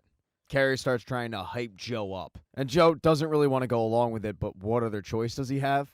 Carrie and Joe then head off running through the woods to grab some food. Joe is having a hard time keeping up with Carrie since he looked like he was plucked from a Men's Health magazine. Carrie is pissing off Joe so much that he actually thinks about stabbing him, but he has to remind him that he is not who Carrie wants him to be, this primal animal. Speaking of animals, Carrie hears something in the woods, so he strips down into his boxers and heads in there. He comes out with a squirrel, and he wants Joe to kill the squirrel, but Joe isn't going to do that. He refuses. Carrie ends up killing it, but then he says to Joe, you know the rules. If you have a problem with a fellow hunter, you have to settle it by fighting. And Joe doesn't want to join Carrie's fight club, but Carrie starts pushing Joe, begging him to hit him. And finally, Joe snaps. He ends up pushing Carrie off a cliff. Although, in fairness to Joe, he didn't know that it was actually a cliff. He thought he was just pushing him into bushes. But when Joe looks down, Carrie isn't moving. So Joe ends up dragging him back to camp, and everyone's really concerned. and Joe gets down and is about to give Carrie CPR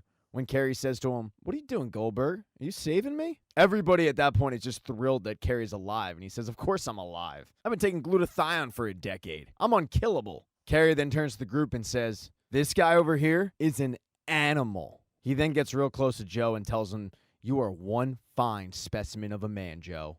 And I guess the emotion gets to Joe because he just starts weeping, and the crowd starts cheering him on, telling him, "You got this." And the reason why Joe got emotional was because this group saw the darkness that was inside of him, and they accepted him anyway. At that moment, he finally feels like what it means to have an actual friend. And for the first time in a while, he feels like himself again.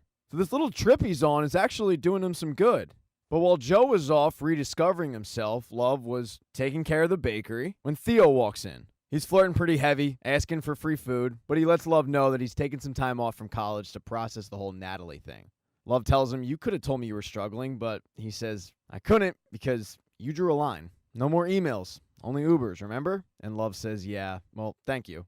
But I am worried about you." Theo says, "Are you? Because I'm actually worried about you. I heard your husband yelling at you the other night. So if you need someone to talk to," but Love shuts him down right away, saying, "I have friends to talk to. Thank you." Theo starts criticizing her for her, quote, friends, and Love tells him, "It's not a crime to fit in, and maybe you'll understand that when you're older." Joe Goldberg isn't the only person to notice that Love has changed. Theo has as well. After work, Love goes home and starts baking for the party the next day when she gets a phone call, and it's from Theo. He's been arrested, and he needs to be bailed out of jail. So Love goes and picks him up. She starts yelling at him, but he lets her know that it was for the stupidest reason in the world. It was a DUI, but it was a DUI with an electric scooter. Theo then asks her, "Have you ever been on one?" And Love hasn't. So they end up renting one, and they start zipping through the park, and Love's having a blast, but they end up falling over into a ditch. Theo then looks at Love and says, "The rumors about me leaving school because of Natalie, they're not true. I'm flunking out because I can't stop thinking about you. If you want me to shut up, I will. I'm just trying to figure out how I can focus when all I want is you." Love then does tell Theo to shut up, but he doesn't. He tells Love, "This is like you're playing house, but none of this actually makes you happy." Love says to him, "I'm playing house. You're a teenager chasing after a married woman. I mean, what's your end game here?" But then that married woman ends up kissing that teenager, and the two end up having sex. Like, for real. Show's getting good. When Love gets home, Dottie starts giving her crap for how long she was out because Dottie saw Theo get out of her car. Dottie asks her, "What are you doing?" And Love just tells her, "I'm just helping him out. He's got nobody else." Dottie then informs Love that she missed Henry's first steps. Dottie had FaceTime Love, but Love didn't pick up because she was too busy having ditch sex. Immediately, Love starts beating herself up over this, and Dottie tries to make her feel better. And somehow Love starts blaming Joe for her problems, but Dottie says, "You can blame Joe all you want, but you like Joe when he was a problem because you like to fix problems. You want to be the hero. You want to save somebody. It's the dynamic you had with your brother. So let me be blunt.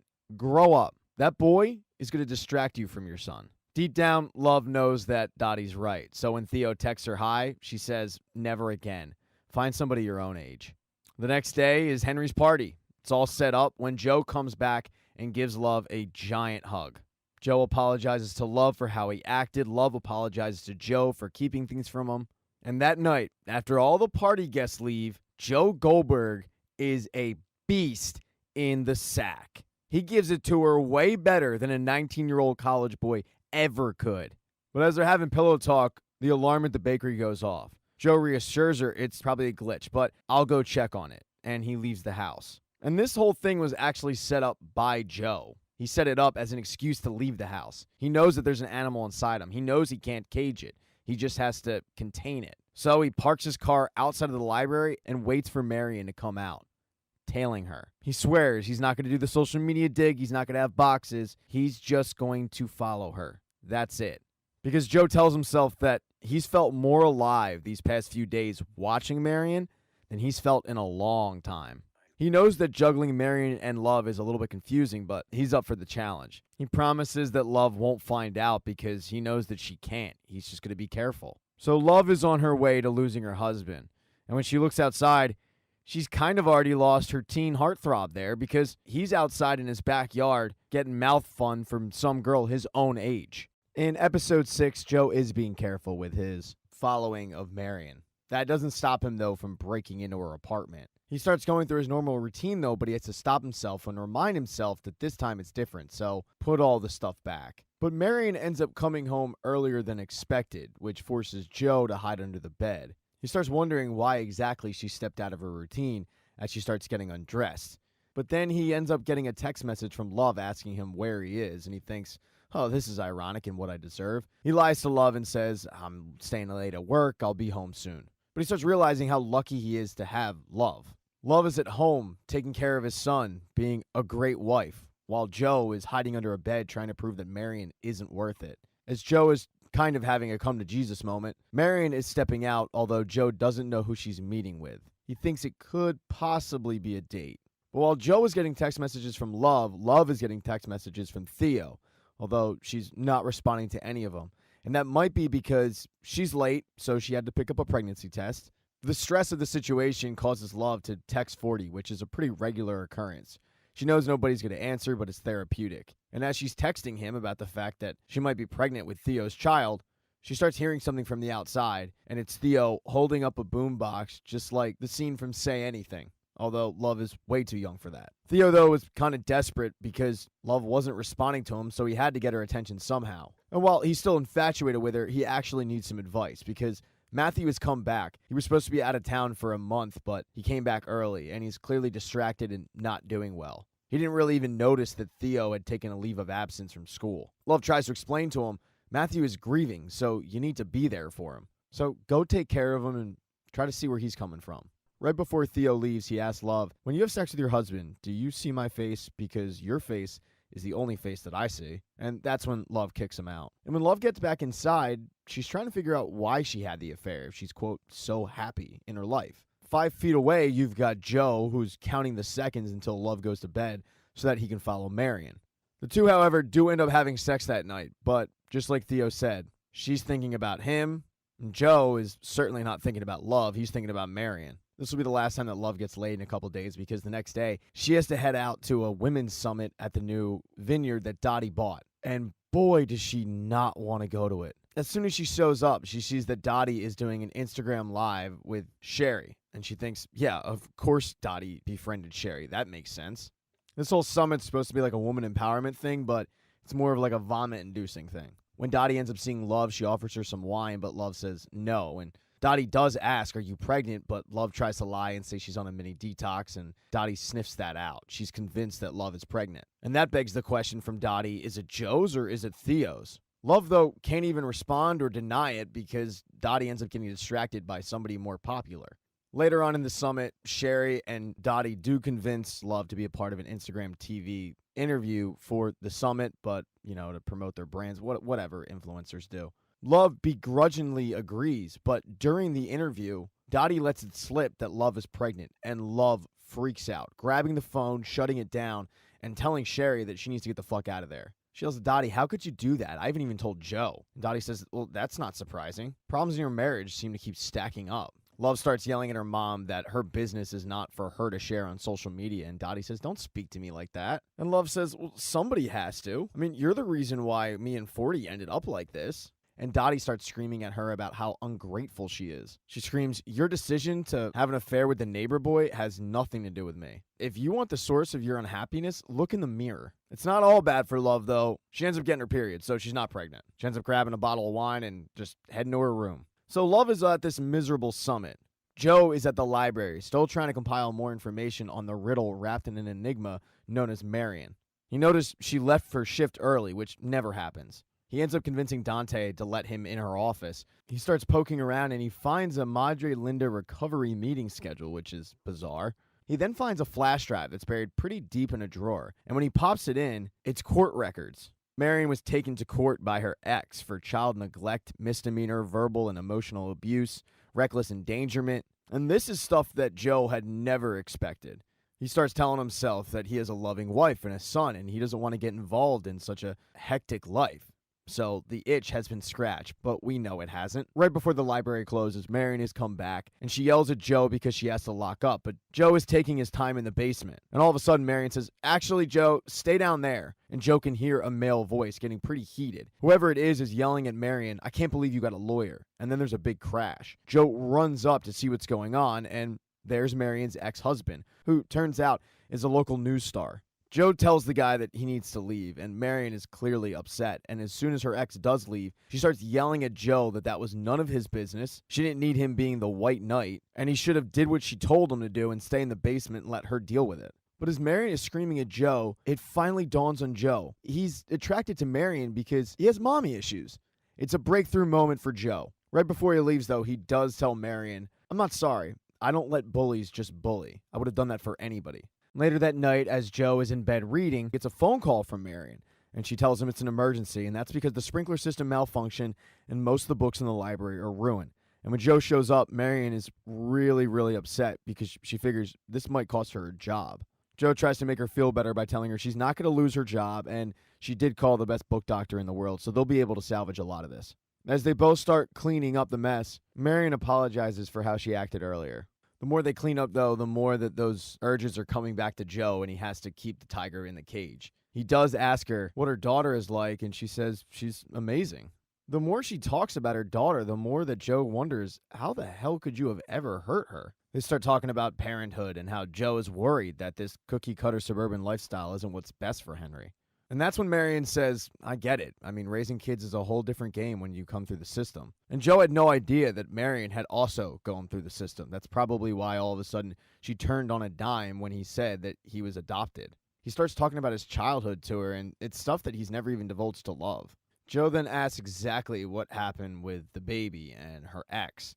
And she tells Joe that they were both addicts when her daughter Juliet was born. She ended up getting into a car accident while under the influence. Juliet was in the car. She had been on the other side. She probably would have died. And Ryan, her ex, just got clean before she did. It also helps that he's a local TV personality. The community trusts him. They don't care that he kind of sabotages her in the court system and has a lot more money to throw at lawyers and whatnot. Joe apologizes and says that Ryan manipulating the justice system needs to be stopped. And Joe would love nothing more than to be that guy. But Marion tells him, "I'm working on it. I met with a lawyer yesterday." As they're having this conversation, the sprinkler system goes back on, and it's dousing them. And that's when they look at each other, and they start making out. It only stops when the sprinkler system goes off. They end up not even talking about it, just going home. The next day, Joe decided to nip this thing in the bud. He's written up his resignation letter, and he heads to the library to hand it to Marion, but Marion is trying to act like nothing happened. Eventually, though, she just comes right out and says, "I do have feelings for you, Joe, but I'm not trying to split up your family. So let's just continue to work together and just let it dissolve into nothing." But Joe tells her it's not nothing. "I have feelings for you too." They start once again kissing, but Marion pulls back and says, "No, you gotta go. You gotta go before this gets further." And Joe tells her, "I actually came here to resign." Marion tells him, "You don't have to do that, but we should probably talk when we're more clear-headed about the whole situation."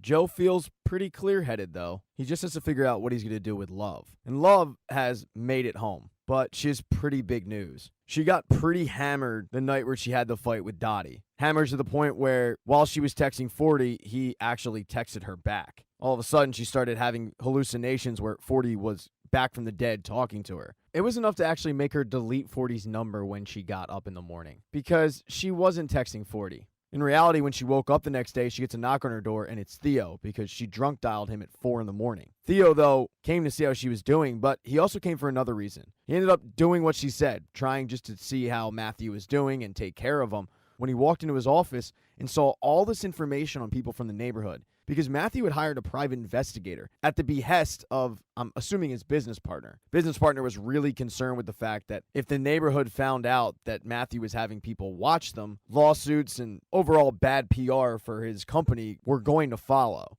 But Matthew is convinced the story that is being told about Gil isn't true, so he wants to do his own research. He didn't tell Theo about this, though. So when Theo sees all of it, he's a little concerned. And he tells Love, "Yeah, Matthew's gone off the deep end. I mean, he's got all this information about everybody, including you and Joe." And now, Love is pretty stressed out about it. So as soon as Joe walks in the door, Love lets him know Matthew is got somebody watching all of us. He doesn't think Natalie's case is closed, and I don't know what he has. But I might be able to find out because we know that Theo has a crush on me. So what if I just make him think that he has a shot in order to get information from him? And Joe is all for this because if she's doing this, she'll be too distracted to see what Joe is doing with Marion. In episode 7, Joe continues to play a good suburban husband, even going to game nights and dinner parties with the Conrads, but the whole time he's thinking about one person, and it's not his wife, it's Marion. He's been texting her. She hasn't been responding, though. Love also has her other person on mind. She goes upstairs to put some laundry away when she looks outside and sees Theo is just chilling with a beer. So she decides to put her act in plan. She starts undressing and then fakes like she notices him and texts him, "Oh, sorry, didn't see you there." And he responds with, "Don't need to apologize." She tells him, though, "I need to talk to you about something, so meet me at the bakery tomorrow." When he agrees, she puts the phone down, and there's Joe just in the doorway. And Love tells him he agreed, he'll meet me tomorrow. But Joe knows what she's doing, and he knows that he has to act a tiny bit jealous just to keep putting it on, like Love is still number one on his depth chart. He then tells her that there's a library fundraiser coming up and Marion asks him to stay late. He plays it off like he wants to say no, but it's just going to piss her off, so he gave in. Love asks if the fundraiser is something she should attend, but that is the last thing Joe wants. Both women in the same room together? Nah, no thanks. The next day, he heads into work on a Monday, and all he's thinking about is Marion, who is getting ready for that fundraiser. The theme is Alice in Wonderland. Marion starts complaining about Sherry Conrad because this fundraiser is her doing. But out of nowhere, Joe just says, "I couldn't stop thinking about you." And Marion pulls him to a more private area of the library and says, "Yeah, Joe, I was thinking about you too all weekend, but we can't do this. You're married." And Joe tells her it's not that simple. I promise you that. He knows, though, deep down that he can't push too hard because if he does, he's going to end up losing her. But the conversation gets broken up by a little girl, and it turns out that this little girl is Juliet, Marion's daughter. Ryan was, quote, nice enough to drop her off so she could have some time with her. Marion introduces Juliet to Joe, but Juliet is very suspect of him. Dante ends up coming over because he's got Juliet's glasses with him, and they're broken. Marion knows she has to get the glasses fixed before Ryan sees it, but there's one problem. Her car's in the shop, so Joe volunteers to take them. Even though that's the last thing Juliet wants, Marion says, okay. As the trio walk to get Juliet's glasses fixed, Joe tells her, "I just have to say, it's been a long time since I've been this happy. So I just want to say thank you." Marion then gets a text message from Ryan. He tells her that his news channel is making a sizable donation to the library and he has to be there to hand out the big check. She thinks this is another ploy by Ryan to control her, show that he can even get to her when she's at work. This is nothing more than a power move because he's furious she's reopening custody. She also warns Joe that after he stood up to him, he's never going to forget it. And that's one of the reasons why the relationship between Marion and Joe cannot happen. So Joe does what Joe does. He needs to get more information on Ryan. He ends up attending an NA meeting and listening to Ryan's spiel about getting clean. He then follows Ryan and looks at his routine of waking up pretty late, slamming a bunch of protein shakes, working out with his buddy, and being a pretty uninvolved father. But Joe has noticed that he's switched one addiction, drugs, to another, working out. And he probably just needs a little bit of a push to get off the wagon. He texts Carrie, "Do you know where I can get some Adderall? Love is making me clean the garage and I need help."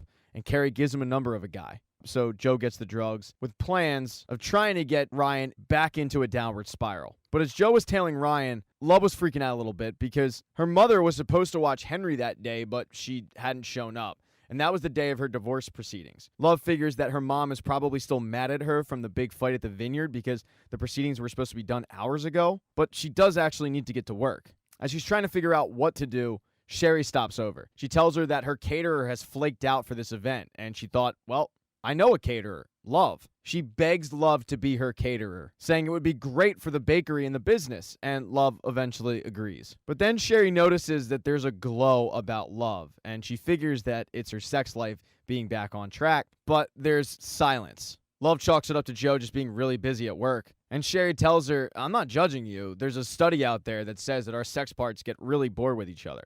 I'm going to forward you a blog post I wrote to get your sex life back on track and make your man feel like he's in charge while spicing things up." Love, though, does need to get to work because she has that big meeting, we'll call it, with Theo. Theo thinking that it's a meeting, but of the sex kind. And Love says, no, I didn't call you here for that. which really confuses Theo because she's kind of sending mixed signals. She apologizes for that, chalking it up to her being a mess with her parents' divorce and all. Theo is more than willing to help out because they're, quote, friends after all. And Love says, well, if you really want to help out, can you find out what your dad has on me and Joe? And that's really confusing to Theo of why she would even want that. He tells her, unless it's a legit crime, he's not going to care about anything you guys do. And of course, Theo has no idea they actually killed Natalie. Love, though, tells him that it's just kind of PTSD from growing up in the spotlight with her family situation going on. She's just very protective and wants to know what exactly kind of information he has. So Theo agrees. He'll do his best to try to get her all the information that Matthew has compiled on Love and Joe. Love then heads home to start working on Sherry's fundraiser when all of a sudden, Dottie walks through the door. She is clearly drunk, and it's for good reason because the divorce proceedings did not go her way. Not only did Love's dad take a Navarin, but he also found a loophole to take the vineyard that she just bought. And that was supposed to be her second act, so she's not exactly handling it well. She's more mad at herself, blaming herself for marrying the, quote, wrong man. Dottie tells her, you need to know what to look out for in your own marriage, but Love says, my marriage is nothing like yours. And Dottie asks her, so you're not sleeping with the neighbor? But Love gets super uncomfortable and just says, I'm not discussing this with you. Dottie starts pouring herself some more wine, and Love tells her it's enough, and Dottie gets really mad and leaves. But next door, Theo is trying to find out as much information as he can. It's hard to do, though, because Matthew doesn't leave his office. He's even called in a former colleague who had some high-tech facial recognition software. He wants to buy it off her because he's been able to hack into every single surveillance camera in Madre Linda. And he wants to follow people because it's just a ton of footage. He's not going to have the time to find that. The woman, though, doesn't really want to do it because the FBI had already kind of given her a hard time about this, but Matthew offers her too much money to pass it up. So she starts hooking up the system. Theo's hunt for information is simply going to have to wait. The next day, Joe spends most of his day breaking into Ryan's place as he's working out and trying to set up the steps to get him off of his routine. Spiking his protein stuff with Adderall, thinking that could be the gateway drug, taking the batteries out of his alarm clock so he wakes up late. But when he starts looking through some books, he sees some pretty provocative pictures of Marion. And he wants to take them so badly, but he doesn't. He just jerks off to him instead, and then he leaves with the plans of coming back the next day and seeing his plan fully go into effect. When he gets home, though, Love looks unbelievable. I mean, not only is she a dime, but she's cooking her ass off. She informs Joe that she is now going to be the caterer at the fundraiser, and the first thing Joe thinks of is, oh, great, Love and Marion in the same room. Just what I tried to avoid. Joe, however, plays it off like he's thrilled. But that's when Love gets really up on Joe because she had read Sherry's blog that she sent over and she decided to put some of the tactics into use. And I guess in that blog it says, as soon as your husband gets home, give him a blowjob. But Joe had no idea that this was even on the table, and he's got nothing left in the tank, if you know what I mean. So he has to tell Love, yeah, maybe another time. And of course, Love doesn't take that the right way because what guy is going to pass up that kind of welcome home greeting? The next day, it's not going any better for Love. She's completely stressed out. And Theo comes over to tell her, I can't find out what my dad has on you or Joe yet, but I will. He then tells her, it's pretty tough to have a conversation with you and ignore the fact that I am completely distracted by how much I want you. Love, though, doesn't say anything. She actually starts crying. And Theo goes over to comfort her, and she says, I don't know what's wrong with me. And that's when Love and Theo get it on for round 2. And they had the place all to themselves because Joe had headed out that morning to see how things were going with Ryan. And everything was going according to plan. When Ryan came out to his car, there was a flat tire. And when he called over his buddy handed him a joint, and Ryan started smoking it. So Joe thinks in a couple hours, this guy's going to be so high, he's not going to know where he is. Now, while that's going great, Joe also knows he needs to make amends with Love for what happened the previous night. So he goes out and he buys her this kitchen item that's extremely tough to find, and he fills it with a bunch of pastries that she loves from L.A. Love loves it. But then she starts crying, saying, I really thought you didn't find me attractive anymore. And that's when Joe realizes he's been completely single-minded, that he's neglected Love this whole time. He realizes that night at the fundraiser, he needs to be focused on Love, because if Love isn't happy, then he's never going to be able to have anything with Marion. As Love is getting ready, though, she gets a FaceTime from Dottie, who's planning on coming over and babysitting Henry, but Love says, no, it's okay, we got a babysitter. And Dottie takes it the wrong way, thinking that Love is trying to rip Henry away from her. But Love is justified because Dottie is totally wasted. So she just begs her mom, please don't drive, but I can't talk to you like this, and hangs up. Her and Joe then get ready and they head off to the library. As soon as they arrive, though, Joe starts thinking about how he's going to be able to keep Love and Marion away from each other. That, however, is ruined really quickly when Sherry comes over and brings both of the women together. And Love and Marion have a great conversation. It's one of those, oh, I've heard so much about you. No, I've heard so much about you. Marion, though, doesn't want to put Love onto the scent that there might be something between her and Joe. So she tells Love that she's seeing somebody and Joe's been really great with working late and taking a lot of tasks off her plate. The conversation, though, then gets interrupted when Ryan walks in with a big check. And this completely takes Joe by surprise. He was not expecting this. But Dante comes over and fills him in on why that is. It's because Ryan spikes his protein shakes with drugs. He's constantly high. The reason why Joe couldn't throw him off his routine is because he's built up such a tolerance. Dante knows this because he took a sip of one time, and he was completely tweaked for the rest of the day. Ryan, though, then walks over and interrupts Dante and Joe's conversation. And really, he came over just to talk to Joe. He starts asking Joe some questions, but Joe is giving him very quick one-word answers. And finally, Ryan cuts the chase and says, you know, it's interesting. I've seen you at meetings, hiding in the back, and you don't look like much of an addict. Ryan then gives Joe a really weird test where he tries to feed him some food, and Joe slaps the food away from him. Ryan tells him, I don't know what you're up to, but I bet my life that it's about Marion. Stay away from her. The party then kicks off, and Joe tries to have a good time, but upstairs, Sherry and Love are trying to organize this thing. There's one thing, though, that's been really bothering Sherry, so she comes out and asks, I can't take it anymore. Do you and Joe want to play with me and Carrie? Love, however, doesn't know what she's talking about, and Sherry asks, did you read the blog I sent you? And Love starts saying, yeah, Sherry, I don't really know if that was completely me. I don't know if I'm like a hot wife, which, Love, you are. But it becomes clear to Sherry that Love didn't read the whole blog, because the whole blog is about being in an open relationship, which is what Sherry and Carrie are in. And they want to invite Joe and Love into their house to take their relationship to the next level. Love can't even process this because she gets a Venmo request from her babysitter, and it's way too early for that. And that's because Dottie came over and grabbed Henry early. So now Love is very concerned, calling Dottie nonstop, trying to get Henry back. And Dottie is in a really bad state. She's grabbing tacos with Henry, but she doesn't have him in a car seat, telling the girl behind the counter that this baby is actually her dead son reincarnated. Dottie finishes her night off by setting that vineyard ablaze and then getting arrested. Luckily for Dottie, though, she has really good lawyers who convince the judge not to press charges and just to send her to rehab. But this whole stealing the grandson thing doesn't sit well with Love or Joe. Joe screams at her, what the hell are you doing? But Love interjects and says, take Henry to bed, I'll deal with this.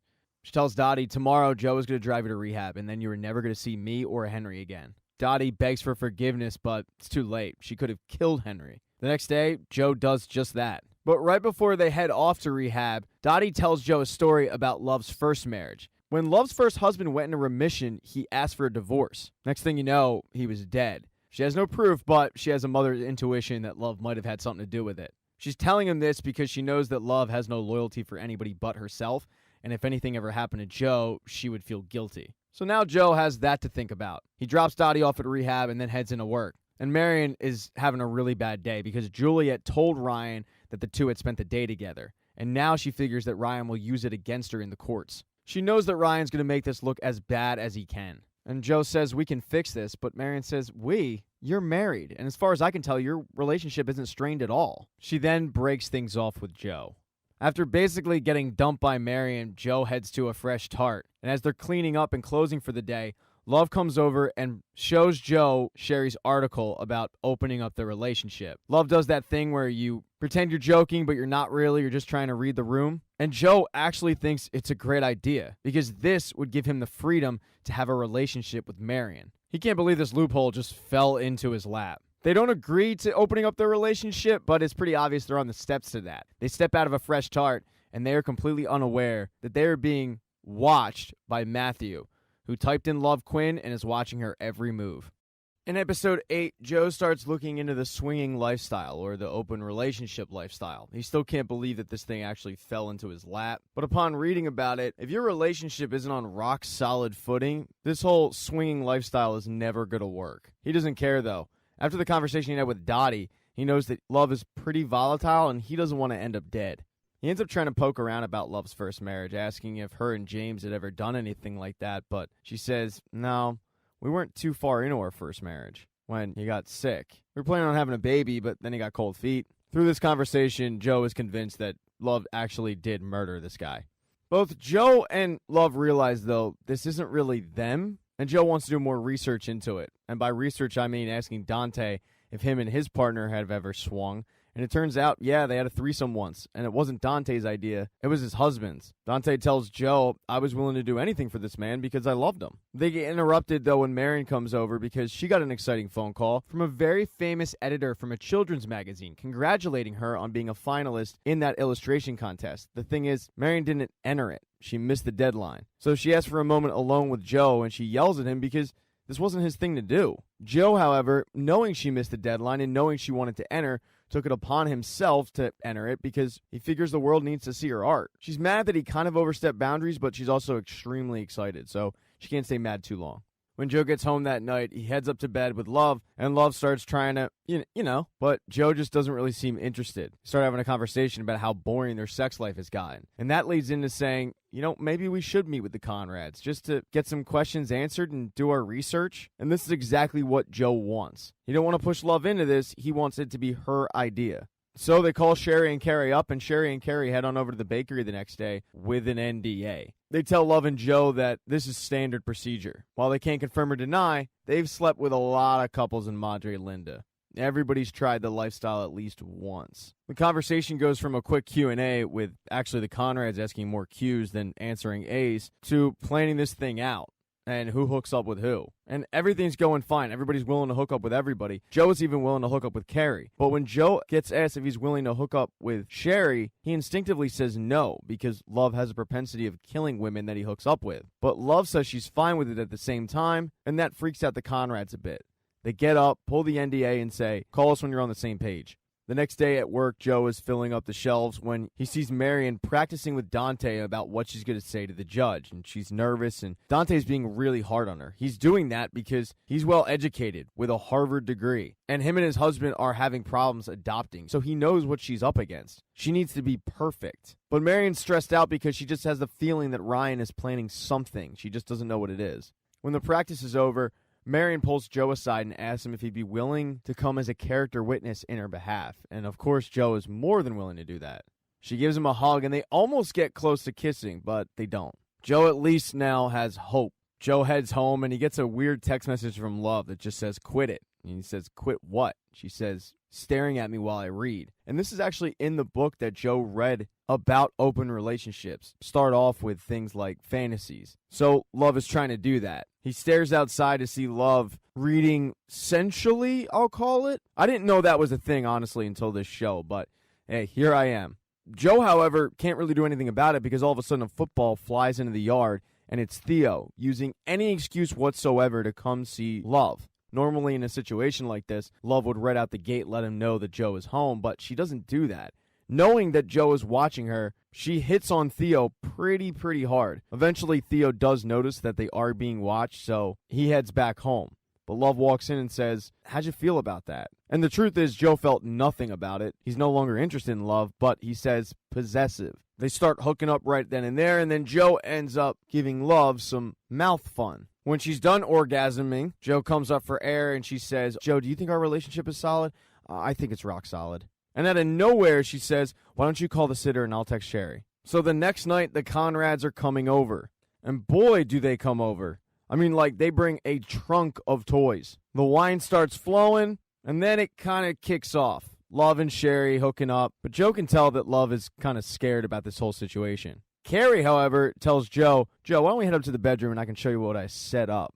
Because Carrie's bisexual, and this is Joe's hell. But the whole time, he's just thinking about one person, Marion. When Carrie and Joe head upstairs, there are toys laid out, and Joe is terrified that Carrie's going to use any of these on him. And then Carrie pulls out a kit of pills and serums and just anything to keep it hard for a long time. Carrie then strips down in front of Joe, gives him a hug, but that's it, because he turns around and starts jerking it to himself in the mirror, saying that if you're not attracted to yourself, how is anyone else supposed to be attracted to you? He tells Joe to pull up a mirror, but Joe gets a phone call from Marion, and it is a welcome distraction. Even though he's not supposed to have any cell phones, he does, and he ends up taking it at the behest of Carrie, who is really close to, well, he really finds himself attractive. Let's put it that way. When Joe answers the phone call, Marion is hysterical because an anonymous person emailed all of her contacts some scandalous photos, and she knows that it was Ryan, and Joe knows exactly what photos she's referring to. One of the people that the photos were sent to was that editor for that children's magazine.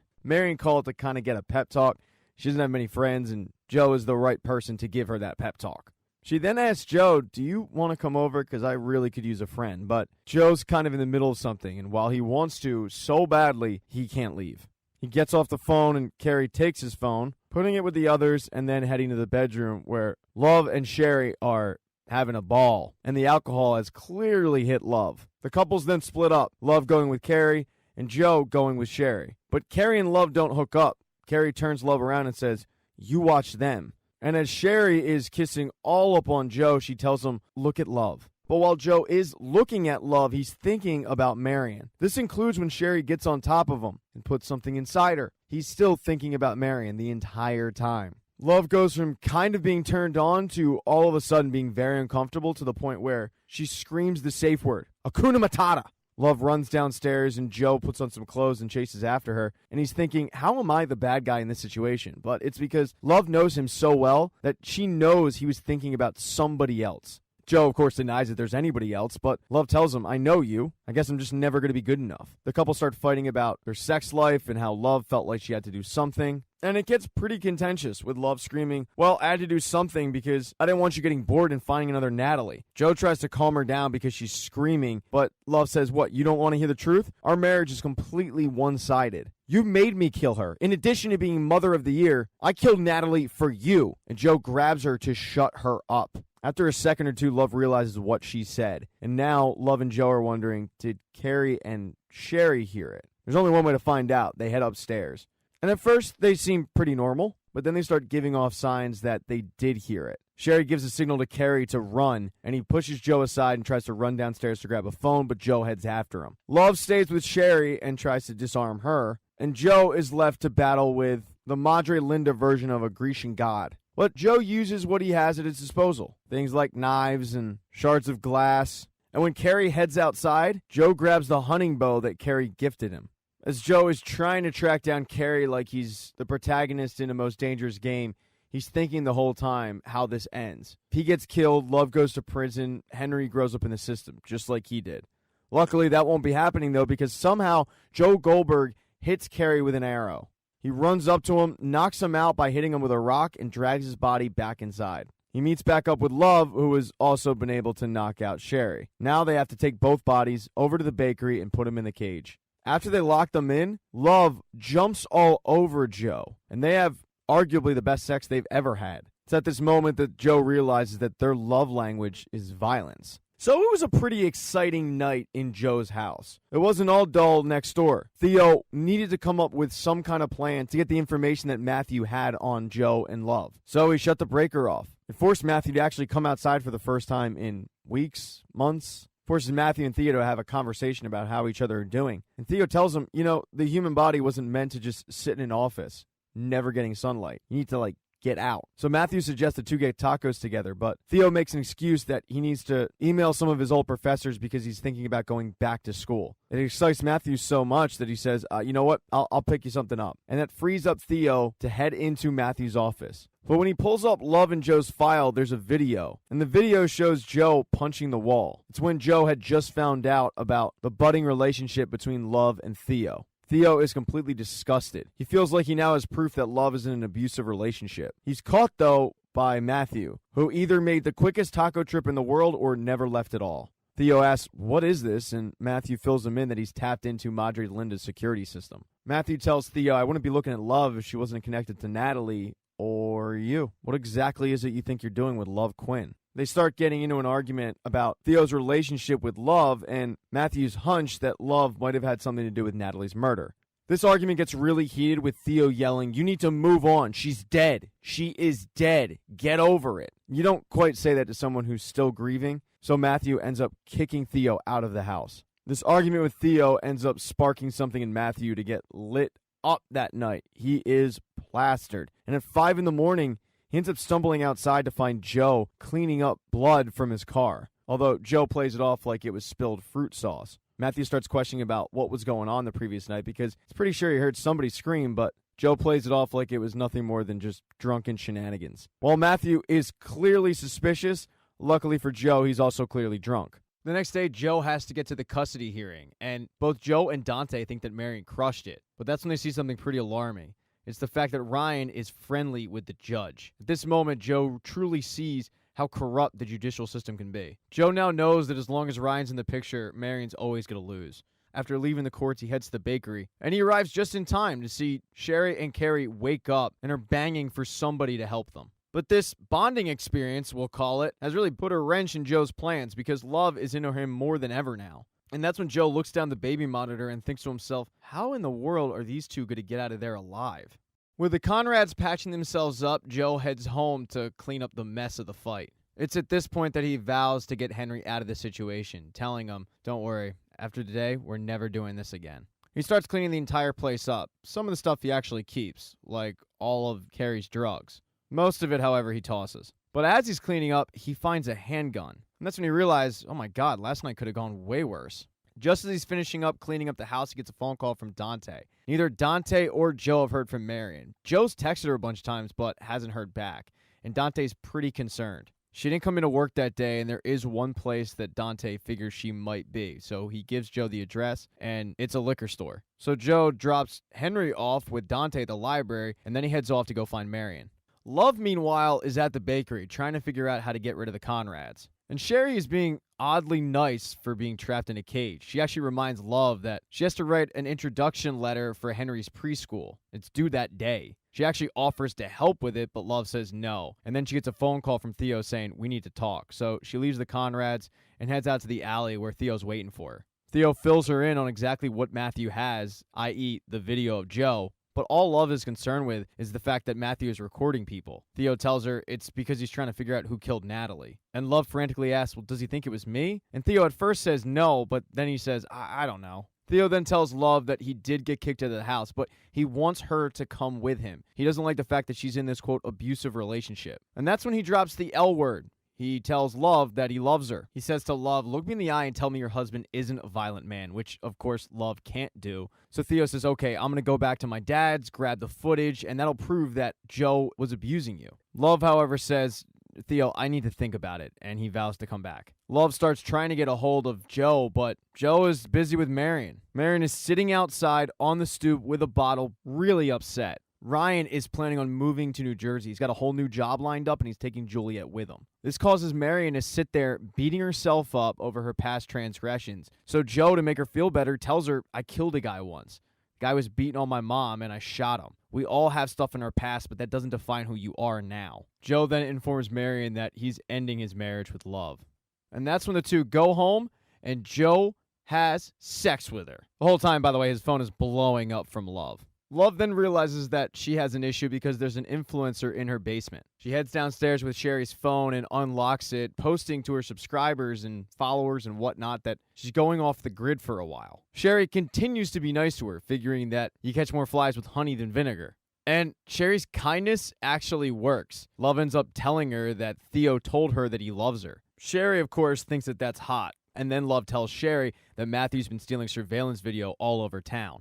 And that's when Sherry gets the idea to out him on her blog. Let the world know what Matthew's up to. It's around this time when Joe finally checks his phone and realizes he does have an issue. And that's when his mind starts racing about what Love possibly could have done. Before he can leave, though, Marion tells him that she's heading to New Jersey to follow Juliet. Joe, of course, can't believe that he's about to lose her, but she tells him, I have to do whatever it takes to be in her life. Now Joe needs to figure out how to keep her in Madre Linda. Easiest way to do this? Get rid of Ryan. Before he can even worry about Ryan, though, he does have to get home to find out what the big deal that Love is talking about. And she informs him that they're all being spied on, everybody, but she's taking care of it. She took Sherry's advice, wrote a blog post about it, and she recently just saw a bunch of suits run into Matthew's home. She expects they're trying to clean up the mess before the feds show up.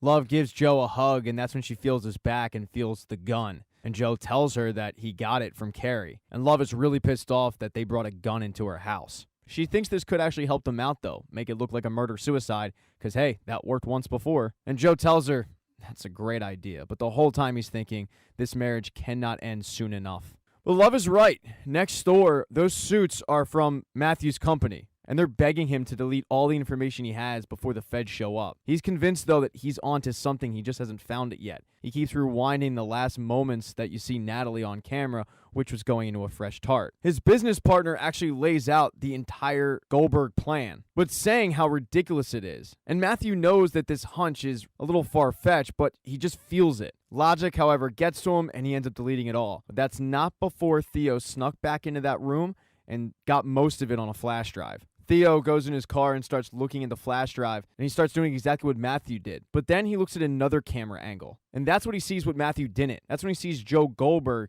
get into the car, which was blocked by the alley. Clear as day that person in the car wasn't Natalie. It was Goldberg, and now he's got him. He goes to find Love, but Love is dealing with the Conrads again, although this time Love's mood is completely changed. Sherry tries to put on the good face, but it's not working this time, so Sherry's emotions get the best of her, and she says, "Screw Joe for letting you fix a marriage that never stood a chance." And that's the final straw for Love, who thinks that their marriage is great. She walks back, puts the gun in the transfer window, and says, "I'll let whoever shoots who first out. If your marriage is so perfect, then stay together and die." Theo, though, is still having trouble getting a hold of Love, so he heads to the bakery. Love isn't there, though. Unbeknownst to him, the Conrads are. He looks all over the bakery, but he can't find them because they're hidden in a secret room in the back of the basement. And he's about to leave until all of a sudden he hears a gunshot because the Conrads figured, let's put this bulletproof glass to the test. Carrie shoots the lock, doesn't work. Bullet actually ricochets and hits Sherry's ear, and they're freaking out a bit. And that's when Theo rushes in and sees that the Conrads are locked up. They tell Theo everything. This is a lot to process for Theo. He's having complete denial issues that Love had anything to do with the murder of Natalie. But the Conrads are trying to hammer home that Love was a part of it. Love shows up at the bakery a few minutes later. Right before she's about to walk in, she gets a phone call from Dante asking if he should put Henry down. And this is a bit of a surprise. Love had no idea that Henry was even with Dante. That's because Joe went off, found Ryan, and stabbed him to death. Love ends up calling Dante back up and saying, "I'll try to get in touch with Joe, and if not, I'll call you back." Before she can even deal with that situation, she walks back into the bakery where she sees Theo, which is a big surprise.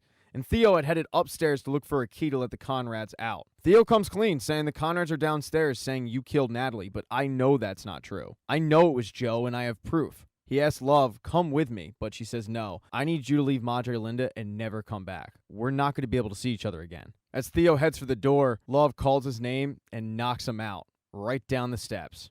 In the season finale, we get a little more backstory into Joe's mommy issues. When Joe was sent to the home, he was able to find his file and locate where his mother was living. So he tracked her down, only to find out that she had completely restarted with a new son, a little boy named Jacob. Joe confronts her, asking, "Why did you just leave me?" And the best answer his mom gives him is, "Some people just need a new start." Modern day Joe has rushed home and is frantically scrubbing all the blood off of his hands, hiding the bloody shirt, and thinking about how he's going to get Henry out of there. But simultaneously, he gets a text from Marion saying, "Something happened to Ryan, call me," and then Love walks through the door.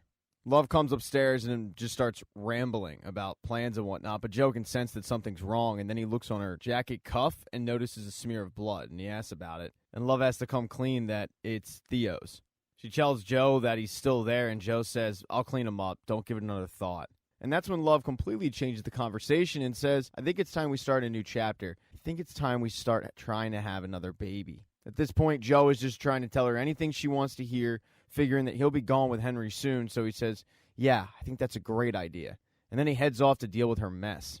As Joe is cleaning up the Theo mess, he actually hears a gunshot go off. And that's because Sherry and Carrie are fighting. Sherry ended up shooting the gun, and it ended up hitting Carrie's leg. Joe, however, isn't going to interfere with that, and he really doesn't have time to because Marion calls him. She tells him that somebody killed Ryan. They suspect it was a mugging. She's only calling because she's concerned that the police might look at her, even though she has an alibi. Joe tries to make her feel better by saying, "The man that hurt you is gone. Your life is now going to get easier." And Marion does admit, "I'm not sad that he's gone." Joe then tells Marion, "Well, something else happened last night. Me and Love are officially separating." Joe then tells Marion, "Get out of town while all this Ryan stuff's going on. Think of somewhere you want to go and just go." And Marion asks Joe to come with them, and that's because she admits to Joe that she loves him too. And Joe excitedly says, "Yeah, count us in. I mean, we'd be crazy not to try after everything we've been through. We just got to tie up a few loose ends, and then we'll go." Marion hints at the possibility of going to Paris, and then they hang up. Joe is pumped, he's excited, but he's got an issue because Theo actually isn't dead. He opens up the tarp and there's Theo, pretty banged up. He sees Joe's face and he immediately starts apologizing to him. Through conversation, Joe figures out that there was an affair going on between Theo and Love. But even after all that, Joe isn't about to kill Theo. He puts him in his car and drugs him up with Carrie's supply and then drops him off at a hospital loading dock. He then heads to Dante's house and tries to pick up Henry, only to find out that Love has already picked up Henry. And that's when Joe knows that he has an issue. And he does. Love ended up finding the bloody shirt.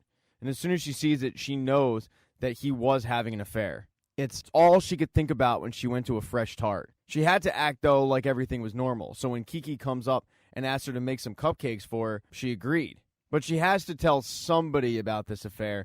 So she goes downstairs and tells her best friend, Sherry Conrad. And Sherry's advice is to kill Joe because he was abusive. Sherry tells her, I'll back you up. After that, you can let me out. Carrie from the corner says, you can let us out. And Sherry hears him but ignores it. She just starts shitting all over husbands, saying how they force wives into situations. And after this whole anti-husband rant, Love just looks at her and says, you're a monster. I always knew your marriage was a sham, but looks like the only murderer in this room is you. And then she walks out so Sherry can have an awkward conversation with Carrie. Love then heads home and makes dinner, waiting for Joe to show up. And he does, but Joe has to play it cool and act like everything's okay. He sits down to eat, and he's kind of waiting for the other shoe to drop, and that's when Love brings up the fact that she saw on Twitter a local TV guy was murdered. And she recognized the name, and she looked into it, and it was the ex-husband of Marion, his boss. Love asks him straight up, do you love her? And Joe doesn't say a word. Love tells him, I know you cheated on me and you lied. But Joe says, well, you cheated on me with Theo. Do you really want to play this game? That's when Joe brings up the idea of divorce, going their separate ways, amicably, raising Henry, co-parenting, doing this like civilized adults. Joe tells her, we don't have to do anything impulsive. She says, what's that supposed to mean? And Joe says, well, what happened with James when he tried to leave? Your mother told me. Love is having a tough time processing the D word, but before she can even give Joe an answer, Henry starts acting up, so she has to go tend to him. Joe's concerned that she might come back with Henry or a knife, so he arms himself with a meat cleaver. But when Love returns, she doesn't have either. She does, however, set the record straight on what happened with James. Just like now, she was taken completely off guard when James asked for a separation.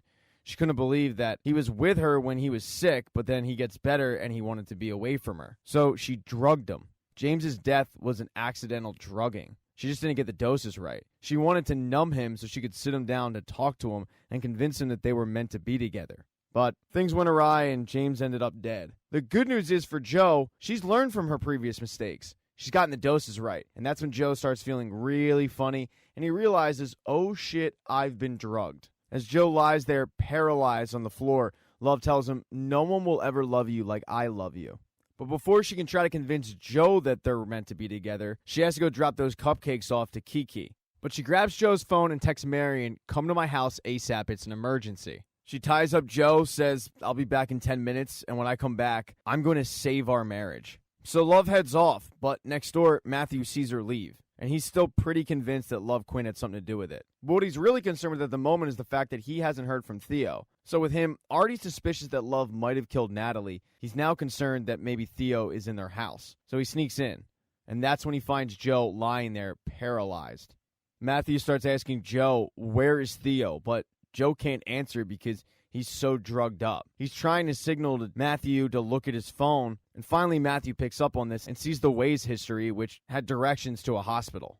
Now that Matthew has that information, you'd think maybe he would save Joe, but no. He thinks that the couple had something to do with Natalie's death, so he ties Joe back up, leaving him the way he found him, and says, enjoy whatever Love does to you. And then he heads off to get Theo. Love ends up returning a few minutes later. She then waits for Marion to show up, and Marion shows up a few minutes later. She's very surprised when Love answers the door, but Love says, why don't you come inside, because I'm the one who texted you. Marion awkwardly comes in the door, but she doesn't see Joe. Joe, however, can see the entire conversation. Love confronts Marion about the affair, and Marion tells her, he said you guys were separated. Marion starts apologizing for possibly breaking up this marriage. Love then tells Marion about how Joe was the one who killed Ryan, and Marion is complete disbelief, but Love tells her when Joe's obsessed with somebody, he'll do anything for them. I would know he did it for me. And it looks like Love is about to kill Marion when all of a sudden Juliet shows up because she's got to go to the bathroom, and that changes the entire mood in the room. And with Juliet in the bathroom, Love tells her, "You and your daughter need to run, just completely disappear." Ryan is just the beginning of what he's willing to do. The whole time, Joe is hoping that Marion comes to his defense, but she doesn't. Marion actually tells Love that she should run, although Love says it's not that simple. But Marion warns her that if she doesn't, she could end up losing her son. She needs to think about him, not about anybody else, just Henry. Marion ends up leaving, completely intact, very much alive. And Love walks over to Joe and says, "Well, I do see why you like her. I mean, I can't believe I almost took that little girl's mother away."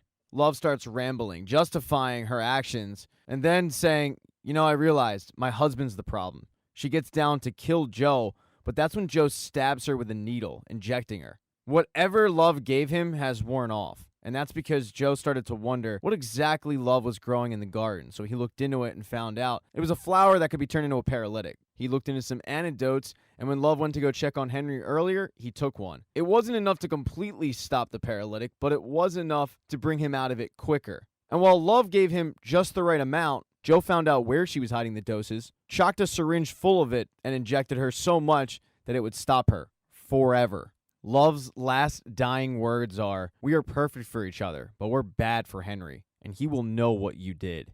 And then she keels over and dies. Joe now needs to start thinking about Henry, what exactly he's going to do with him. He knows that there's a pretty good chance Love will go down for this, but he was married to her, and he can't risk having Henry grow up in the system like he did. So he ends up taking Henry over to Dante's place, writing a letter explaining the whole situation, knocking on the door, and saying goodbye to his son one last time. He heads back to the house to try to set the scene, dragging Love's body into the kitchen, putting a syringe in her hand, and writing a suicide note. He even goes so far as to chop 2 of his toes off. Then he puts the oven on full blast, and the house goes up in flames. Joe disappears, but the house fire was put out in just enough time to salvage a lot of the evidence. The suicide note was found. The 2 toes were found, but the rest of Joe Goldberg wasn't, so it looks like Love chopped him up. The story of Love Quinn goes national. It's even bigger than Guinevere Beck. Shortly after, Madre Linda begins to heal. Matthew picks up Theo from the hospital, and their relationship seems good. Henry is still with Dante. The Quinns put up a fight to get baby Henry, but Love had already put it in writing that Dottie was never to see him again. So it took a little bit in the court system, but Henry ended up right where his, quote, dying father wanted him to be, in a loving home. The bakery was taken over by Andrew and Jackson. They rebranded it, but it became a pretty popular spot. And then there's Sherry and Carrie. Carrie was on death's door when Sherry realized these two don't even trust each other. There's got to be a key in here somewhere. And she started turning over every single container until finally she found one. Of course, they were able to parlay this into success, writing a blog post, making them out to be the heroes, and even writing a book, which was very successful. It even led to them doing TED Talks. But then finally, there's Joe. Joe disappeared forever, but he's still looking for Marion. And there's only one place that she hinted at going, and that was Paris. So somehow, he was able to get on a flight to Paris with no passport, a doctored passport. I don't know. Those details are pretty murky, but Joe Goldberg is in Paris, and he's looking for Marion. And that is the end of Season 3 of You. Thank you so much for getting this part of the recap.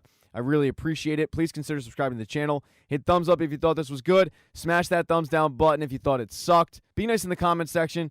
Nasty comments make me feel bad. I do have merch. But in Season 4, we find Joe in London. Now, how did he get there, you ask? Because Season 3 ended in Paris. Well, Joe was able to track down Marianne in Paris. It took about 2 weeks, but he was able to find her. She changed her look, and when she saw him, he didn't get the reaction he expected. He thought she would be happy, and she was terrified. He chased her down into an abandoned building, and all he wanted to do was talk. He said to her, "I really thought you loved me," and she said, "I did." That was until he killed Ryan. He defends himself, but she says, "No, the fact you're here right now, that means that love didn't kill you, and you killed love." She tries to get him to deny it, but he doesn't, because it's the truth. And she figures because of this, there must be more. And he plays it up in his head that he's a good guy who did something bad, but it's way worse than that. She calls him a murderer, and Joe says, "No, you're wrong about me. I'm going to prove it to you." And he lets her go.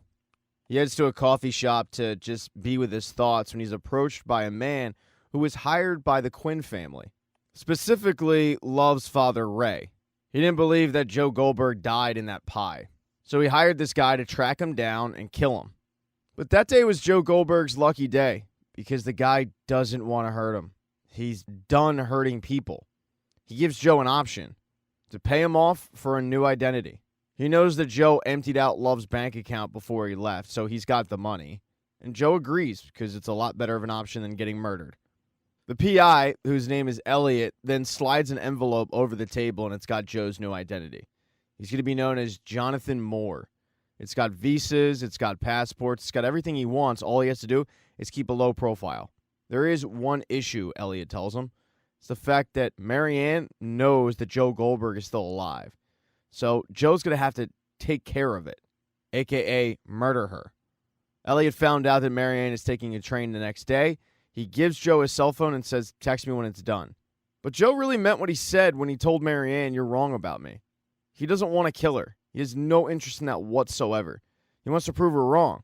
So when he gets to the train station, he pickpockets a necklace right off her neck, but he lets her go. And he takes a picture of the necklace and sends it to Elliot saying, it's done. As far as Elliot knows, Marianne is dead. After that, with a new identity, Joe Goldberg headed to London to reinvent himself as a professor. He gets a job late teaching American Lit to a bunch of college students who love to argue with each other, and he kind of just bullshits his way through it. After one such class, one of his more eager students comes up to him and starts asking him questions about the class, but what he notices is the book that's in her hand. It's called A Good Man in a Cruel World, and it's written by a guy named Rhys Monroe. Joe's never heard about this guy, but apparently he's a huge deal in London. His book swept the country, and now people want him to run for parliament, mayor, whatever, but they think that he is going to be the savior. So Joe takes the book, he goes home, he reads it, and he loves it. He's shocked at how much he loves this guy's memoir. But what he's also surprised at is how much he loves London. He loves the fact that people actually read here. They treasure their books. He compares Suburbia to hell, but this place is like heaven. There are some drawbacks, though, like a fellow professor named Malcolm Harding.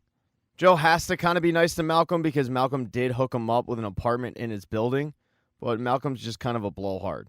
He comes from a very well-to-do family that's pretty close to royalty, and in order to feel some purpose in life, he teaches when he doesn't need to. And he loves reminding people about that, his status in society. What he's really interested in is just partying and being a socialite, while also playing himself off as an academic. Joe hates this guy. Malcolm, though, can't pick up on this, so he keeps inviting Joe out, to which Joe keeps coming up with excuse after excuse on why he can't go out. The truth is, Joe just likes this quiet life he's formed in London. He heads home to his world of books, and he feels like he's living in a Hugh Grant movie. He's also delusional, though. He tells himself that this time it's going to be different. He's not going to become infatuated with anybody. But shocker, he sort of does. Because as he looks outside his window, he sees right into Malcolm's window. And the person he becomes a little bit infatuated with is Malcolm's girlfriend, Kate. Kate's mother was a model. She kind of became a little bit of an influencer, a little bit of a yogi, but Kate appears to be the exact opposite of that. She works really hard, while Malcolm just wants to party. That's what Joe becomes infatuated with, the fact that her work ethic is second to none. He can't figure out what someone like Kate is doing with Malcolm, but he also catches himself. He doesn't want to become infatuated with this woman. Doesn't matter.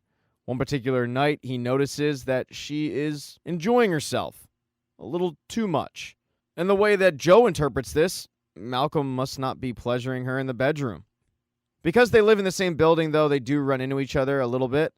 And on one particular night, they're both leaving the apartment at the same time. She's a little bit in front of him, and the whole time Joe is telling himself that there's nothing weird about this. They're just heading the same direction. That's when he sees Kate get mugged by two people. And even though he tells himself not to get involved, he has to. It's a woman getting robbed by two men.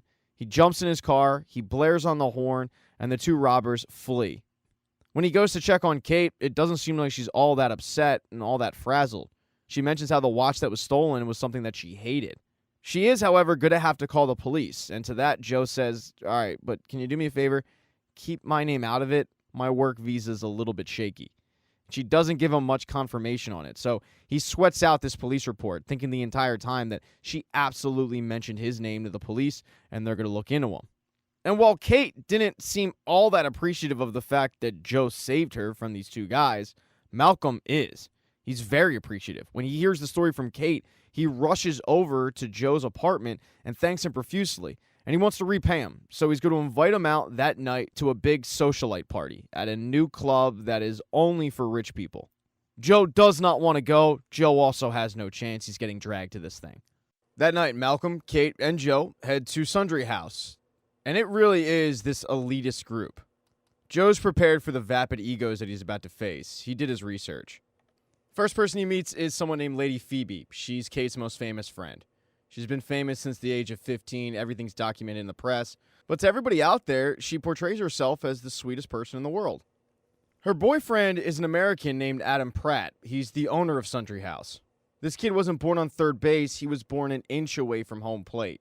Daddy's money has paid for his lifestyle, and it allows him to think that he actually works hard when he doesn't.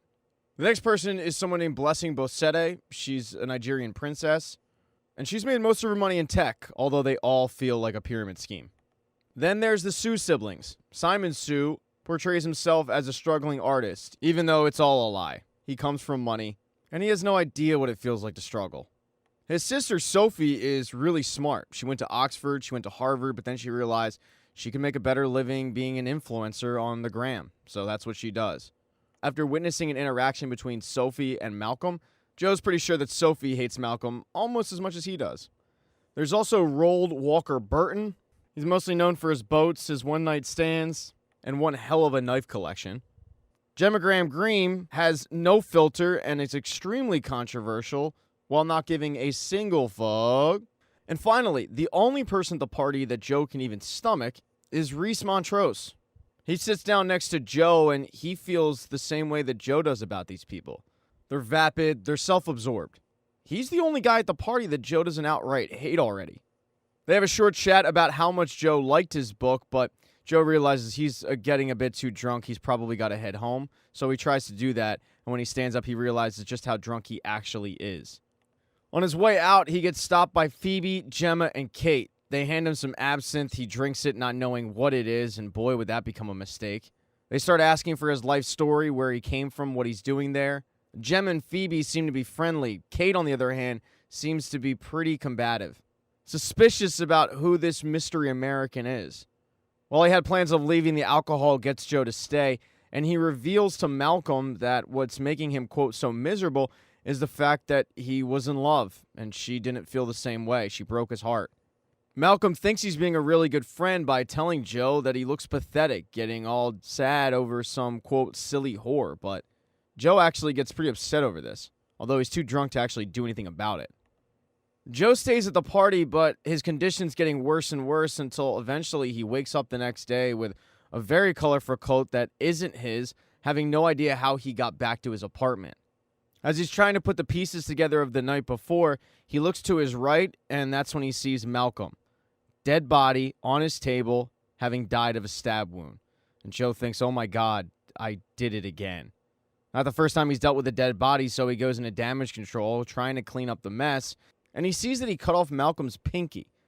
So right away, he thinks, where the hell would I put a pinky? He heads in the kitchen, and when he looks out his window, he sees Phoebe talking to the police.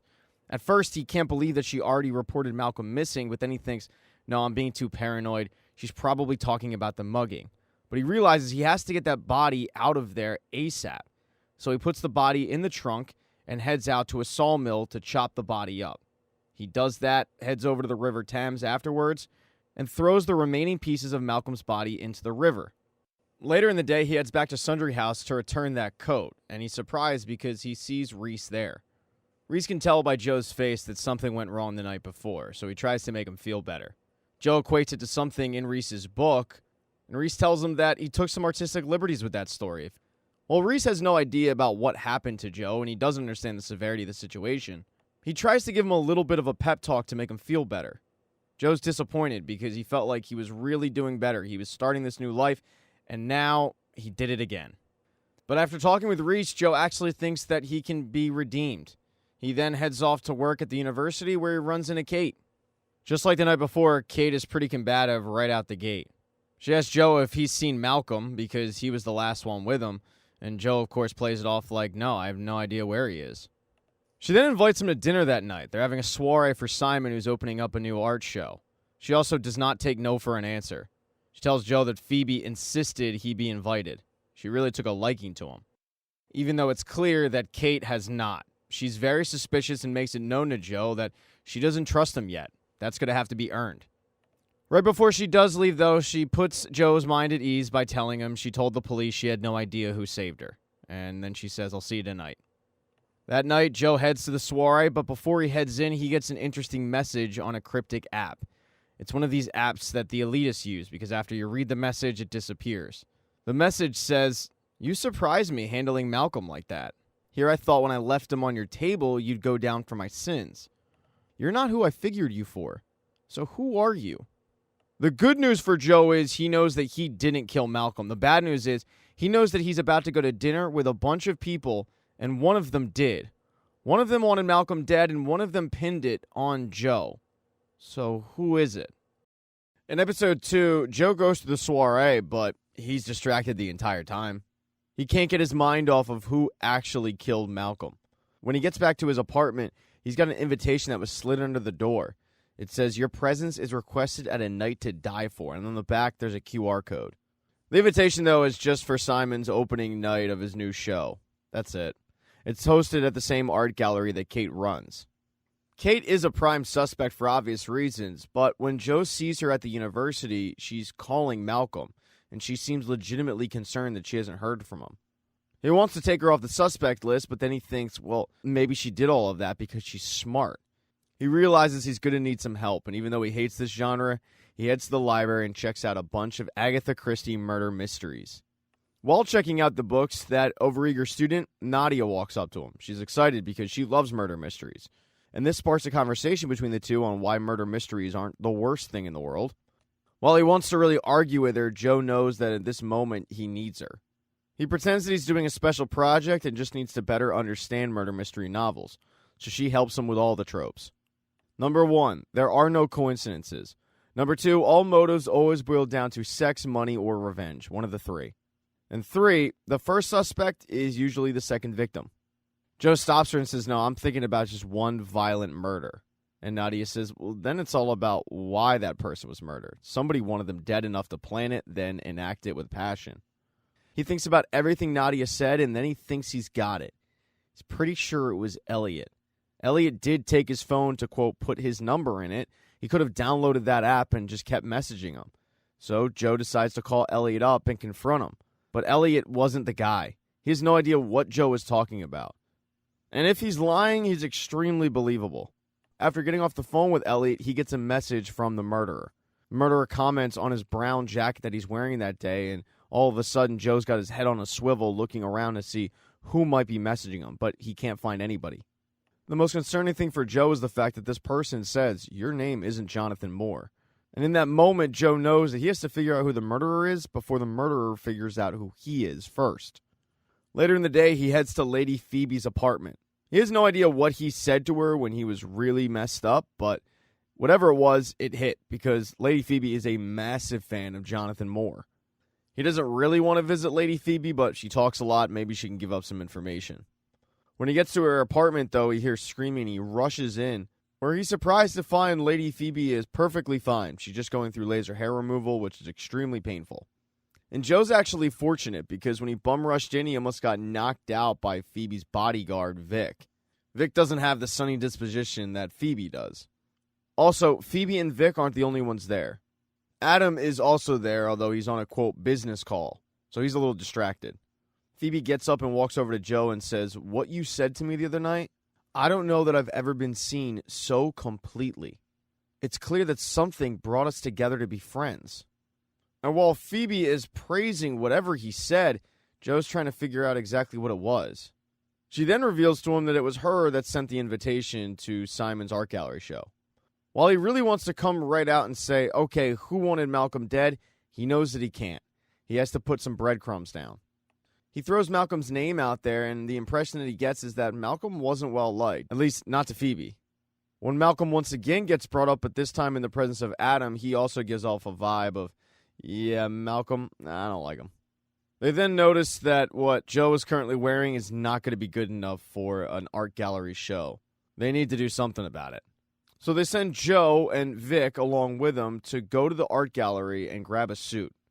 When they arrive, the art gallery isn't set up yet, and Joe catches a glimpse of Kate in the action. He realizes that she seems to be the only one out of this group of horrible individuals that actually works. He then keeps going down the hall and he gets to the suite where they have the suits. In the suite, you've got Sophie and someone named Connie. He's known as the horse guy because he takes bets. You've also got Simon, although he doesn't talk to anybody. They start busting Joe's balls, and then he mentions that Phoebe was the one who sent him, and then they get quiet. And Joe files that little bit of information away in his head. Joe also decides to do with this group what he did to Phoebe, just throwing Malcolm's name out there, seeing what happens. And he gets an even more vitriolic response, especially from Simon.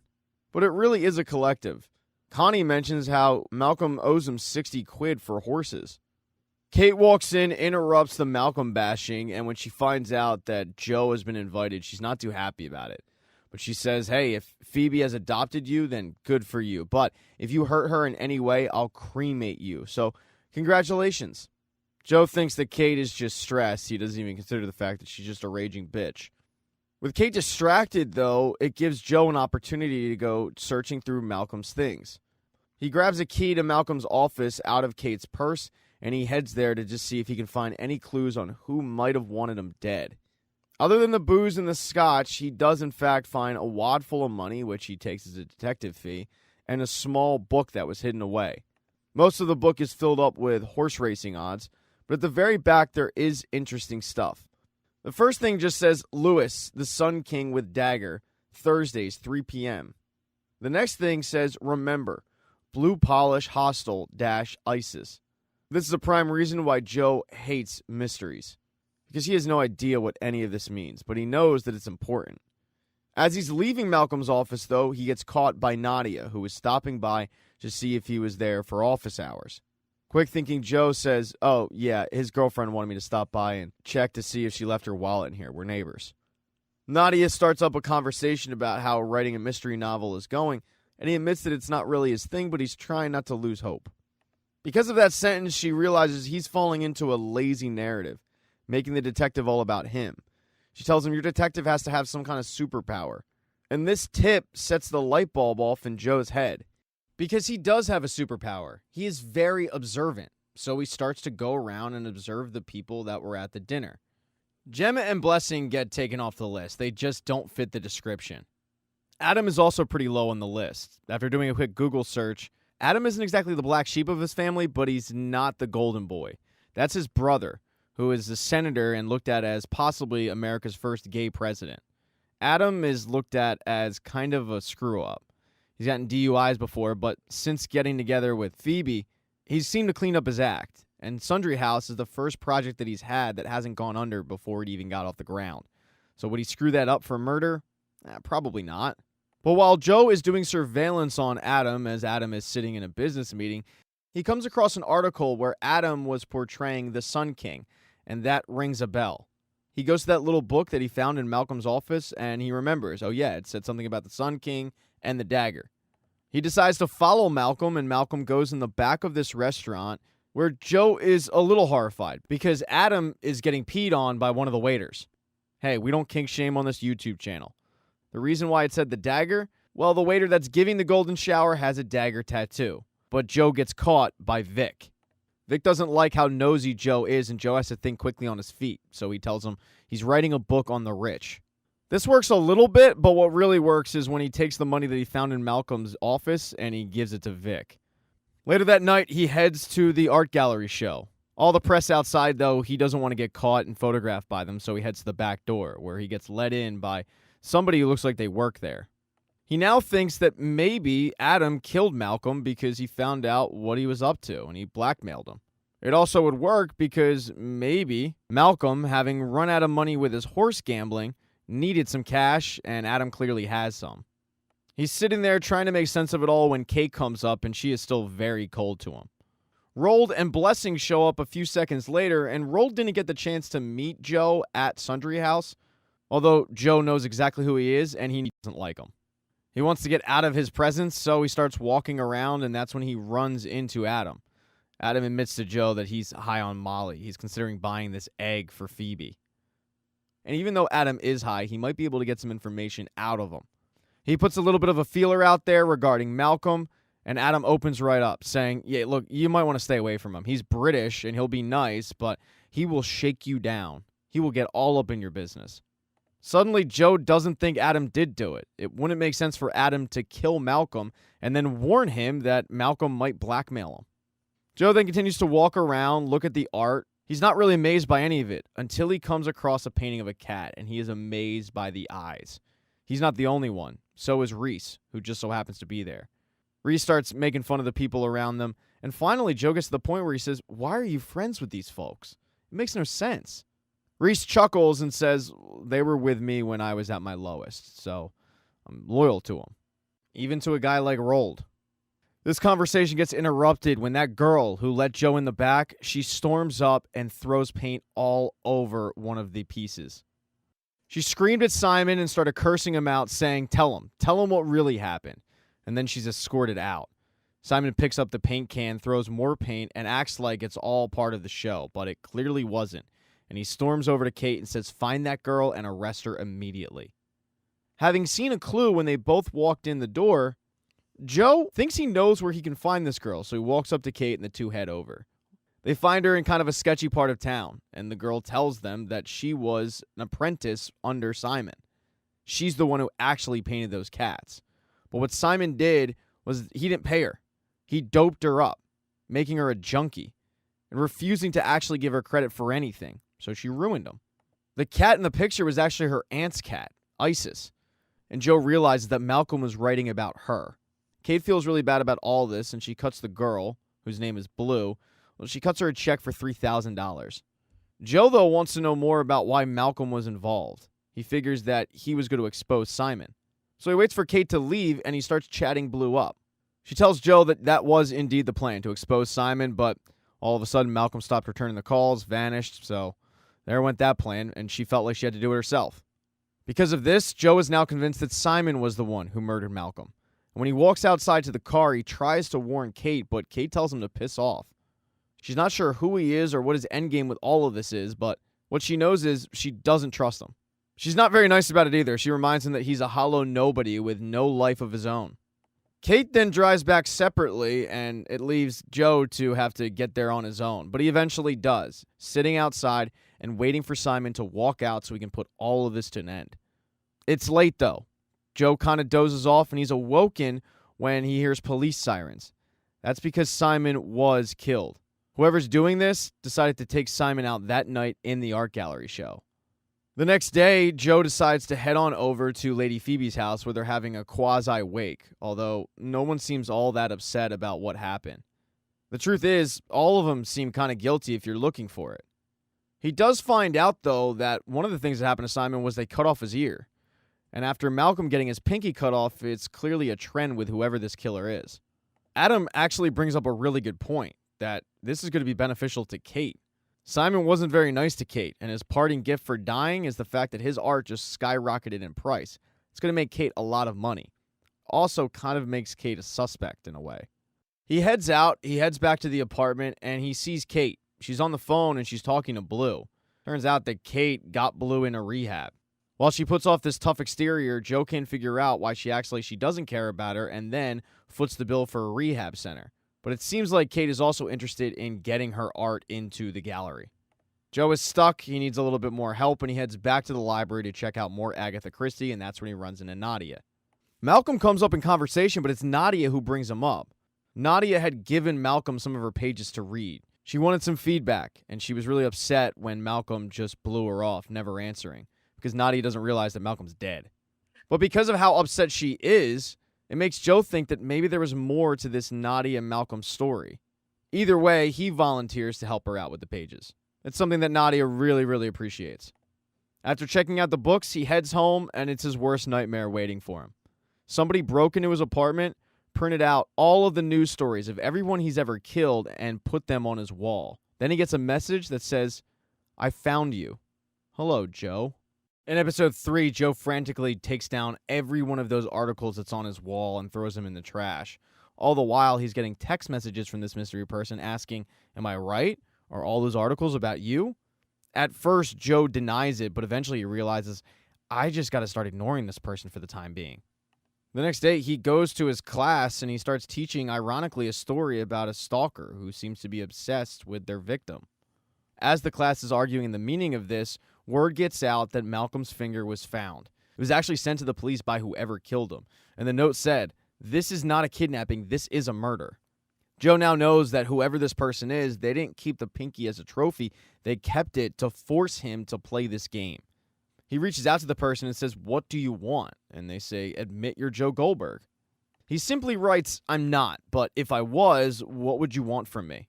And they send back, "For starters, why'd you kill all those people? By the way, I should mention, I still have Simon's ear. Shall I send with a note signed Jonathan Moore?" Joe's panicking a little bit at this point, and he texts back, "If I had done those things, they could have only been because I had no other option." He then overhears one of his students, Edward, gossiping with a few other students. Edward's dad works in the newspaper, so he gets some inside information. That's one of the reasons why so many students are asking him about the situation. But when Nadia hears them joking about it, she storms up and yells at them for joking about someone dying. She's way more invested in this than a student normally would be about their teacher being murdered. It seems like a personal connection with her. Joe doesn't have time, though, to intervene. He has to find out who this mystery murderer is. As he eagerly awaits this person to send him another text message, he notices that Kate is talking to the police. He then gets caught by her, staring at her from his window. And she decides to send the police over to him because, after all, he was the last person to see Malcolm alive. As we know at this point, Joe is very, very good at this sort of thing. He plays himself off as innocent, and the police buy his story. He also points the finger at somebody else. He brings up the fact that Malcolm told him he found out Simon was stealing art. He makes it sound like Malcolm was ready to blackmail Simon because of this. And he gives the police Blue's name in order to corroborate the story. Once the police do leave, he gets a message from the murderer.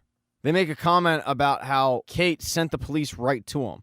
And he immediately goes over to his window because he knows the person must be close, but he doesn't see anything. He then gets a follow-up message that says Kate's a threat.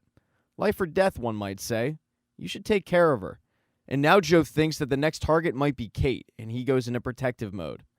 He puts on his jacket and heads over to her apartment, and he's surprised because Nadia is standing outside. They do the awkward, "What are you doing here?" And Nadia fesses up to having slept with Malcolm. She went to the apartment because she tried to sneak in. She wrote him a letter, and she wants it back. She doesn't want it found. It's got a lot of personal information in there. Joe doesn't judge her for any of this, just telling her, "I know Kate a little bit. I can get your letter for you, don't worry." After sending Nadia on her way, Joe heads to the funeral services for Simon. There's a lot of paparazzi outside this thing. And Joe is really the only person that they don't recognize who doesn't seem to belong. The paparazzi aren't the only ones that feel this way. Kate also wants to know why he's there. She storms up to him in the church and demands to know what he's doing there, and he says, "I was invited by Phoebe." What he's really doing there, though, is trying to figure out which one of these people is actually the murderer. The more he looks around the room, though, the more he realizes it could be any of them. They all fit the description in one way or the other. He continues doing his reconnaissance at the luncheon when he's approached by Vic. Vic makes it known that he does not trust him. He finds everything about Joe super shady. So now on top of the murderer, Joe's got to deal with this guy. A short while later, the luncheon wraps up. Joe heads out, and he sees Kate waiting for an Uber and decides to chat her up, saying, "I'm sorry, we seem to have gotten off on the wrong foot." But Kate is still super cold to Joe. She also has no interest in talking to him, so she stops waiting for the car and just decides to walk home. And Joe follows her. He follows her all the way to a pub where he decides to go in and sit next to her. He once again apologizes to her, trying to smooth things over with her, but she's the ice queen. He hints at the fact that this must be a tough time for her because any one of her friends could be the killer, but she hasn't even thought about that. She thinks that it could be any one of the thousands of people that would love to see rich people die. The conversation continues to get hostile until all of a sudden it just turns on a dime. Kate goes from not wanting to talk to Joe at all to revealing that when she was a little girl, her mother suppressed her emotions. It's probably why she's so cold. She then wants to show Joe something, which he finds incredibly ironic because she was just yelling at him for, quote, stalking her. She leads him all the way to a secret garden, and that's where she comes onto him. Because your boyfriend getting murdered and his pinky getting sent to the police is nature's most powerful aphrodisiac. While Joe knows that he shouldn't, he gives in anyway. Him and Kate hook up right then and there in the secret garden, but they're not alone. Because Vic was following them, and Vic was watching all of this. Joe goes home with Kate that night and actually sleeps over her apartment.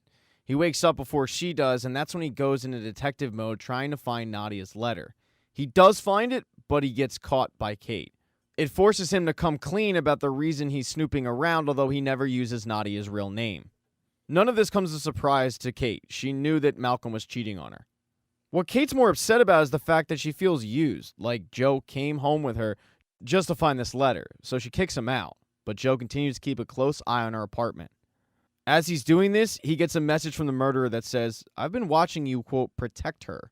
I figured you out. I think you kill to protect the things you love. Kate's not love yet, but she did help me see your pattern. You like it, how it feels to kill." Joe texts the person back saying, "You're insane." And they respond saying, "I'll show you." He then hears Kate leave and he follows her, all the way to Malcolm's family crypt. She starts talking to Malcolm, or the empty crypt that he will be in once they find the body, and Joe, all the while, is watching this from afar. But once Kate leaves, Joe is caught by Vic, who has him at gunpoint.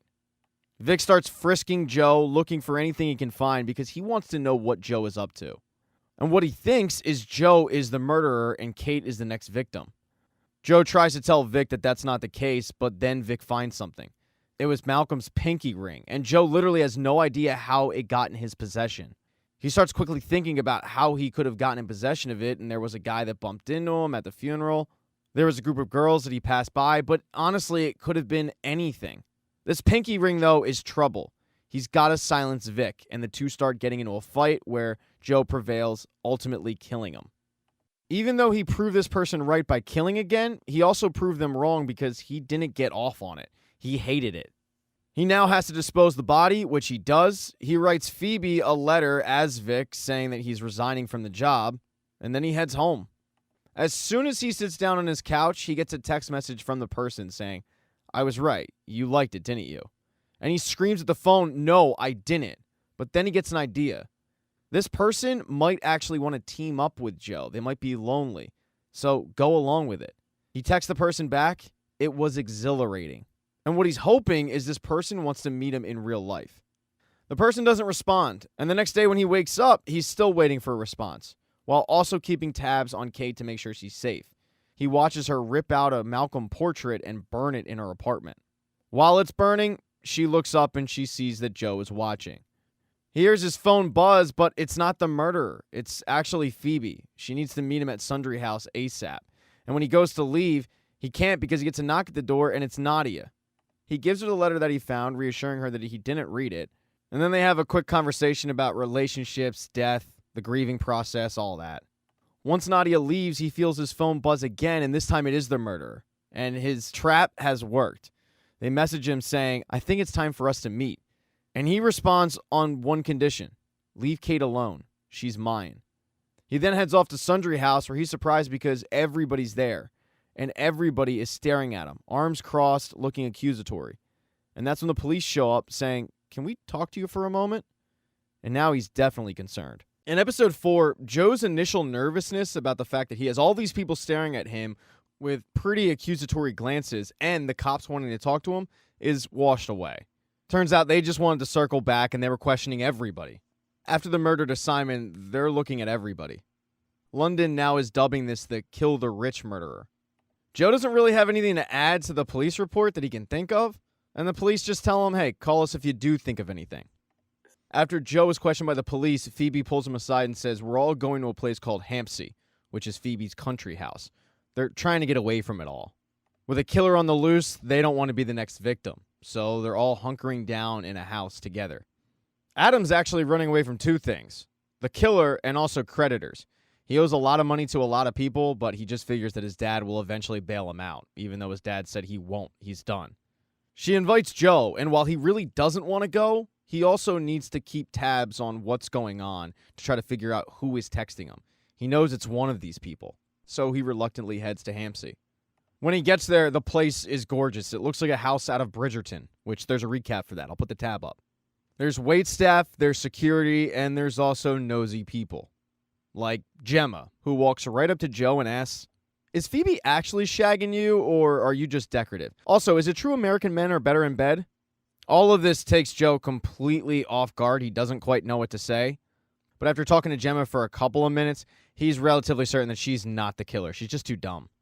Everybody then walks into the house, gets their room assignment, and Joe finds out that there is no service at this place.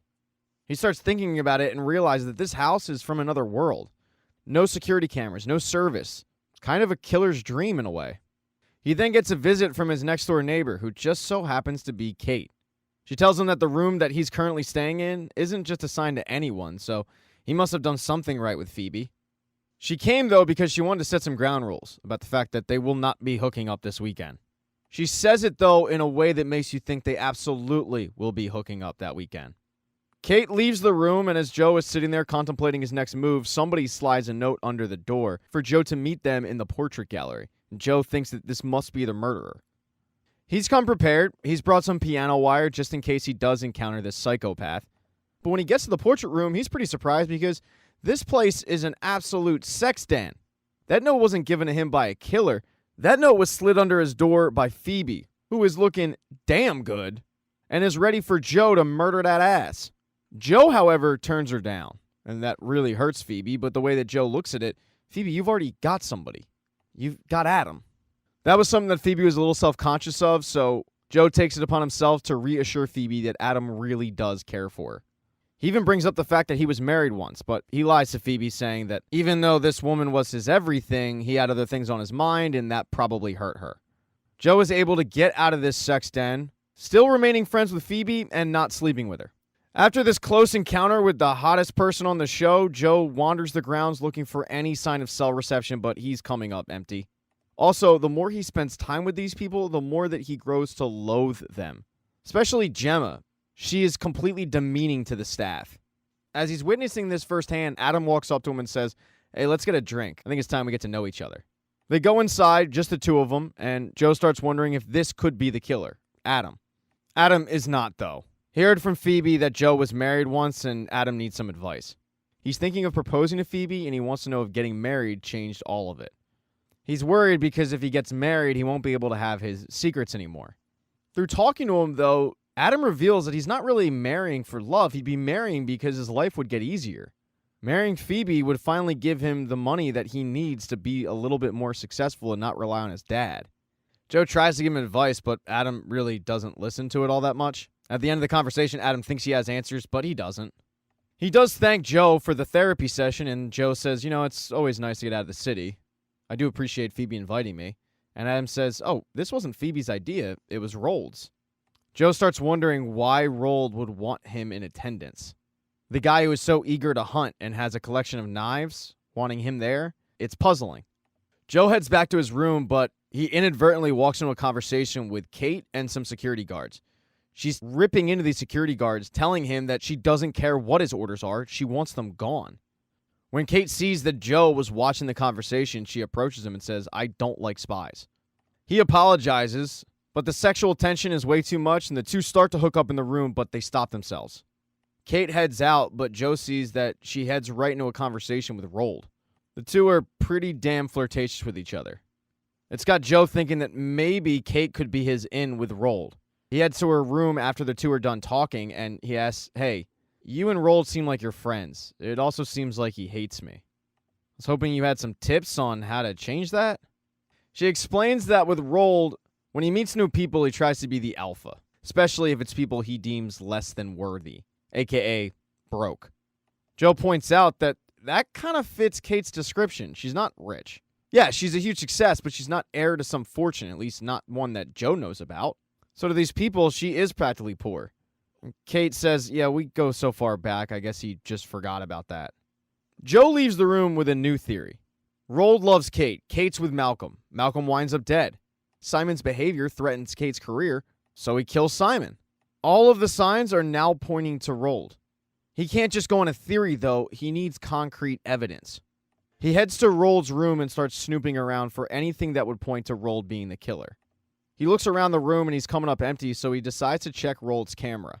At first, it's nothing out of the ordinary, but then it's creepy upskirt shots of Kate. He doesn't understand why Rold would be the killer, be obsessed with Kate, but also threaten to kill her at the same time, unless it was an empty threat. He hears people coming upstairs, so he has to get out of the room, and it was a good idea because it's Rold and Kate. A couple hours later, Joe heads downstairs and joins everybody else for dinner. Gemma's behavior is horrible. Even Kate voices her displeasure with it. She tells Joe that Gemma was fine in college, but she just hasn't grown up since then. Kate gets up to excuse herself, and Rold chases after her. He asks her if she wants to hang out, but she says, no, my day's filled up. And Joe catches a sign of disgust from Rold. He's not happy about it. He also did not expect anyone to be looking at the conversation. So when Joe gets up, he invites him to go hunting the next day. Just the two of them to, quote, get to know each other better. When they do get out in the woods, it's an uncomfortable conversation. Rold is completely trying to alpha male Joe. He also gives a little bit of backstory on to Kate, the kid. Kate's mother slit her wrist over some guy, and Kate was sent off. Even at a young age, Kate seemed to have to be the mother. That's why she never shed a tear, and always seemed to look for the next disaster to save. But he's telling Joe all of this because he finishes it off by saying, yeah, at any rate, I've always looked out for her. And Malcolm was definitely not appropriate for a woman like her. He was a taker and a liar and a joke. There's a lot of malice in his voice as Rold is saying this. When Simon gets brought up in conversation, Rold goes off on him too, saying that Kate incorrectly thought he was a genius, but that was a black hole of energy. As Rold is talking, he's also slowly getting behind Joe, holding a gun. It seems like he might actually shoot Joe in the back until a gunshot goes off, and it's Kate, who decided to join them in the hunt, and might have just saved Joe's life. She instructs Joe to go up ahead. Her and Rold will catch up later. On the way back to the house, she rips into Rold for finding somebody new to bully. It sparks a bit of a fight between the two, with Kate reminding Rold that she is nothing like him. A little while later, everybody has to get ready for a fancy dinner. Joe heads over to Kate's room so she can help him with his cufflinks. She helps him with a lot more than that, though. The two finally end up hooking up, for good this time. After they clean themselves up, they head down to dinner, and it's like the other night. These people are just insufferably annoying, especially Gemma. There's a little bit of a lull in the conversation, and Rold points his attention to Joe, saying, I do wonder, do poor people like you harbor resentment to people like us, the successful ones, the rich ones? Joe doesn't take the bait, though, telling Rold that he's happy with his life. Gemma chimes in, hypothesizing that what if Joe were the killer? I mean, people started dying when he popped up. Now, she's saying this in a joking manner, and everybody is laughing about it, but it's making Joe extremely uncomfortable. Kate comes to Joe's defense, telling Gemma to shut up, and Rold goes, I find that really interesting. The one coming to the poor professor's defense is actually the richest one of us all. I mean, you must have had some amnesia because you truly believe you're not one of us. Joe is really confused on all this. Rold can sense it, and he looks at Kate and says, oh, come on, tell me he knows. But Joe has no idea what Rold is talking about. This really uncomfortable conversation is broken up by one of the butlers who comes in and announces to the group that Lady Phoebe is dead. She's not actually dead, though. It's all part of a game, and they're to find her killer. As the group plays Find the Killer, Joe is actually trying to find the real killer. He has no interest in playing this game with them, but neither does Kate. He sees her alone, and he walks up to her, and she comes clean about what Rold was talking about. Her father is extremely wealthy. He's actually one of the more powerful men on the planet, but his moral compass is non-existent. He doesn't care who he hurts as long as it makes him money. The security that's walking around, it's actually from her dad. That's why she wants them to go away. She doesn't want her dad having any hand in her life whatsoever. She's set off to be something more than her dad's daughter. But the way that dinner just went down, she thinks that she'll never be anything more than just that. Joe gives her a little bit of a pep talk, telling her that her past and where she comes from does not define her. It's up to her. She can be the person she wants to be. It's in this moment, though, that he realizes it's happening again. He's falling for Kate. Just like he fell for Marianne, just like he fell for Love, just like he fell for Beck. They get forced, though, to rejoin the game. So Joe takes it as an opportunity to go through Rold's room again. He's caught, though, by Rold, who actually throws Joe out of a window. As Joe is trying to get to his feet, he hears a scream come from the house. Although the commotion, he feels like nobody else heard it but him, so he rushes in, fearing that it was Kate. It's not Kate, though. He goes to her room, and Kate is there, but she's staring at the dead body of Gemma, who was stabbed. And Kate looks to be holding the murder weapon. In the season finale, Joe now thinks that it was Kate who did this. It makes sense. He fell for a killer before. But it wasn't. Kate just walked into the room and saw the body there. It takes a little bit of convincing, but Kate is able to convince Joe that it wasn't her. Kate also doesn't want to call for help. If she does that, it involves security, which involves her father. She doesn't want her father having any leverage over her. They're going to have to take care of this body, and they're going to have to do it together. As the rest of everybody is partying downstairs, Joe and Kate put Gemma's body into a trunk and start cleaning up. They do get an unwelcome guest from Phoebe, who actually takes a seat on the trunk that has Gemma's body in it. And she came because she caught Adam with a servant, a male servant. And honestly, she doesn't really care about all that. The gender, the cheating. It was the way that Adam was looking at this guy. That's what bothers Phoebe. Joe knows that he needs to get Phoebe out of the room, so he speeds up this talk. He tells Phoebe that maybe Adam is into some things that he's embarrassed about. A talk between the two might clear all of this up. Phoebe wants Joe to elaborate a little bit more. And Kate turns to her and says, Phoebe, you gotta leave so me and Joe can hook up. That's all that Phoebe needed to hear, and she heads out. And Joe and Kate continue to get rid of Gemma's body. They're able to sneak it out to the stables without being detected. But Kate starts to wonder how Joe is so good at hiding bodies and demands some answers. She starts yelling at Joe, did you kill Gemma and now your plan is to kill me too? Joe pleads his innocence. Kate, though, isn't really believing it, and Joe says, the same thing that happened to you and Gemma happened to me with Malcolm's body. I woke up, and there he was. I'm really sorry I got scared, and I knew that nobody would believe I didn't do it, so I had to take care of his body. But as soon as it happened to me, I started getting texts from whoever actually did do it. Make sure that I would cooperate. They did this to ensure my continued silence because they figured out that I had a past. I used to be married to a woman who was rich and did very bad things. I had to get away from this woman. I had to get away from her family. And in the end, I ran away. And it cost me my son. That revelation takes Kate back a bit.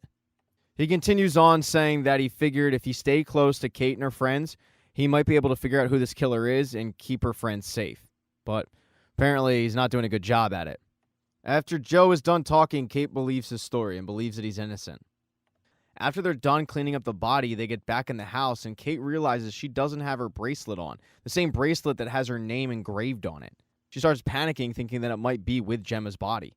Joe reassures her that he'll go find the bracelet, and he sends Kate back to her room. But it looks like when she gets back to her room that her room has been broken into. She hesitantly enters the room, and there's Phoebe, looking at a giant blood-stained rug. Phoebe had returned to the room to have a conversation with Kate. She approached Adam about his kink. They went through it, but Adam just couldn't get into being peed on by Phoebe like he did with guys. It was a status thing. And because of this, Phoebe broke up with Adam. She wanted some advice from her best friend, but now she's looking at this blood-stained rug. Kate has to come clean to Phoebe, and Phoebe doesn't get weirded out by this at all. She's actually more relieved that it wasn't Kate who was murdered. Phoebe wants to go warn everybody else, but Kate says, no, don't. We will handle this because we can handle it. But what you need to do is send the staff away. We need privacy. We don't want anyone else getting hurt, and we need privacy to deal with this body. Phoebe's fine with sending people away, but she's not fine with keeping people in the dark. She has to tell people that Gemma got killed. So Kate reluctantly says, okay, we'll tell everybody together. Their entire conversation, though, was being eavesdropped on by Rold. So Rold knows that Gemma is dead, he knows where the body is, and more importantly, he knows that Joe is with the body trying to find Kate's bracelet. So he sneaks down there with a gun, and as Joe has located the bracelet, he points it at Joe's head. Unlike Kate, Rold is convinced that Joe is the murderer. He forces Joe back inside and places him in front of everybody, proclaiming to the group, I found the Eat the Rich killer. Joe's concerned, but he also knows that these people have been drinking and are on drugs, and they've been doing it all night. So this could go in a number of ways. The first reaction, though, is no one believes Rold. They think it's a joke. Rold assures the group, though, that he is serious. Joe was with Gemma's body. Kate and Phoebe already know, and all of it makes sense. Joe silenced Gemma after she brought up the point that he was the killer. At these accusations, Joe points the proverbial gun at Rold, saying, what about you? You hated Malcolm. And by the way, why don't you show everybody your camera? All your creepy little photos of Kate, you're obsessed with her. Unfortunately for Joe, he doesn't have a lot of people on his side. Adam is especially pissed off at Joe because he looks at Joe as a guy who ruined his relationship with Phoebe. Rold is pretty convincing with the group, especially when he pulls out Kate's bloody bracelet. And the only thing Joe can say for himself is ask Kate. She found Gemma's body. She knows the truth. Rold wants to kill Joe, but he also wants to let him run away. He likes a good hunt. So Joe takes off running, and a little while later, Rold runs after him. Shortly after the two have left the house in a chase, Kate and Phoebe come down and clear up the entire thing for everybody remaining, that it wasn't Joe who killed Gemma. When Kate hears that Rold took a gun out to go kill Joe, she sends her father's men after him, saying, go protect him. Make sure nobody else dies. Meanwhile, Joe's doing a pretty good job of evading Rold. He's able to hide behind a tree and get the jump on him, tackling him. He grabs his head, slams against the ground, and knocks Rold out. But that's when somebody walks over and grabs Rold's gun. And to Joe's shock, it's Reese, the one guy in the group who didn't attend the weekend. He stands over Joe's body and says, hello, Joe, and then smashes him in the head with the gun, knocking him out. He drags both Joe and Rold to an abandoned part of the house and chains them up. The place kind of looks like a dungeon, and Reese assures Joe that he can scream all he wants. The place is soundproof. No one's going to hear him. Reese can tell that Joe is shocked to learn that it was him the whole time, and he says, look, if I were you, I would have questions too. I wasn't really ready for this face-to-face, but then you got yourself into a bind, and it was clear that if I didn't intervene, you were going to get yourself killed. He then gets down low and tells Joe about his master plan. They're going to pin all the murders on Rold. Reese reveals that he's learned a lot from Joe and how he's handled previous situations like this one. But the biggest thing he's learned from Joe is pin all of it on a dead person so they can't protest their innocence. The thing is, Rold isn't dead yet. And when Joe points that out, Reese says, oh yeah, I know, you're going to kill him. You're going to take care of that, I'm going to take care of everything else. Nobody's going to be surprised that Rold was the killer. Right before Reese leaves, he tells Joe, just be done by the time I get back. And he never unchains Joe. Once Reese does leave, Joe starts looking around his surroundings to see if he can get out of this mess. He's also trying to process the fact that it was Reese the whole time, a complete surprise to him. He knows that Rold does deserve to die, but he also knows that that's what Reese wants, and he doesn't want to satisfy that psychopath. Because of that, Joe has to escape, and he's also planning on saving Rold to spite Reese. No matter how hard he tries, though, Joe cannot escape, and when Reese comes back, Rold is still alive, although knocked out, and Joe is still chained up. Joe begs Reese to let his hands go free, but Reese says no. You know, it's just a shame. Clearly, you're not the man I thought you were. My plan A, before I knew who you were, was to frame you for Malcolm's murder. Maybe I'll have to go back to that. If you're clever enough to get yourself free, we can meet back in London in a week and we can revisit it. Otherwise, goodbye, Joe. And then he kicks over a lantern, which sparks a fire. Inside, all of the rest of the people start seeing smoke, and they start getting concerned. The place is going up pretty fast, and Joe is frantically trying to get free. The fire and the smoke have actually woken Rold up, although he has more questions than actually plans to help out. It takes a bit, but Joe is able to free himself. And even though he really doesn't want to, he ends up freeing Rold as well. In the wee hours of the morning, everybody watches as Hampstead goes up in flames. By the time he returns to London, the news has gotten wind of what happened, and they're pinning it on the Eat the Rich killer. The group did apologize to him, but it was pretty half-assed. While he's not happy about how things turned out, he does think about the positive side. At least they know he's innocent at this point. Since returning, though, he hasn't heard anything from Reese. As he's watching the news, he gets a knock at the door, and it's Kate. She feels bad about all his things burning up in the fire, so she's brought him some of Malcolm's things that he never wore. She also came over to thank him for everything. She asks him if it's okay if she buys him a pint, and while Joe would love to, he knows that that pint means a date. And he doesn't want to go down that road because Kate knows a little too much about him at this point. When Joe turns her down, Kate's a little surprised about this. But Joe says, I don't want to hurt you. I'm sorry. I can't. Kate doesn't handle it well, curses him out, and goes back to her place. Joe walks back inside his apartment, and he's surprised because there's Reese on the TV. He's doing an exclusive interview where he's breaking down the tragedy of all the deaths at the hands of the Eat the Rich killer. Reese says this is a part of a larger problem with London, and that is why he is announcing his run for mayor. In episode 6, Joe dives into Reese Montrose, trying to find out all he can to exploit any cracks that he might find. Unfortunately, though, he doesn't find any. He also hates the fact that because of Reese, he had to push Kate away. Kate has an event coming up at Sundry House, but she didn't invite Joe. Joe would have absolutely gotten an email had he not pushed her away.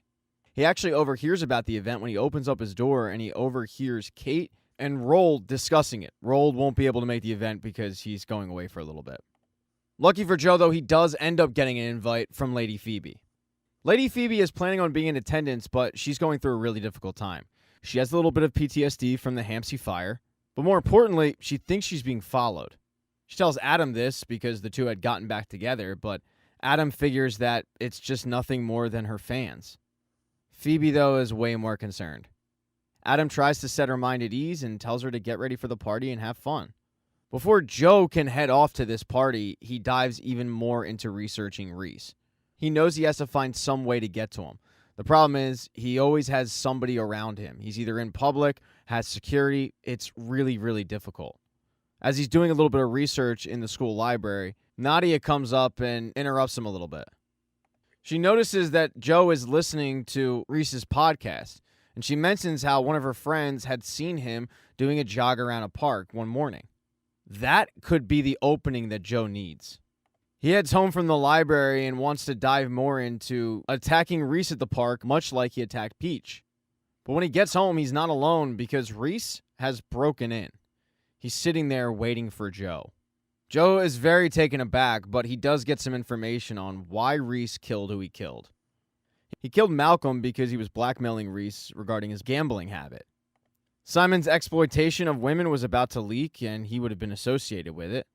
Gemma was a drunken mistake that he made while he was married, and it was only a matter of time before she opened her big mouth. They all had to go. But now he needs the Eat the Rich story to go away. It's not good for his campaign. He didn't come here to chit-chat with Joe. He came here to give him an ultimatum. You have to go find somebody to pin this on. And if you don't, it's all going to be pinned on you.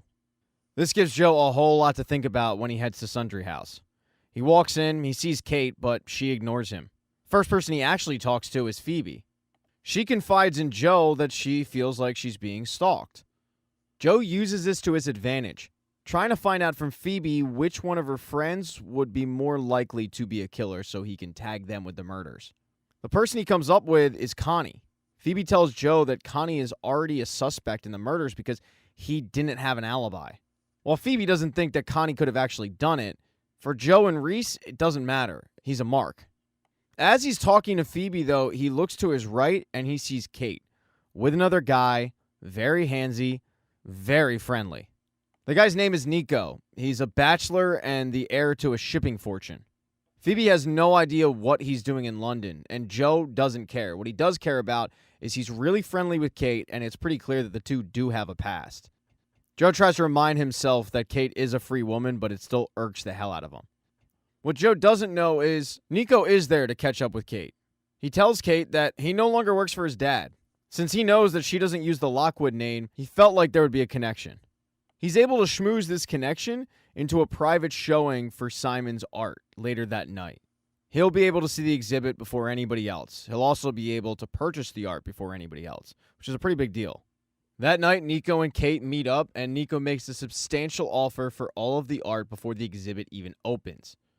The next day is the day of the actual exhibit opening, though. Before Joe goes, he meets with Connie. He was honestly surprised that Connie agreed to meet with him. But the more he talks to Connie, the more he feels bad for him. Connie shows up with a broken nose, looking like a dog who got in the trash. He knows that he's messed up time and time again. He knows that the cops are after him because he doesn't have an alibi. He also knows that he isn't capable of doing those things. The way that Joe can justify this to himself is that if he does frame Connie for murder, Connie will be forced to get clean, maybe change his life for the better. As he's looking at Connie in such a sad state, he gets a text message from Reese telling him to go back to his house, look in the freezer once he finds someone to pin this on. When Joe eventually does go home and look in the freezer, it's Simon's ear, sitting there waiting. That will be the item that they'll use to pin the murders on whoever. Reese also tells him that he has to do it tonight or the murders are on him. So that night, Joe is planning on pinning the murders on Connie. He knows that Connie will be at the art exhibit, so that's where he heads. With the ear securely in his pocket, he starts looking around for Connie. But the person who grabs his ear first is Adam. Adam apologizes for everything that went down in Hampstead, but he also needs something from Joe. Adam is planning on proposing to Phoebe, and he needs a good word. He knows that Phoebe values Joe's opinion, so he says to him, hey, when you see her, can you just put in a good word? The thing that Joe and Phoebe don't know is Adam isn't doing this because of love. He was trying to sell his car collection to a buyer, and the buyer knew how cash-strapped that Adam was. He also knew who he was dating and knew that there was an out. He knew that if Adam married Phoebe, his financial woes are gone. So he gave him an option. He told Adam, I'll give you a diamond ring to propose with, and if she says yes, then great. But if she doesn't, I get all of your cars for free. Adam, by the way, is planning on proposing the next day. As soon as Adam leaves Joe's company, Joe sees two familiar faces that he wasn't expecting to see today, Nadia and Edward, the two kids that hated each other in class. Edward's mom got them an invite. She wanted him to be more cultured, and Nadia realized that he wasn't all that bad. They both, though, do the, what are you doing here? Because Nadia knows that Joe isn't rich. She is completely floored, though, when he mentions how he has friends there, and one of those friends is Phoebe. Nadia is starstruck when she sees her. Joe tells her to walk over, grab a selfie, but he wants to get out of the conversation because he wants to find Connie. He turns the corner, though, and he doesn't find Connie. He runs into Kate. They're face-to-face. They're kind of forced to talk, and Joe starts complimenting Kate on the event. And Kate says, you do realize you're giving mixed signals right now. You say you don't want to pursue anything, and then you come to my event. She tells him that he has to figure out what he actually wants, and then she walks away. That is when Joe sees Connie. He looks like he's passed out in the corner already. Joe feels like this is perfect. He's just sneak over, put the ear in his pocket, and done. But when he tries to, Connie wakes up. He's actually excited to see Joe because he's excited to tell him that he checked himself into rehab. He can't wait to start his new life, the clean and sober life. Even after this, Joe considers pinning the murders on Connie, but he can't bring himself to do it. He walks away from Connie and hears everybody clapping. He asks Blessing what's going on, and she tells him that Nico bought all of the art, which is a huge donation to Kate's foundation. As Joe is trying to eavesdrop on Kate and Nico's conversation, Nadia runs up and asks, hey, is everything okay? I just asked Lady Phoebe for a selfie and she was dragged out by some really rude waitress. Apparently the police need to speak to her? This is the first that Joe is hearing about this, and he starts to panic a little bit. The police are there, but when he gets the group together and asks the police for some details, they have no idea what Joe or Nadia are talking about. They do a quick radio call, and nobody from the police department escorted Lady Phoebe out. All hope isn't lost. They know she couldn't have gotten far. They took an elevator downstairs. Sundry House has a bunch of hotel rooms in it, so they're probably in one of those. But Lady Phoebe is in danger. The woman who escorted her down told her that the police needed to speak to her privately alone, but this woman is a stalker. She had posed before as a photographer, but she is a super fan of Phoebe. She felt like with the police not doing their job catching the Eat the Rich killer, she had to take matters into her own hands and protect her sister. At least that's what she calls Phoebe. They're not related. After what Phoebe told Joe earlier in the day, he figures that this might be related. Because of Joe's background in this sort of thing, he's able to locate Phoebe pretty quickly. While the woman had locked the door, both Phoebe and Joe convince her to open it, and that's when they're able to overpower her. It's actually Phoebe who takes the knife away from her and yells at her. A few seconds after Phoebe does take the knife away, the cops come down, and they happen to find the ear that Joe planted on the woman. Now they have their mark for the Eat the Rich killer.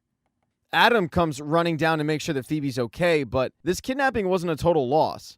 The woman told Phoebe that Adam was using her. He was completely broke, and that's why the staff was walking out. So Phoebe now feels like she's been lied to by her boyfriend. Because of that, Adam's the last person she really wants to see. With the police escorting the woman out, Phoebe looks at Joe and says, "You're the hero, again." And Nadia overhears that. Because curiosity got the best of her, she followed everybody downstairs, and she finds that comment really interesting. She starts to think that there's something off with Joe, like he knows more than he's letting on. And she's definitely going to keep her eye on him. The next day, right after his girlfriend was kidnapped, Adam decides this will be a great day to propose. But she said no. After finding out about all his financial troubles, she wants him to get his affairs in order before he makes such a commitment. While that relationship is on the rocks, there's another relationship that seems to be blooming. Joe looks over and sees Kate and Nico about to hook up in Kate's apartment, but then they stop. And Joe can sense that they're fighting. They're fighting because as Kate was starting to hook up with Nico, she looked down and saw that Nico got a text message from her father. She realizes that Nico is now working for her dad. She feels completely betrayed by Nico. She no longer wants to sell him any of the art. And while Nico pleads his case, she kicks him out. That's the opening that Joe needed. He waits a little bit of time and then heads over to Kate's apartment. It takes a whole lot of words, but he basically tells her, I want you. And the two end up hooking up that night. When he gets back to his apartment, sex hair and all, he is pissed. Not because of the sex, that was cool, but because Reese Montrose is sitting in his apartment with a crap-eating grin on his face. The frustration level for Joe is reaching a boiling point. He sits down and says, okay, Reese, what now? This is over, right? And Reese laughs and says, over? I mean, we're done dealing with the little people, if that's what you mean.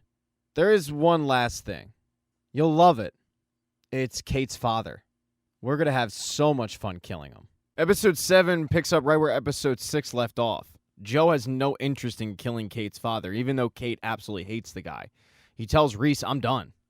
Reese reminds Joe that Joe's actions are the whole reason why Reese has leverage. So Joe has nobody to blame but himself. He sits down next to Joe and starts pitching him on why Tom Lockwood needs to die. Joe asks Reese, what does Tom have on you? And Reese lies and says, I have nothing to hide. The problem that Joe has is he knows Tom Lockwood is untouchable. A clearly frustrated Joe is at his wit's end. And Reese says, look, I'll make you this promise. Kill Tom Lockwood, and it's the last thing I'll ever ask of you to do. Joe tells Reese that he'll do it, but in reality, he just wants to find out what Tom Lockwood has on Reese so he can take Reese down. In order to do that, he has to get in with Kate. He starts going on dates with her. They're getting along great. And Joe finally gets his opportunity when they're walking around and she mentions how her dad is coming into town and she's planning on leaving to avoid him. And Joe says, no, let's go out with him. I'll be there to support you. To Kate, it seems like Joe is just being a really caring boyfriend, but in reality, getting close to Kate means getting close to Tom, which means finding out the real reason why Reese wants him dead. After Kate agrees, Joe goes into his office and starts Googling Tom Lockwood, trying to find out as much as he can about the guy. It's not great. Tom Lockwood's done a really good job of scraping the internet of any bad things he's done, replacing them with all the philanthropic things he's done. As he's doing this research, Nadia walks in. Nadia is super suspicious about Joe to this point. She doesn't really buy the fact that that woman was the Eat the Rich killer. She's not jumping to that conclusion just yet.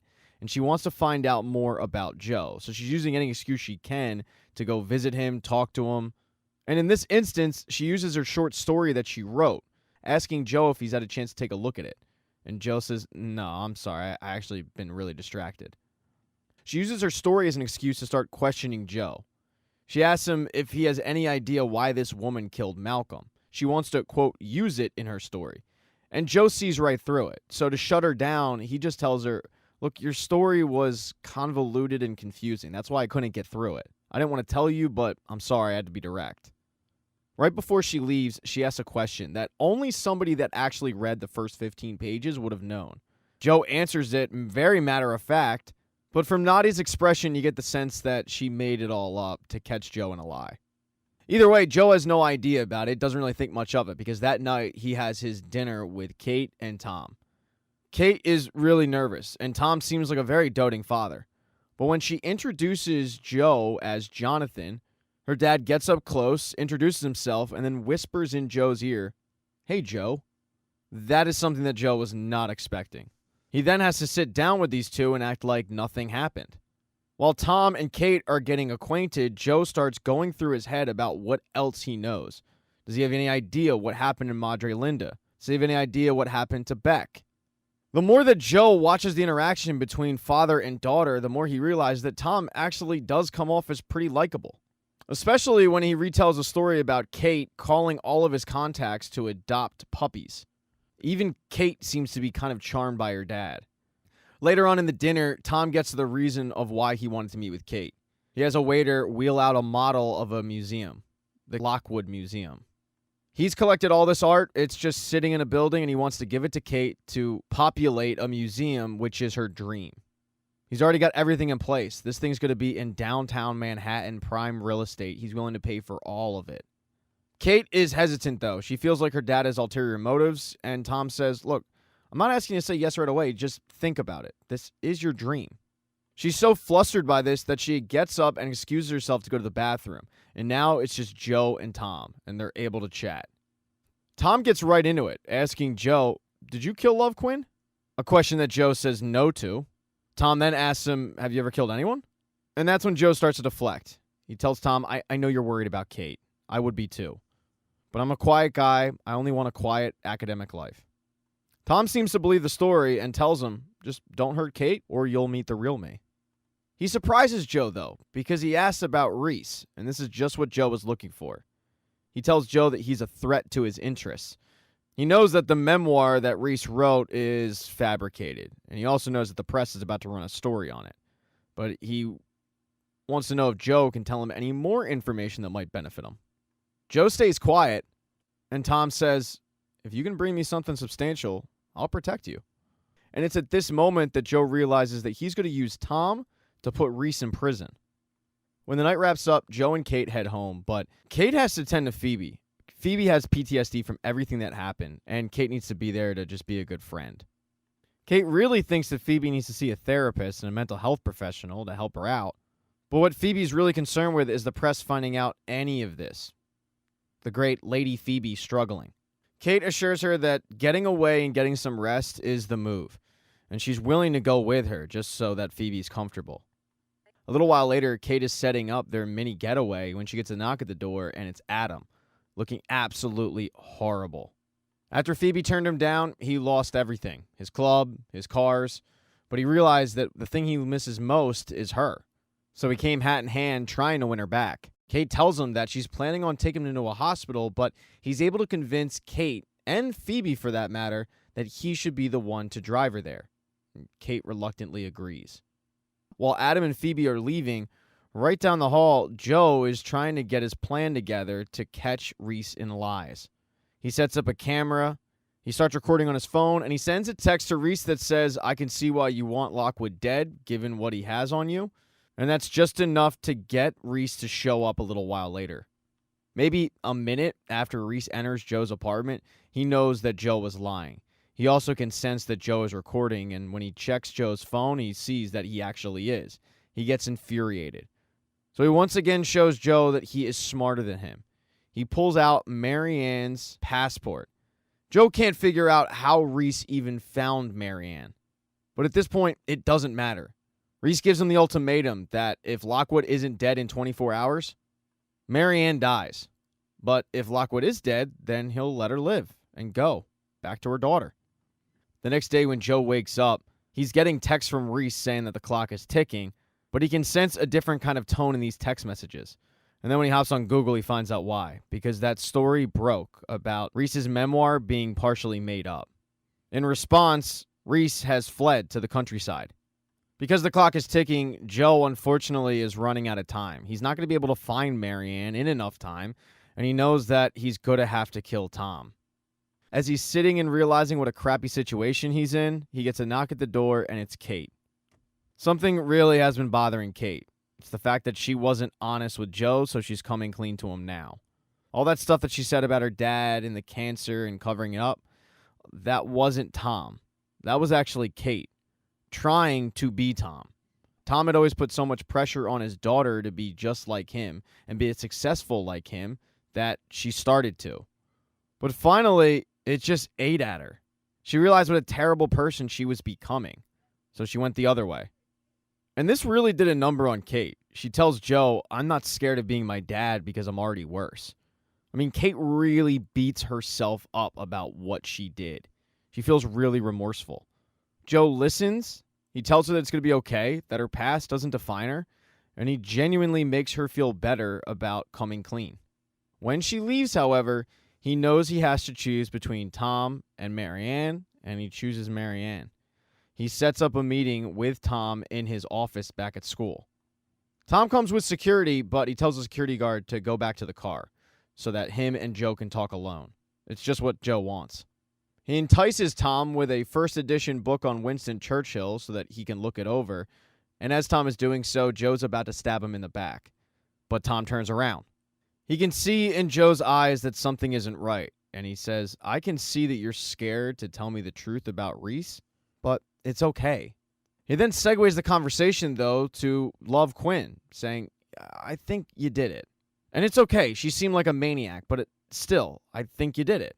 When push came to shove, you can kill. And maybe the most important part is you can do it well enough to get off scot-free. The good news is, Joe, I know where Reese is. I also know that he's all alone and unprotected. So I want you to go there and kill him.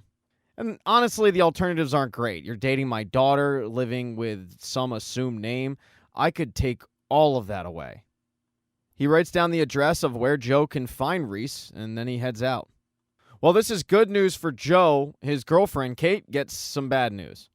She's called Phoebe a few times to make sure that she got to the hospital, but she hasn't heard back.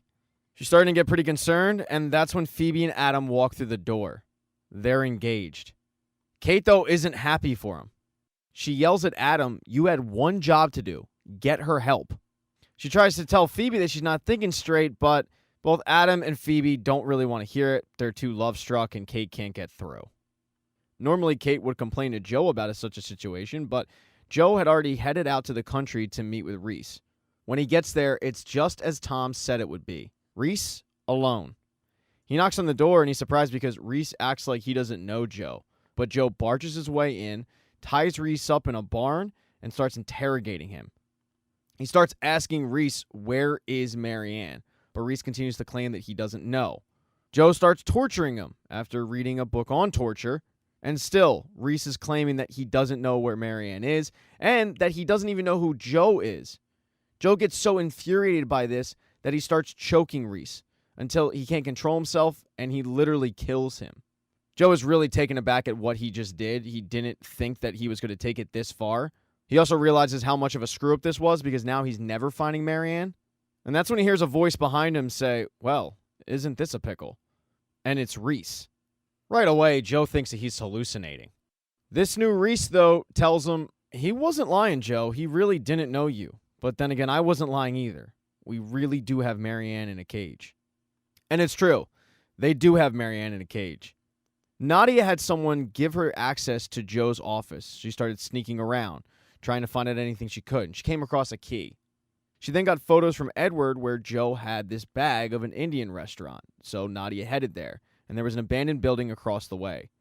A curious Nadia entered it, went inside, and used the key to open up a door where there was Marianne. In episode 8, Joe realizes that it was him the entire time.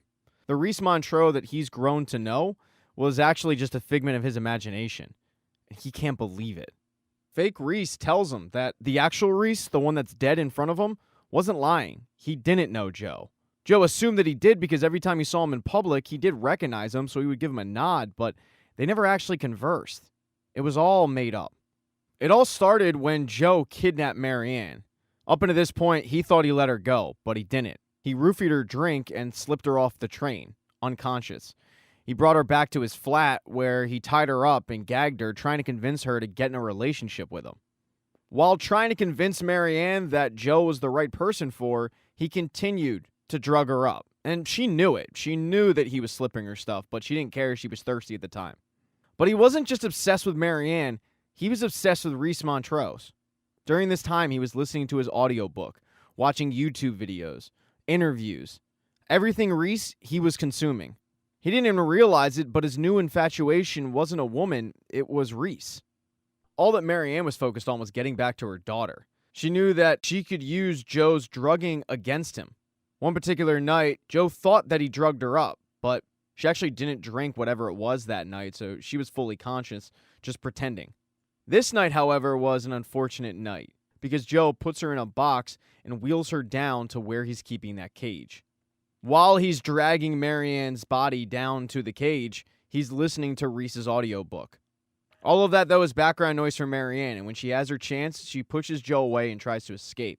But Joe grabs her, pulls her off the steps, and it results in Marianne breaking her arm.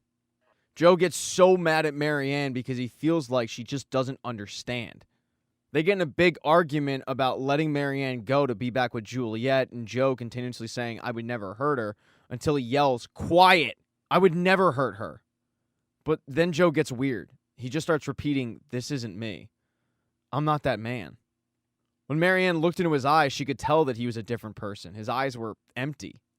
And then Joe bashes his head against the cage. Maybe it was all the Reese Montrose in the background, but that's when he created this figment of his imagination. Because when he gets up, he flat out looks at Marianne and says, "I'm not Joe." Joe had developed a split personality. And that split personality would bring Marianne food every night, but he also brought her pills. Marianne got really worried because she knew that these pills would force her to relapse. She wasn't really quite sure why Joe would do this, but then again, it wasn't Joe that she was dealing with anymore. It was this fake Reese. The real Joe was still convinced that he had let Marianne go. He was a changed man, but he wasn't. After Joe is forced to get rid of the body of the real Reese Montrose, he and the figment of his imagination head to Joe's apartment where this figment sits him down and explains everything. It's hard to believe for Joe that he was talking to himself when he thought he was talking to Reese. But the hardest part is accepting the fact that he hadn't changed, that he actually did murder those people. Malcolm for insulting Marianne, Simon for taking advantage of young artists, and Gemma was onto him. And it wasn't Reese who killed them, it was Joe, although he doesn't remember any of it. This figment of his imagination represents who Joe really is. Even though Joe wanted to change and he went on this redemption tour, now, deep down, this figment is really who Joe wants to be. A killer. It turns out Roald was right the entire time. Joe was, in fact, the Eat the Rich killer. As he's having a conversation with his inner self about how crazy it is that he locked himself in a burning building, his inner self mentions that Marianne is in a cage, and she hasn't been fed in a long time. The thing is, Joe doesn't remember where Marianne is. The only one who knows where she is Joe's inner self. This fake Reese isn't really keen to help Joe figure this out. Joe also knows that he has to get to class. Appearances are everything, and he needs to appear like everything's going all right. That's really tough to do, though, because the disappearance of the real Reese Montrose has hit national news. Acting normal isn't going to be easy for Joe. While walking to class, he runs into Kate, who is dealing with an issue of her own, although a lot less serious. It's the fact that everybody's been invited to Phoebe and Adam's engagement party. And Kate knows that what Phoebe really needs isn't a party, it's psychiatric care. She's worried about her friend getting legally bounded to a leech. And that's exactly what Adam is. The hardest part for Kate is that Phoebe isn't returning her calls. She has no idea where she is or how to track her down. And Joe, who is half listening to the conversation, says, "Well, I've never seen Phoebe wear the same outfit twice. Just go to where she shops. She'll probably run into her." It's great advice because when Kate does track Phoebe down, she finds her, and she's surprised because Phoebe says, "You've been avoiding me." Kate assures her that that's not the case. She just says, "I think my messages got lost." She knows she has to play this thing delicately. She tells Phoebe that she's got a car waiting for her to take her to get that rest that they agreed on. But Phoebe isn't even listening. She tells Kate, "I have something to tell you. That engagement party, it's not an engagement party. It's our wedding." Kate gets super concerned for her friend and starts convincing her not to go through with such a rushed wedding, and that's when Adam comes out and ruins everything. His ears really perk up when he overhears Kate mention the word prenup. He then proceeds to gaslight Kate, saying every time you're around, Phoebe's sad, and then they head off, and Kate wasn't really able to do anything she wanted. Joe also headed off to class, where there's one person amazingly missing, and that's Nadia. That's because Nadia found Marianne in that cage. After Marianne explains who she is, why she's there, Joe Goldberg, the entire backstory, Nadia wants to call the police, but Marianne says, "No, you can't. It won't matter. He'll always get away with it, and he'll come back for me. Nadia, this guy stalked me halfway across the world. He will find me again." Marianne then explains that because of her daughter, she needs to do this in a way that gets her back to her daughter safely. Nadia vows to come back to Marianne with some kind of plan. And Marianne's advice to her is, do not let him find out that you know about me. Because of the run-in with Marianne, Nadia shows up late for class. But it's obvious to everybody in the room that she's just not as engaged. Joe especially notices and is a little bit concerned, so he has to speak with her after class. He asks, "Are you okay?" And Nadia, thinking fast, blames it on Edward, saying that she's just having boy problems. And Joe believes it. Joe then heads home because he's got to focus on finding out where Marianne is. his inner self is still not being much help. He's pretty much turned his entire apartment upside down and hasn't found a thing. Eventually, though, with the help of this fake Reese, he is able to find the key that's hidden in Dr. Jekyll, Mr. Hyde. But he's also able to find the box. He keeps one for everybody he's obsessed with, and Reese is no different. It's got receipts, chewing gum, sweaty gym towel, but it also has a map of Reese's favorite places to go. So he goes around town looking at these places until eventually he reaches the Indian restaurant, where right across the street he sees an abandoned building that would be perfect for keeping somebody hidden. In episode 9, Joe heads down to where he's keeping Marianne, and he is shocked. He can't believe that she is actually there in a cage, because he just doesn't remember any of this. He's so amazed that he's unaware of the fact Nadia is in the corner. Nadia had returned, just like she said she would, and she has a plan, although it's bold. She doesn't get to tell Marianne about this plan because she heard Joe coming and she had to hide. As he starts to apologize to Marianne and reassuring her that he will get her out, his inner self is telling him, don't make promises you can't keep. He tries his best to ignore the inner voice, telling Marianne that he's going to fix all of this. And all Marianne wants to do is get the hell out of there. But no matter how much she begs, Joe isn't about to do that. He has to formulate a plan before he lets her out. He also has a wedding to get to. That day is Adam and Phoebe's engagement party, which is really their wedding. He gives her a sketchbook to keep her entertained and says, I will be back with a plan, and then he heads out. Nadia and Marianne are then able to continue their conversation. They start discussing how they're going to get rid of Joe, and the best idea that Nadia can come up with is inject him with ketamine. She knows that Edward can get her some, and then it's just a matter of injecting it into Joe. She'll also need a drill for the door to let Marianne out, and Marianne says, can you also bring me a knife? Because Marianne wants some kind of security. Joe, meanwhile, didn't head straight to the wedding. He knew that if he was going to let Marianne go, he needs an exit strategy, meaning he needs to get out of town. He starts looking on the internet for signs of people that are hinting at being able to get fake passports, and he contacts one of them. While he's doing this, he's getting texts from Kate saying, where are you? Because she's at the party and it isn't going well. She was able to track down Phoebe, who was banging lines of cocaine like she's Pablo Escobar, and while Kate tried to talk some sense into her by not going through with this, Phoebe didn't want to hear it. She actually snaps at Kate because she is not thinking straight and is hell-bent on marrying Adam, even though Kate knows it's going to be a disaster. So after this blow-up with her best friend, she's frantically texting Joe, where are you? Because she needs moral support.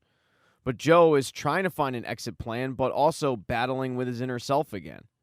And that's when his inner self reminds him that there's something deep in his freezer. When Joe goes to it, it's Vic's gun. He completely forgot that he put it there. And Joe's inner self wants him to use that gun to kill Marianne, because that's how he thinks he gets out of this mess, by ending Marianne's life. Joe doesn't want to do that, though. He wants to be a changed person. Joe tells the fake Reese that he's going to go see Kate one last time, free Marianne, and get the hell out of town. That's how he's going to end this thing. And he heads off to the party. Kate can't fake the fact that she's not happy to be there. She shows Joe how bad it is by pulling out pills that she found on the floor, saying Phoebe is so pilled up that she doesn't know what's going on. I found these, and these are tranquilizers. In a last-ditch effort, she asked Joe to go talk to Phoebe, because whatever Joe said to Phoebe the first time they met really resonated with her. The problem is Joe doesn't remember what he said to her, but he gives it his best shot. As hard as he tries, though, he can't get through to Phoebe in enough time before Adam catches him, and Adam kicks both of them out of the party. A little while later, Adam and Phoebe are wed, but as soon as she says I do, Phoebe starts rethinking things. Especially when Adam starts talking about business and spending her money. It's at that moment that Phoebe realizes what Kate said was right. This dude is a straight-up leech. And she quietly makes an Irish exit. Nobody notices. Kate and Joe, meanwhile, have nothing left to do but walk home and realize that they failed. Joe is trying to prolong this moment with Kate because he knows it'll be his last. He starts talking about, well, if this is the last time I ever see you, and that's a little bit confusing for her to hear. While it pains Joe, he does have to leave because he has more things to take care of before he leaves town. So he tells Kate, I have to go take care of some things. I will call you. The next day, however, is bad for Kate. It starts out with a phone call that Phoebe was admitted to the hospital. She's really concerned for her friend, and she's leaving her flat, calling the hospitals, trying to figure out where she is when she sees her dad waiting for her. Tom can tell that his daughter's distressed, and Kate quickly fills him in on why she's upset.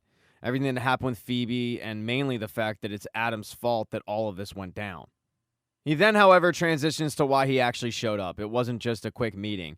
He wants Kate to take over the company. Right away, she starts questioning what kind of skeletons he's hiding, how many kids are dead. But he looks at her and says, "You've got to forgive yourself. You aren't your mistakes. And you've been proving that every day since you left us. You're ready to take over the company." She starts giving the reasons why she doesn't want to take the job, and Tom gets so upset that he starts scrutinizing her life. The fact that she runs a gallery, the fact that she's dating Joe, he just doesn't feel like this life is good enough for her. So he pressures her to accept this deal. And she doesn't say yes, but she agrees at the very least to think about it. She gives him her answer later in the day, though, when she finds out that Adam has been murdered. She knows exactly who was behind it. It was her dad. She approaches Tom in his hangar as he's working on his plane, and he admits, yeah, he had something to do with it. Kate thought that Adam was a problem, so he came up with a solution. It's that simple. And the cavalier nature of this murder is exactly why Kate doesn't want to take over the company. She refuses. She wants to be her own person. But her dad is fed up with treating her with kid gloves and says, "You don't even get it, do you? Everything you have is because of me. Everything. Your internships, your galleries, your jobs, your apartment. You think you got it all on your own, but you didn't. I might not have been involved, but I was involved far away. I was the one who was paying for this stuff. I was the one who was giving the recommendations. I was the one who was calling in favors to get you these jobs. So, yeah, I own you." And the realization for Kate that her dad had handed her everything when, up until this point, she thought she had earned everything the right way is really tough for her. She's absolutely speechless. And before he kicks her out, he says, "I'll give you a call later this week. We'll set it all up." Because as far as she's taking over his company.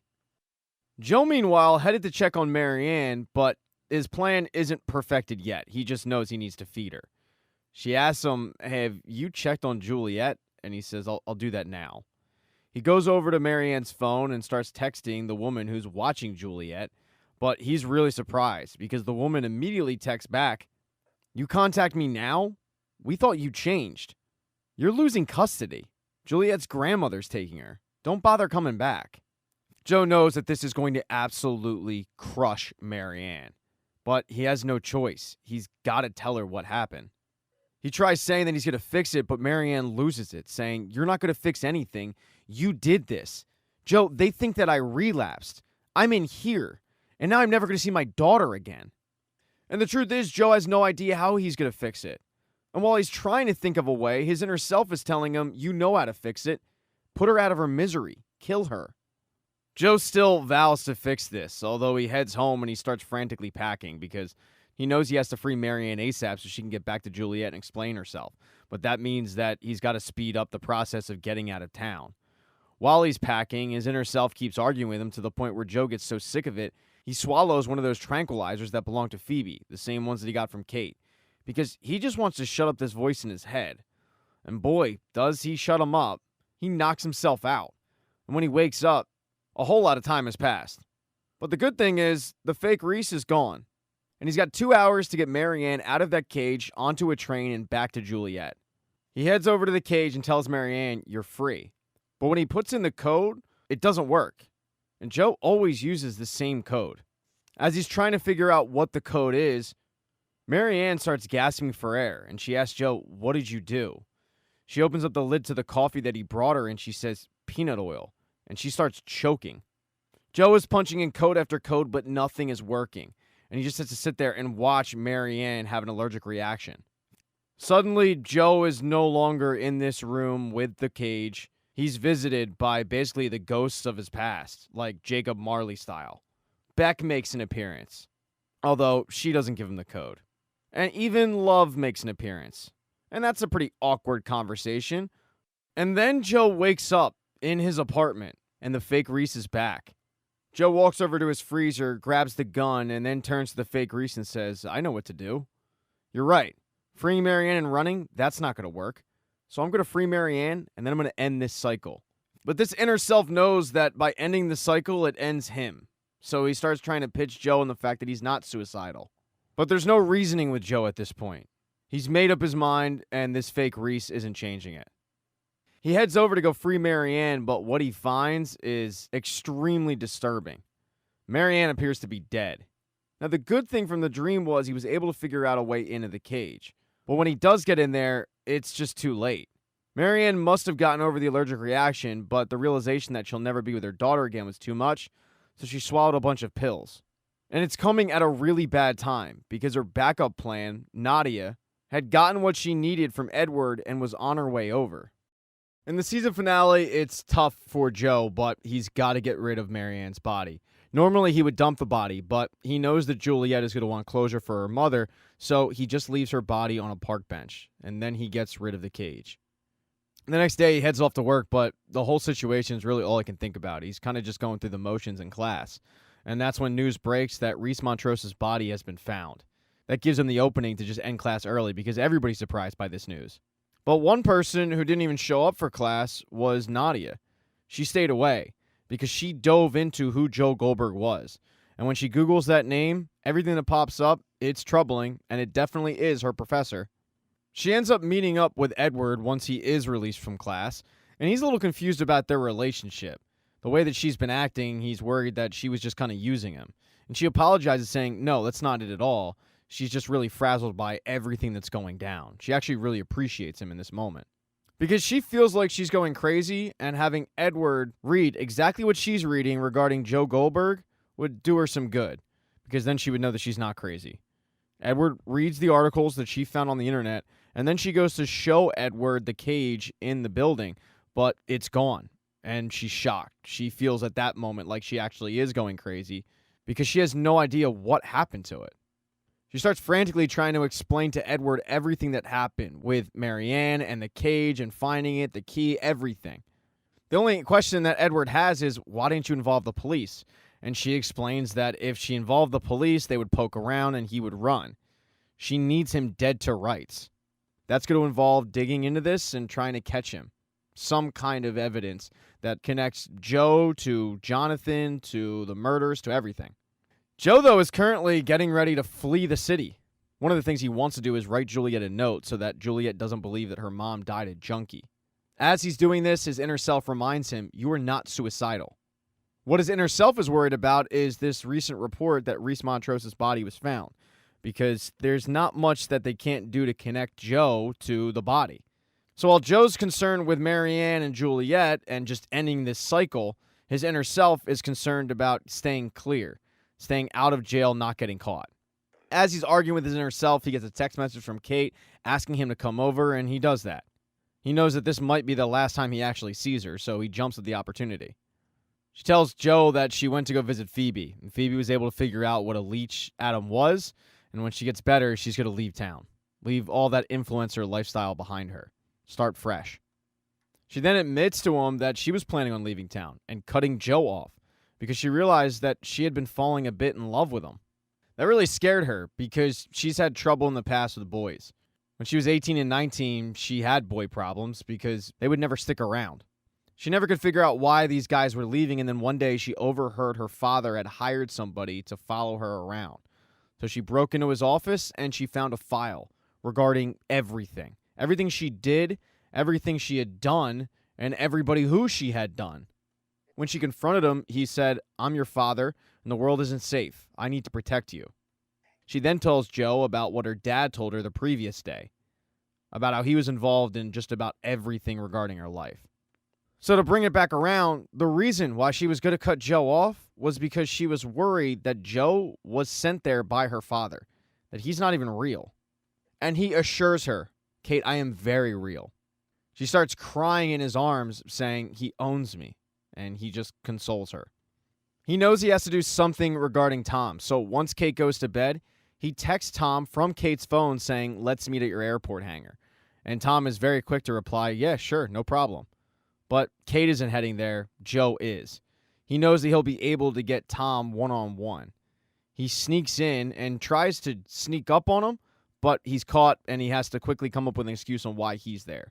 He stumbles over his words, but he starts asking Tom if it's going to be a problem that they found Reese's body because he figures that his DNA is all over it. And Tom assures him that it will not be a problem because he's got so many people in his pocket.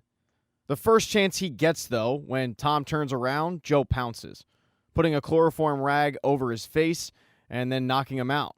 He ties Tom up, and now he's able to do whatever he wants with him.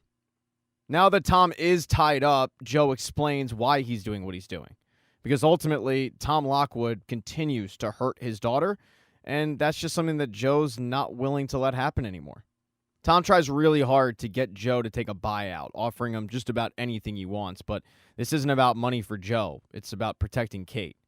The situation does get a little hairy, though, when Tom's security comes back from grabbing food, but Joe is able to kill him right then and there.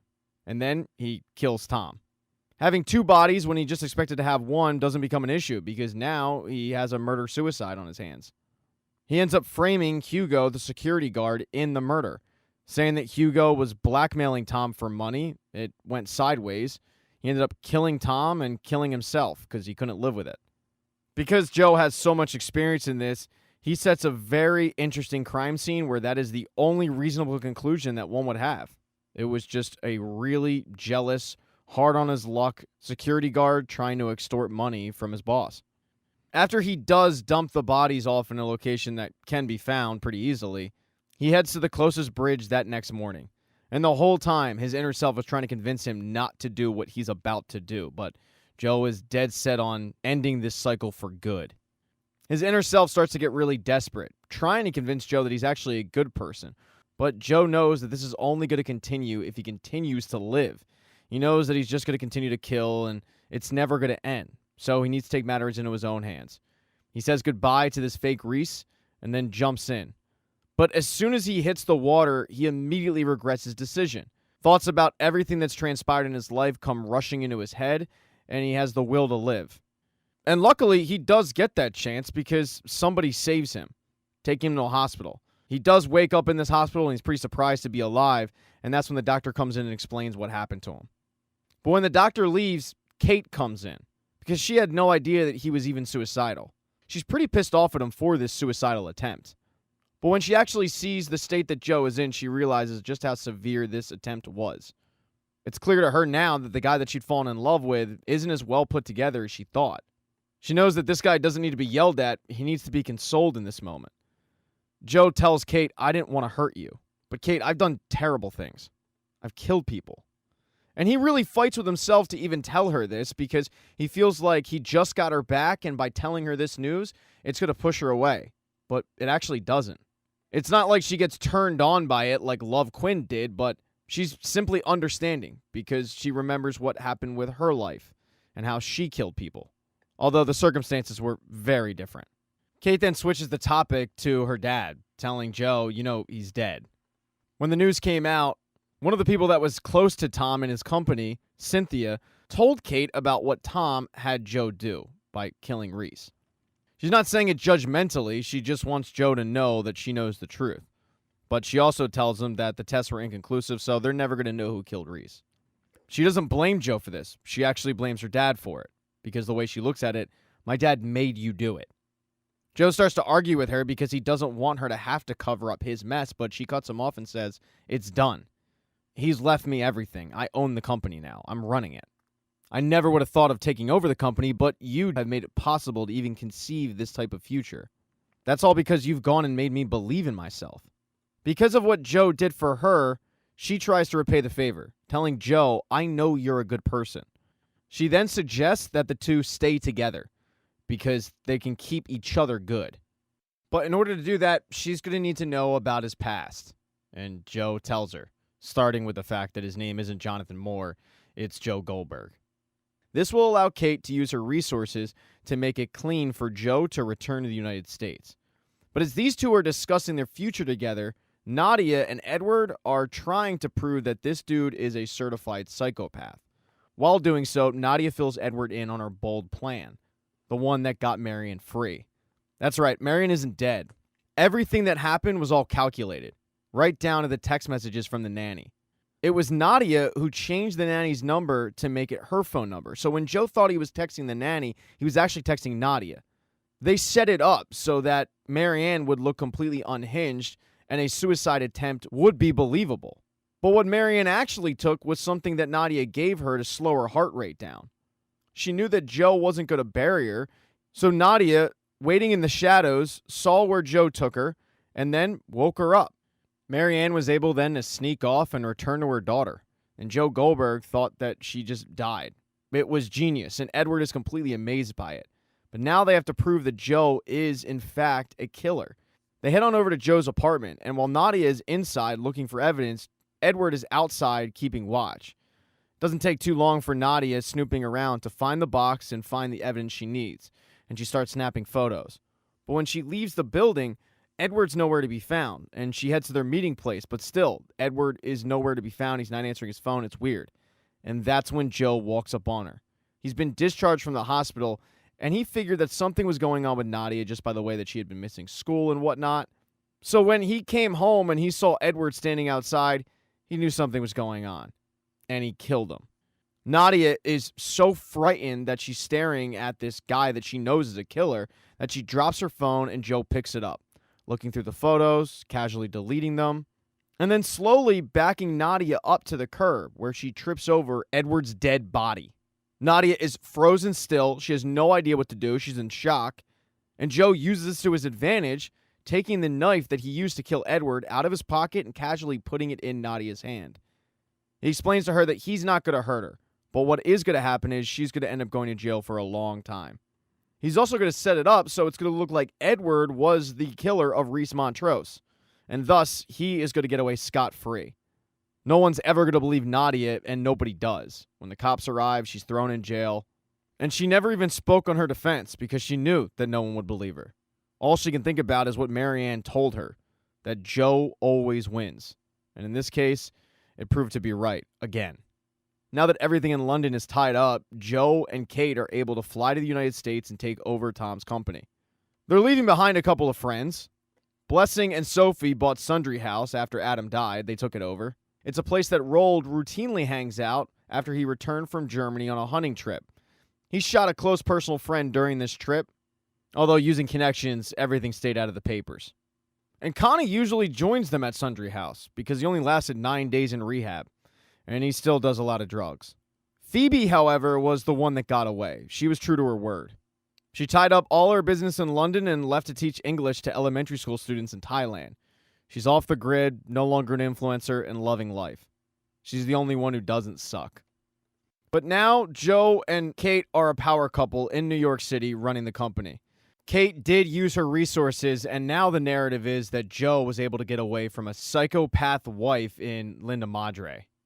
It's an incredible story, and it's gotten Joe a lot of support around the country. Because of the story, they do have to do some interviews, although they have a PR person steering the conversation away from the tough questions.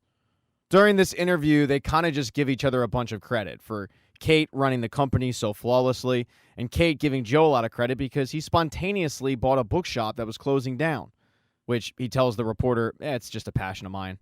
But another person is also in this interview, and it's Joe's inner self, that fake Reese Montrose. He's still there.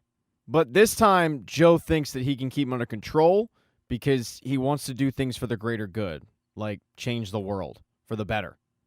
He knows that in doing so, he might have to kill, but at least now he has a woman right next to him who is supportive of everything he does. And that is the end of Season 4. Thank you so much for getting this part of the recap. Please consider subscribing to the channel. Hit thumbs up if you liked it. Smash that thumbs down button if you thought it sucked. Make sure to share it on your social media platforms and be nice in the comment section because nasty comments make me feel bad. I have a Patreon. I have subscriptions. I have merch. Go buy a t-shirt or something. That'd be cool.